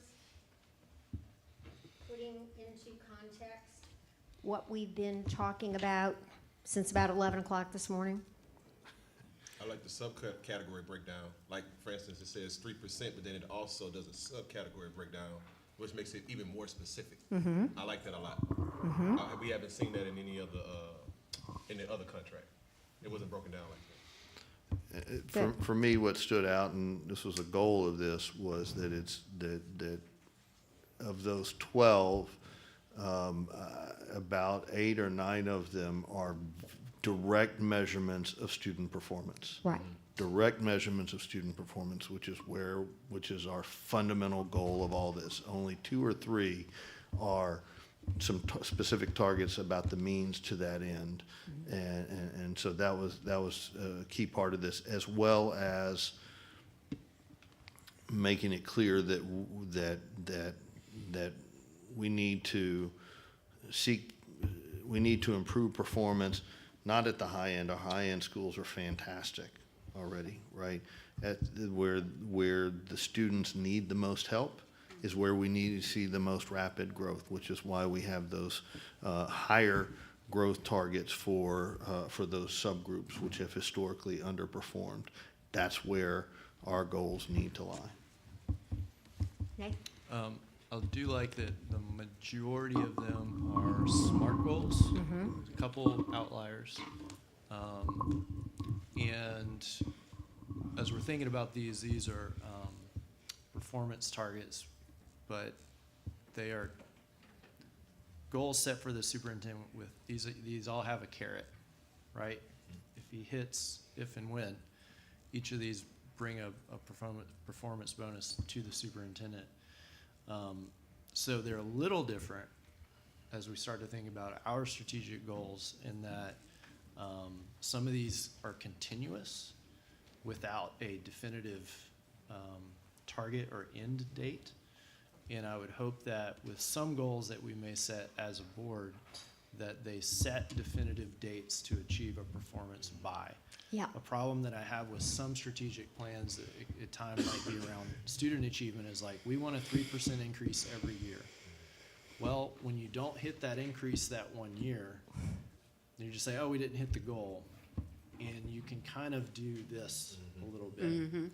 If you want great results, you have to have a day and date and a in number in mind. So if my goal was, say, I want 70% of our third graders to read at grade level, I would say I want that, and I want it by 2027, or whatever is achievable, accomplishable, so that you have to really dig deep, and everybody has to pull and be laser focused to get there by the date. And you can set measurables along the way to know if you're on track. But if you don't set out with an end game in mind, then when you fail to hit those goals, then you just do this instead of rising to where you have to end up. Yeah. There's a phrase for that, though. I learned it at Harvard, Nathan. It's the process has to be just as important as the product. If we want the student to have optimal student achievement, everything you just said relates to the process. If we're not monitoring, if we're not measuring on a constant basis, it's going to continue to do this. If we want students to be set up right, the processes have to be set up right so that they directly align with each other. Yeah. It's like when we grade our students, we don't say, I want you to do 3% better every 9 weeks. Right. You say, like, their goal is to reach a letter grade. Yeah. If we just brought students in and we said, well, by the end of the year, I want you to be 3% better, you're not going to get great results. Right. You got to have an end game for what the objective is and when they're supposed to achieve it. I think that what I appreciate most in this is that, as mentioned before, the KPIs are actually measurable. Also, I will say to Professor Russ, I think, is that what they called you earlier? Professor Russ.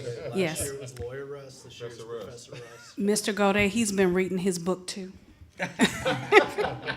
It's coming out in his terminology. But what I love about this is, just as we've been talking about today of what the profile of a graduate should look like, it has really been mentioned in every one of these KPIs. So my question next is, how do we turn this into positive communication that can be shared with everyone from the top down, bottom up, to be able to get our community buy-in, to be able to get our teacher buy-in, our student buy-in, and what have you. Because, you know, what we don't mention is, Mr. Cole, that we're all in this work together, so it's up to us to help you to meet these different targets. So hold that thought for a second, because I think there's at least one or two other board members. I want to come back exactly to Okay. that. Mike? Yeah, I fully love these things that are put together. But I think like right now is the time we ought to say, okay, because not all these have percent over last year and stuff like that. We need to say, okay, we have the LEAP scores in now. Okay, so we need to be putting out a document to the board and saying for performance target 1, the 23-24 number was X. To meet this target, the 24-25 number needs to be Y. And we should be able to do, I think most of these, if not all of them, we should be able to do now and put that out now so everybody knows what the targets are. Right. And coming this. And there are a couple of them around like the satisfaction stuff. Well, if we need a baseline survey to do that, we got to put that survey out now. Right. Because at the end of the year, we won't know what increase Right. it is now. So we got to be thoughtful about how we go about putting these together. And then the other thing is, because I'm always a proponent of two things. One is awarding excellence. And the second thing is excellence requires cooperation. And we've sort of broken barrier this year by putting in bonuses for schools that are in distress about if they reach certain targets, they can get a bonus and things like that. I think that that's a kind of thing that we ought to expand.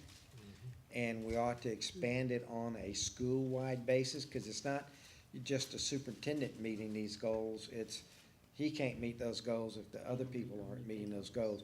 And if I got a principal that goes out and he and his staff, or she and her staff, does a great job in meeting, you know, going from a B to a C to a B, and really, you know, did some really great work, then they ought to get some compensation and reward for that. Because, you know, what you reward is what you get.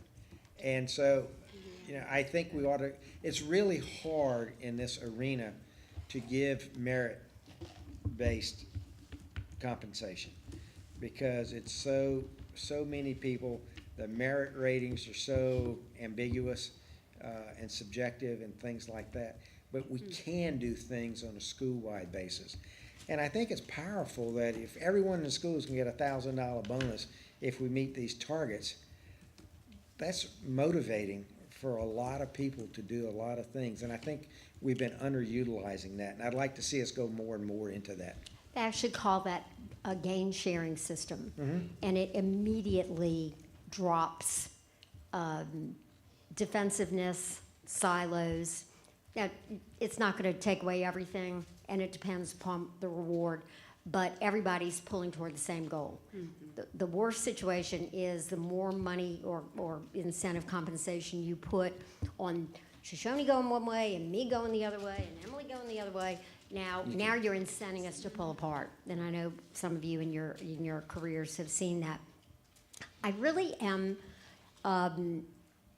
fascinated by this for a couple of reasons. I got a call recently from a client that has been bought out by a European company. They're in the petrochemical industry, and they said one of our top people in our succession plan, he's in his 50s, is now on the bubble. And we want to send him to you and have your team assess him and figure it out what's going wrong, because he's not going to make it with our new owners. And we can tell you more later, but essentially he's all about production, he's all about volume, he's less interested in safety, he's less interested in how an employee feels, he barks out orders, he micromanages things. They might have said 4 or 5 other things, and I said, well, what's his bonus based on? Production? well, there's some other things. I said, you're getting what you're incenting, right? And several of you have said that. This is powerful stuff. We've got to get this not only communicated, it's got to be aligned with your strategic plan. Now, let me say this as a caveat, having watched things like this for a long time. This is an individual's performance indicators. They may actually have different preferred metrics in terms of amount than you want for the system. You might want the system to stretch, but you might say to your CEO, superintendent, look, I know where we are really, so if you can get us this percentage, which would be this, we're happy with that. That fits what we said. Whereas you really want to do better than that, but you're going to reward someone for the hard work of getting there. They don't have to match exactly for the same number. But if we have the general categories and what's laid out here different from what you end up with in your strategic plan, you're crossing wires. And, you know, I'm not going to say what an individual will do, and this is a man of integrity, and I'm not going to say he's going to do what other people would do, but other people would be like, this is a strategic plan, and this is my contract. And they're different. Let me see how I do that if I don't have enough resources or support. So you all have hit all the right things. Got to have support. This is a team sport, right? And so, you know, but make it easier by figuring out how these align, and we'll do this, but figure out how they align with your priorities and how they fit into your strategic plan, so that when you're looking at it, you can see the alignment there. Gary? Just a quick add-on, and this is not coming across obviously in a punitive way, but I think pivoting back to something that Board Member Russ said, when we've had KPIs put out like this before, and if we don't hit them, then we're just doing this. I think what we have to do is, as we look at these KPIs, as I said before, not to make it punitive, but what happens if you don't hit these marks? How do we reassess and make it in a way, or align it in a way where now we're trying to not only get caught up, but we're trying to get back on track? I don't think we thought about that enough or processed that enough. Like, because we want you to hit every single mark. We want you to get all your money. But outside of that, Superintendent Cole, we also want you to be successful in what you do, because if you are successful, our students are successful, and that's the most important part. Right. So a couple of points, I think, and I agree with that. I think, one, this is a building process, right? And we're building on the work of others. Before, I believe it was Dr. Narcise's contract, there's very little in the way of really objective metrics. And the work of the board in that contract really laid the groundwork for and not just the work they did in the first contract, but this contract, these things are intended to change every year, right? And so part of our ongoing strategic planning process needs to include a spot for every year for us where we're going to sit down as a board in executive session and say, okay, here's it, you know, and talk with the superintendent. What are the goals for next year, and how does that align with our strategic plan? So we're getting better and better, right? And we will continue to get better and better. But it's got to go kind of in conjunction with that. And so I think there's a lot of room to add improvement to where we're not, you know, we're disincentivizing the yo-yoing, you know, back and forth, where we're setting kind of 3-year, 5-year goals for targets. And maybe if you don't make it in year 1, it doesn't shift. But if you make the long-term project in year 2, you maybe get most of that bonus, right? So it's not just incentive to give up or whatever. So I think there's a lot of room for growth as long as we become more intentional about tying this annual performance target setting to our strategic planning process. One more quick one, because I go back to this book, which I highly recommend, and thank Ms. Powell-Lewis for bringing to us, because I think it's a great book. But when we go to superintendent evaluation, you know, here we put together a list of performance things, says this is what we're going to pay you to do and everything else. And then our evaluation document doesn't look like this. It's got a bunch of things, well, in the past, it's got a bunch of things, how do you know, more of a feeling, and how do you think things are going and stuff like that. And, you know, we need to be very careful how the evaluation document relates to the strategic plan and the targets. Because I think the last evaluation we did, that alignment was not there. And I think that's one of the key things that we need to do, because the evaluation needs to be against performance about what we told them was important to us, and how did he do on those things. Right. And this is probably as plain as a nose on somebody's face, but you will do better in terms of giving feedback with clear, quantifiable metrics. If everybody can objectively look at that. There needs to be some subjectivity on it to get board members' feedback on that. But at the end of the day, it's a whole lot better if those are married together and discussed and brought forward. I'm going to use an example that's closer to the education forefront. It's higher education, but President Tate's contract ended up in the paper, elements of it. And I'm a member of the LSU Foundation Board, and so we work a lot, really more with him than any president, I think, in a long time at LSU, about trying to get philanthropic dollars, grant dollars for the university, et cetera. So we try and understand what his goals are. Many of you know that LSU and the state of Louisiana is going for NCI designation, which is National Cancer Institute designation. There's nothing from MD Anderson in Texas, and I don't know where. I mean, it's all the way to Florida or somewhere in a northern state. There's no NCI designation. We're perfect for it. We have health disparities. We have health disparities in our population due to socioeconomic factors and access and things that are correctable. If you have a lot of money to put into that, it's a very, very exciting thing. I was pleased to see where some of the things that have been reported out in the press for President Tate's contract relate directly to that. I mean, he is literally going to be rewarded if the medical school gets more NIH dollars up to a certain level. And it's specified. And I think that's fabulous. And I'm down there helping them to raise money and helping their development officers and working with the people who say, you need a mobile unit for this, and we need this, and NCI is going to expect this in year 4 and whatever. And, you know, I think we're going to do it. And part of what I see that's so powerful is this alignment from the president all the way on down with some things that are measurable, that are very important. This may not be a comprehensive list. And I know it's hard on a Saturday afternoon to wrap your brain around it, but that's kind of your homework is, are there some other things that really rise in importance to make sure we keep on the list and we're tracking through the strategic planning process? Because that's really where you're going to, like you said, communicating with the community, but also communicating internally. This is what the board is thinking is important, and we can't have 47 of them, okay? It's got to be a fairly short list like this. So I have a couple of questions and points, and then I want the superintendent to weigh in as well.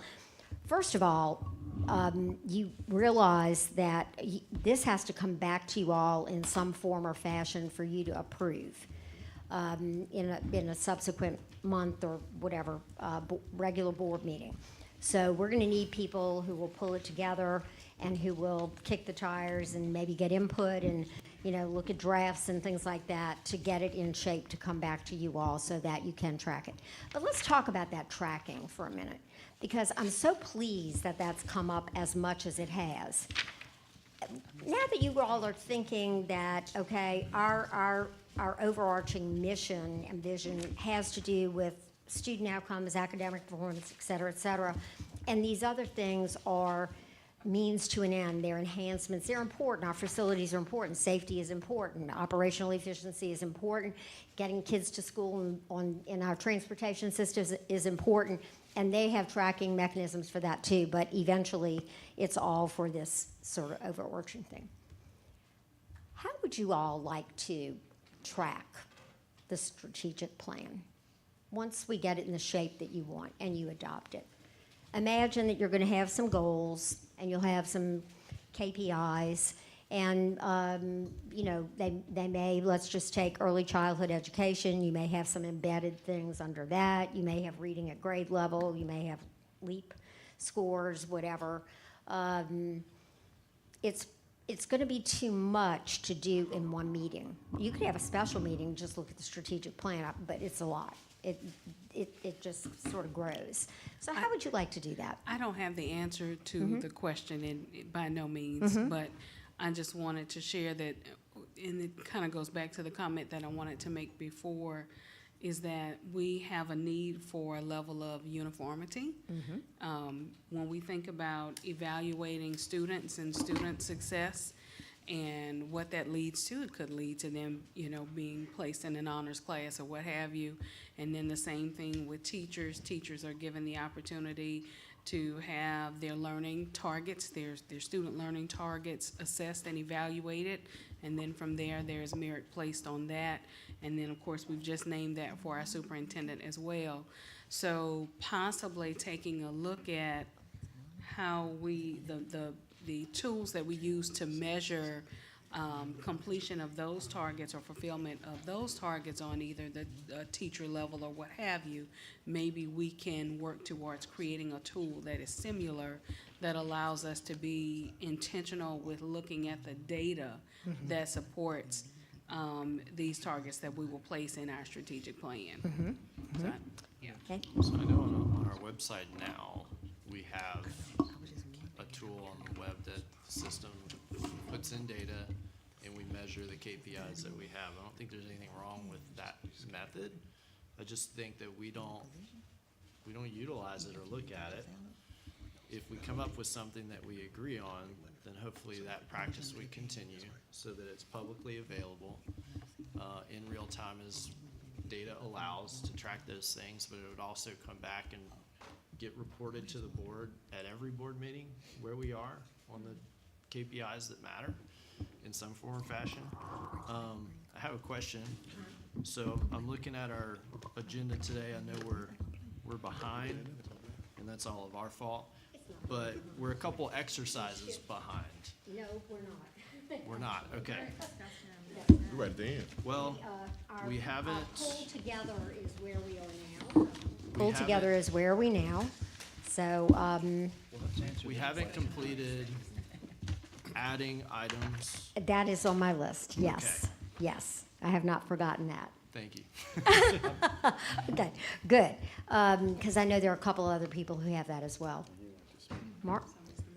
Just your question about how would we like to track it? I'm just thinking, you know, each board meeting during the superintendent's update, he could update us on a certain number of the, you know, what's been done and, you know, if we're not on track, why not, and what we're going to address it, that kind of thing. Yeah, yeah. I love the idea that you talked about, and I like what you have. It doesn't mesh well with your other documents, but you can fix that. And once you do, there's kind of a real-time update for the public and parents and whomever to look at. But I really like what you said, because the discussion of it, and from the superintendent's perspective, you know, why are we having this problem with whatever? And that knowing that that is going to come up to the board level for a conversation, you get what you measure, right? That's a measurement. So I think that's very important. And how much you can fit into one particular board meeting versus maybe a quarterly segment of a meeting where you're looking comprehensively at a set of data, you know, you can work that out.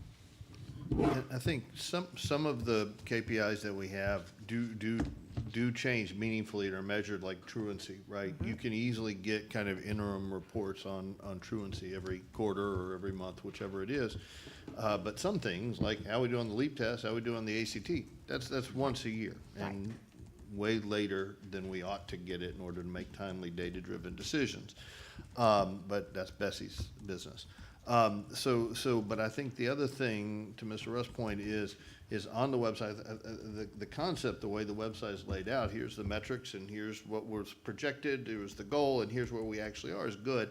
I don't think that we as a district have been consistent in getting that updated in the current format. One of my frustrating things doing educational data research, whether it's through Louisiana Believes or our own data or whatever, is the measurement tools and the metrics keep changing all the time, every couple, 3 years. And so getting a consistency of measurement to see, as the point President Powell Lewis made earlier, is, we're not going to see changes even in third grade literacy rates based on something we do next year with pre-K 3 for, 4 years. Right. 6 years.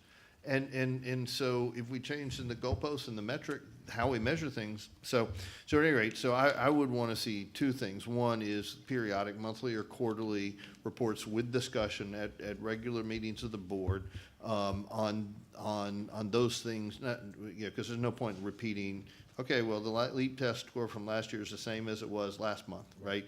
But those things like truancy and others that do change, we should get updates on, and then we should have a clear, in kind of our annual planned agenda, we need to, every October is when we get LEAP scores back, or SPS, or whenever it is, we have a meeting planned for the board at that time. This is what we're gonna cover. That's the agenda, period, right? And everybody understands what it is, talks about it, understands what we could do better next year and all that. So that's what I'd like to see. And then with the website, we need to actually make sure that that is done and updated consistently year after year after year. Yeah, yeah. I would like to see a dashboard system set up where all of the information we're looking at is under one system, because we as board members and the public are gonna have a hard time if we're having to jump from this page to this Exactly, page. right. So we ought to have a dashboard which covers financial, it covers, attendance, it covers enrollment, whatever, that you can go through and drill down. Right. And do that. And for me, it does me no good to see a picture that says our attendance rate is X percent. I don't know what that In means. relation What to has it what? been the last 4 years? Yeah. So we need history on this, because we have a bad tendency of putting out all of this data on an annual basis. And to get a 4-year history, I gotta go back, pull up 4 different spreadsheets and then, pull all the stuff together. So I know there's been a lot of progress by the staff in doing that. Right. But we gotta continue that process, and we gotta continue, working through that, so that it's easy to get, and you only have to know one, you only have to be able to navigate one system to get the information you want. Correct. Now, where in the data warehouse is pulling it from, I don't care. Right, right. It's just there, but people know where to go to get it, and it tells you a story. Data that doesn't tell the story is just data, it's not Right, information. and That doesn't clean mean data, not Right. the 4 decimal places, clean data, and visuals better. Right. If you can, or something like that, because I'm a visual person. Absolutely. But to me, having a historical perspective Right. is key. Right.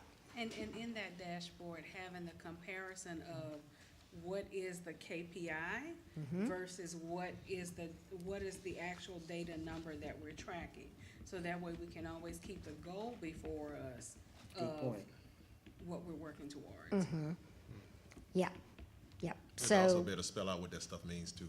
yeah, Like the average person doesn't know what a KPI is. That's what I'm Yeah, saying. We have to- right. And I think you said this morning, the guest speaker, we have to do a better job of telling our story. right. We allow too many people to use the kind of information you were just saying, Mike, because they just see all these blurbs and they use that, Right. disseminate the information, and they come up with their own story. Right. And we don't do a good enough job of doing that. And I absolutely agree with that.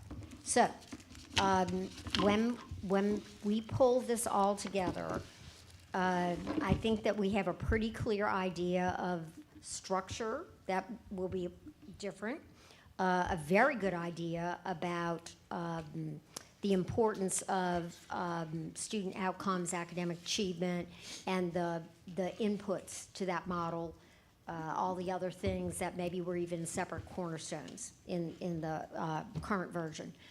We got all that, we got all your ABCs and so on and so forth. What we don't have is what people came in here with a burning desire to say, I want this in there, right? So here we go. It's time to say, are there things that need to be added? Are there things that are high priority? Are there things that maybe are just inferred between the lines that need to be brought out that are very important to you? Got one? Yeah. Okay. Well, I think as a board, we need to determine whether the challenge of English language learners and the impact it's having on our system means it should be a standalone item. You know, if we're not tracking it in some way, we don't know whether we're budgeting enough resources toward it, whether we know whether the programs we have in place are working. It just it seems like it's, as long as I've been on the board, we talk about it, it's a growing and growing problem, but we never really track how we're addressing it and whether we're being successful. It almost feels like we're saying it's a problem, but there's nothing we can really do about it. I think we need to decide whether it needs a standalone item. So. Dr. Slaughter is actually ELL, which is English Language Learners. It's okay, she's just a little tired. That just goes back to that vocabulary that we need to. Yeah, right.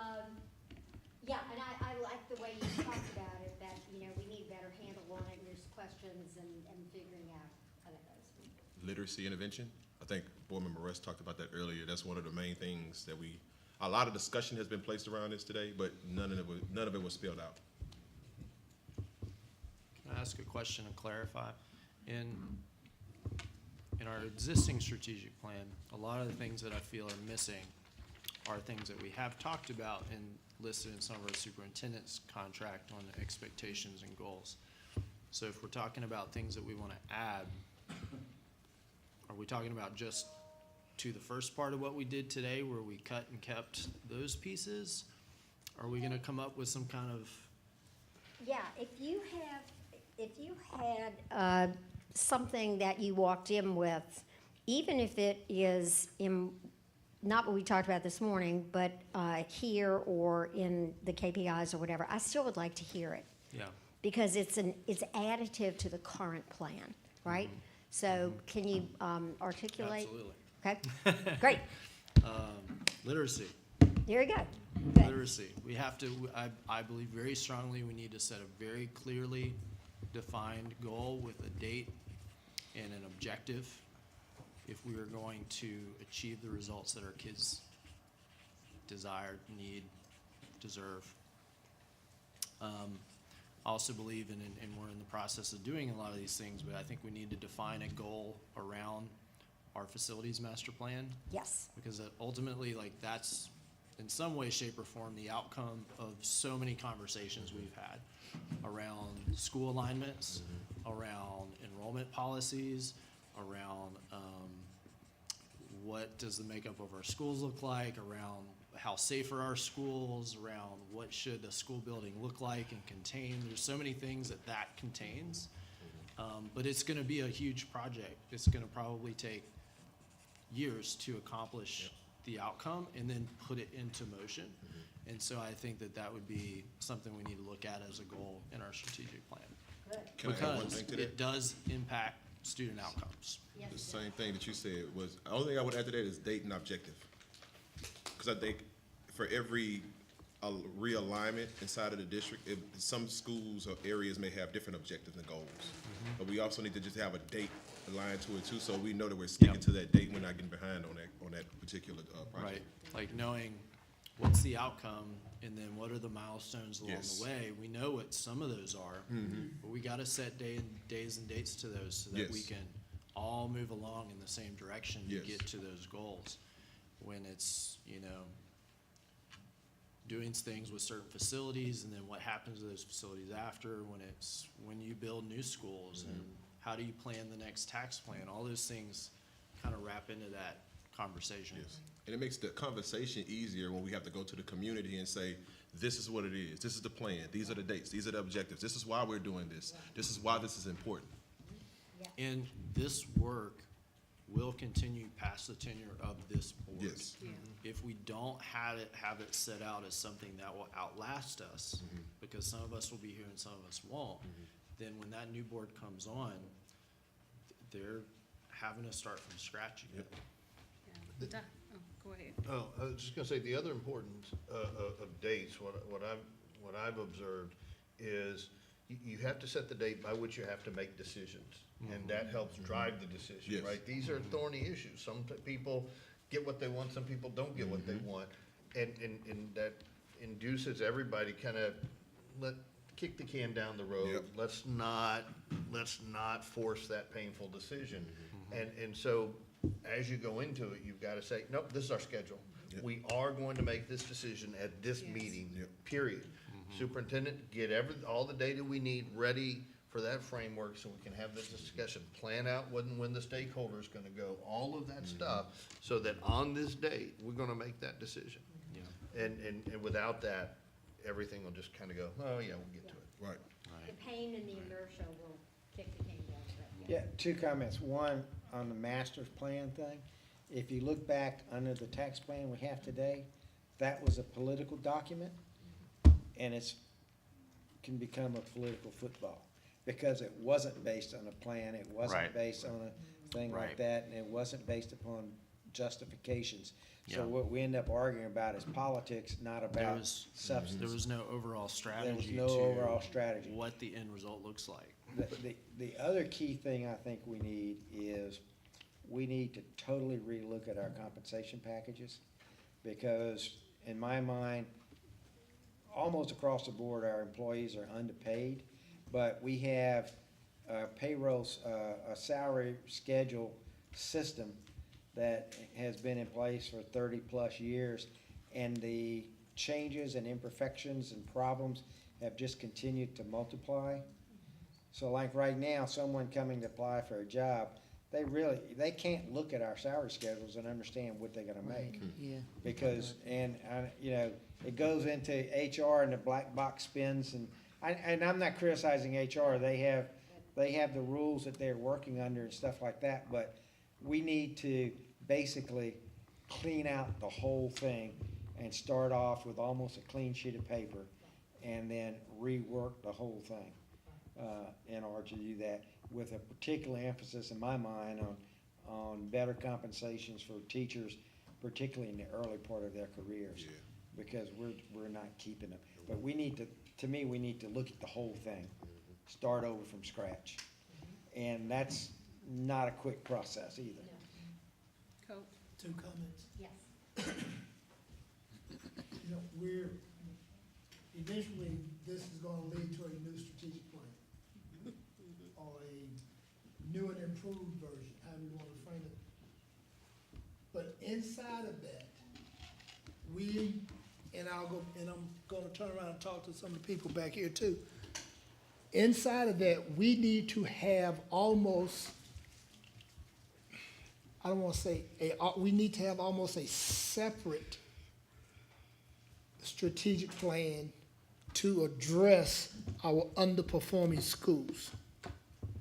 Even though they are part of the system as a whole, but there's things that impact those schools that may not impact Westdale. There's some things that will impact those schools that might not impact Wham, but it impacts Melrose Elementary. So the overall strategic plan needs to be able to be looked at as also something that pays special attention to our underperforming schools. And we just talked about Superintendent Cole's compensation and contract and all that. All that's tied, a lot of that is tied to these underperforming schools. And when I look back at the young ladies back here, they all have something to do with that. Even Mr. Smith sitting over there in the corner, trying to make himself look good, sitting back there with all those other ladies. He took his glasses off earlier. Yeah, he took his glasses off. Take your glasses off. No, but what I'm saying is, we need to be able to look at this thing in its entirety, and then we need to be able to look at it specifically for targeted groups. Both times I ran for the school board, I talked about EBR being one school district with two different school systems. I still believe that, but I see those systems differently now than I did in 18. I used to say haves and have-nots, but there's still some haves and some have-nots, but I see it from I've had a paradigm shift in how I look at that. We've got 15 AUS schools? Is that it, Carla? How many? How many well, AUS, 15? 12? Now, on top of all the other interventions required for different schools that may have high passing grades, but underperforming subgroups. So all those things are different. And if we're gonna move this district, we gotta move it part, whole. If I can offer something to what you're saying, Coach, I think if we do our job well and set some really clearly defined goals that are limited in scope, meaning there's not like 30 of them, right? And if one of those especially is what we do about our DNF-rated schools, then each one of these goals are gonna have their own strategy and initiative that our superintendent has to put together, and he's gonna define how he accomplishes, how this system is gonna accomplish that goal. And there's gonna have to be a lot of work for each of those to put that together. So like you're saying, you know, especially with our DNF or AUS schools, there's gonna have to be an entire plan put together, which they have been working on, I know, for how to accomplish that. And it's our job to define what those outcomes need to be and hold our superintendent and staff accountable to putting together a plan and executing that, right? And I believe his staff is uniquely qualified to do that because of their varied experiences across the education realm in this city. I mean, I think he's put together a great team who everyone has unique qualifications to help us meet this, including us, who probably know less about it than they do, but still, I think he's put together a really good team that we can do those things. If I can add, No, go ahead. I'll go next. okay, all right. Well, so if I can add, I would just say, in regards to the AUS schools, possibly referring to it as an intensive plan within a plan. So that's something to keep in mind. Also, my two additions would include one being some type of target in regards to our wraparound services and how we communicate with our partners in the work. So they're not exactly, school board or school district personnel, but how we actually interact as a district with those partners. And then my other would be an intentional profile of a student or graduate. That we include wording that supports that. And I'll say this, where you have, the work will continue, I believe that's with whatever that is at the bottom. Pass board. Yes, yeah. Pass something. If we could just make sure that we make note of that as an overall for all of this that we're talking about, because that's the goal, that all of this will last longer than us. Thanks. Yeah, mine was actually the intentional profile of a student that graduates. I think too, for families, I think that would be one to really let them see what we have to offer in EBR. And then my other thing in reading through it and preparing for today, there was quite a few things that I just felt like could have been worded better. Not necessarily that anything needed to be added, but just said differently. So like a few examples would be, on,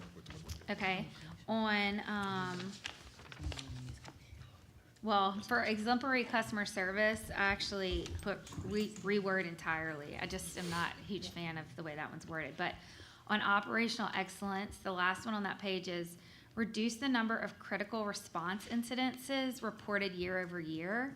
I don't know what critical response incidences is.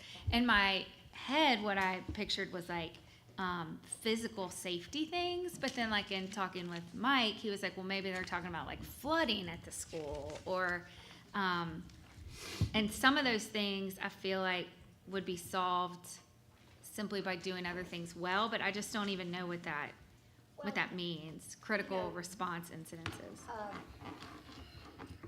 OSHA classifies injuries. OSHA classifies certain kinds of safety things.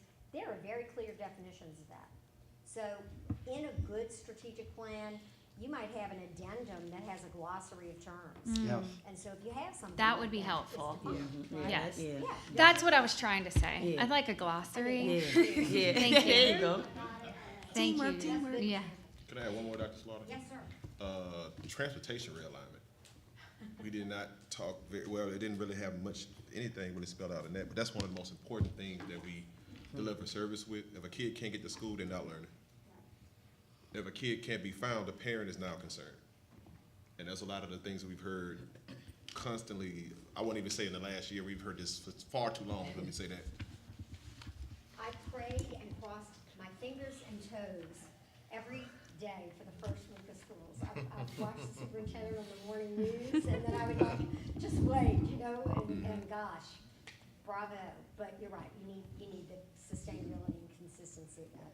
Just two observations. One is, you know, we came into this thing talking about student achievement, student achievement, student achievement. Most of the things we put up there aren't directly student achievement. Just an observation, nothing more, nothing less. That's predictable. Huh? That's predictable. Right. Because people have a tendency, because we spend time on it, now it's like, what else is there? I don't want to forget anything, and then Right. go back to those kinds of things. But I think there was so much consensus about building everything under the big outcomes of that we can work that out. And then the second thing is, as you go through this process, there are a lot of people sitting around the edge of this room that have a lot more knowledge about all of these issues than we do. So I do hope you take a moment to talk to all of the staff people Get here ready to do the work. I'm gonna sit here. who are here, because things, you know, we're spiraling these things off, and, you know, the lack of knowledge has never stopped me from speaking. And, you know, these people have the knowledge, and we need to use it, and they may have insights and things of, yeah, that's what you said, but this is what you really mean, you know, and all these sorts of things. So I want to make sure we use the expertise and intelligence of all the people sitting around the room as we go through this. And if you don't mind, if I could just like stretch that a little bit to, as they're putting this together with your direction from today and other conversations, if they have clarifying questions, I think it's really important. Exactly. Because otherwise, they're gonna say, look, they told us what we wanted, we're doing the best we can to pull it together, and then you end up with something that's not quite right. Yeah, So I hope, think it's better I hope everyone sitting around the room views this as a dialogue, not an edict. And so if there's something in here that's wrong, or we don't have it right, or you have a whole different idea, please don't hesitate to bring that up. Good deal. And I want to agree with that wholeheartedly. It's got to be a dialogue. It's our role, I think, to kind of set what the values are at a very high level. We understanding that with one real exception, we're not professional educators, maybe two. We're not professional educators, but we are people who have paid a lot of attention to this, and we have been chosen by the community to speak for them in all of this and say, this is what we have to have, which is why it's so important, all the earlier discussions, that we're backing up from that much detail and say, look, what we're trying to do, our goal is to improve student outcomes, right? That's our fundamental goal. Everything else becomes almost means to that end. And so even when we talk about transportation realignment, which is very important and maybe worthy of its own, just like we need a facilities master plan, that's not necessarily our strategic goal is to have a facilities master plan. That's a whole separate process, and the strategic goal is not the details of that master plan. Our strategic goal may be, let's have a transportation master plan, right, that we go work at, just like we work on the facilities master plan. But that doesn't convert every, transportation goal into a strategic plan goal. And so I think that's very important, but I absolutely agree. This is, we've got to say, look, we want improvement. Staff's going to have to help us understand and have dialogue with us. Is a 5% increase in scores year over year? What does that take? What are the is that a matter of resources? Is that just by the nature of the human limitation of the human mind at age 5 or 8, not possible? right? Given, those are things that we need back and forth on, where we push and say, no, well, show it to us. And they say, okay, well, here, and then we can work together to come up with the specific directions that we need to go. Well, I think the next question is, what are our next steps? We have a lot of information that I think Christella is going to take back and put together so that we have a document. But one of the things that concerns me about this work is I think today was an extremely great example of the board working together to establish a set of goals, to talk about what's important. But the board and staff are not always going to have these types of opportunities in a board meeting because it's just not going to present the structure for us to have robust conversations to really do the work. And what I have observed over the last 25 years is that retreats happen, board workshops happen, but oftentimes they happen to begin the work, but don't happen enough to finish it. And so I think we have to commit ourselves to coming back here to finish the work so that we have a strategic plan that has been worked on at the same time. Because we'll go back as a staff and start putting stuff together in our meetings and then bring something back to you. And then you may or may not choose to approve it just based on what Thursday it is. And then we'll begin all true. We'll begin a process. But I think if we really are serious about, and I know everyone is, it's going to require some time, and it's going to require us to sit. Because today was about you all working together, but I think the next board workshop or retreat has to be about all of us working together with staff and the board to come up with something that we all can be really proud of. Because the challenge after that is going to be to start telling our story based on the strategic plan. Here are the things we're trying to accomplish. Here's what we set as goals.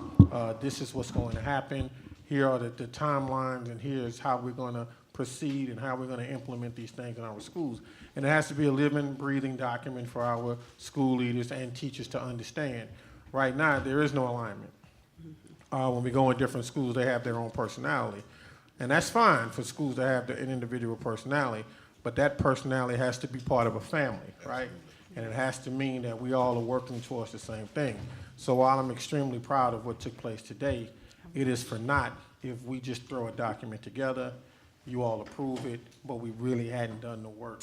So I would suggest that we set a time frame to come back again and then organize a structure where staff and board can work together with what Ms. Slaughter brings back to us, and then tweak, and then come up with a document that we can be proud of and really begin to work. But I do thank you all for being here because, I think I, as well as the members of the team who are here, are extremely serious about doing this, and we want to get it right, and we want to help our students, and we want to help our city, and I think we can do this work.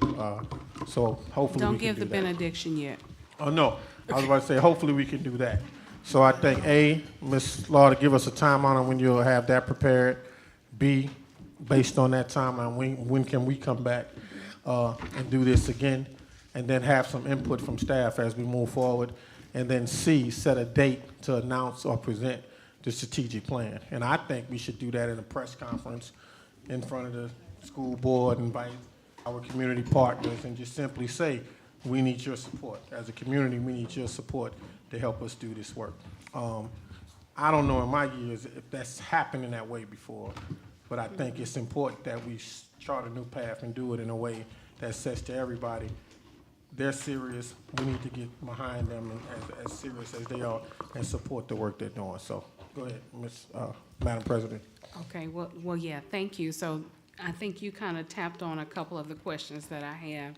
So I guess first, Dr. Slaughter, how soon do you guys plan to get back with us via? So this is probably tight. Of course. Hey, Miss Camille. Conversations and everything. Camille has, She's been picking. Been pecking the whole time. When we were planning for today, we talked about whether this should come back to you all in October or in your November meeting. I'm trying to get Mr. Shamlin's attention without calling him out very important facilities conversation. I got me interested.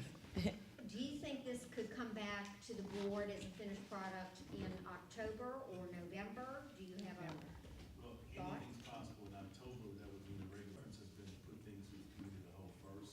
So that's why you originally said November. Okay. But So, even after it goes back to the board, it needs to come back to Correct. a work session, in my Right. opinion. Correct. That's just my opinion, though. Yeah, Like before it goes to the board, do we need to have another work session? So you're Yes. saying My opinion. before Yes. the meeting? All your kids yes, out. Work all the before a kids, vote. get discussion and have some conversation about it. So, Mr. Cole, when is, in your visionary mind, when would you like for this to be a published and finished product? Is that like January? In my visionary mind, I like to be standing on the steps of the school board the day after leadership has been decided on, right after that. Standing on the steps and saying, you know, ladies and gentlemen, here's our strategic plan we present, here's our timeline, and thus, and so, and go forward that way. That would be in January of '25. Okay, so thank you. So if that is the case, Mr. Shamlin, my question is to schedule a workshop or two, which would be, I would assume, possibly on the COW for November and December? I like that. Is that a possibility, or does that require a vote? It does not. Not require a vote, you can do that as the chair of the board. Okay, so Superintendent Cole and your staff, I would like to suggest that we schedule two workshops, one for November immediately before the COW begins, possibly an hour before. Mr. Cole? Say it again? Possibly an hour before the COW begins in November and December, to schedule two workshops, one in November, one in December, to make sure that we remain on the same page, to receive the report from Dr. Slaughter, for us to engage in additional conversation, and then from there in December, then we will be able to hear from you and your team to make sure that we're headed in the right direction. Respectfully, I don't think 2 hours is enough time. That's just my Okay. I personal think he's saying he opinion. wants one of these. Is that Yeah, what Okay, you're you saying? want another one? I'm saying one afternoon possibly. Yeah, he wants. Okay. We can go 4 to 8 and kind of do this. That's just my opinion, but Okay. again, whatever the board decides.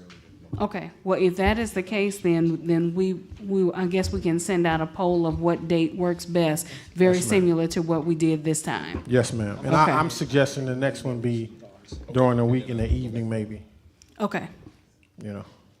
all right. But I mean, the poll could go out to staff as well and see what their pleasure is as well. That So we can works. come up to something that works for everyone to have the greatest participation. And by the way, this facility has been very pleasant and pleasing to us, so like meeting here. I thank staff for making the recommendation. Can I make one suggestion?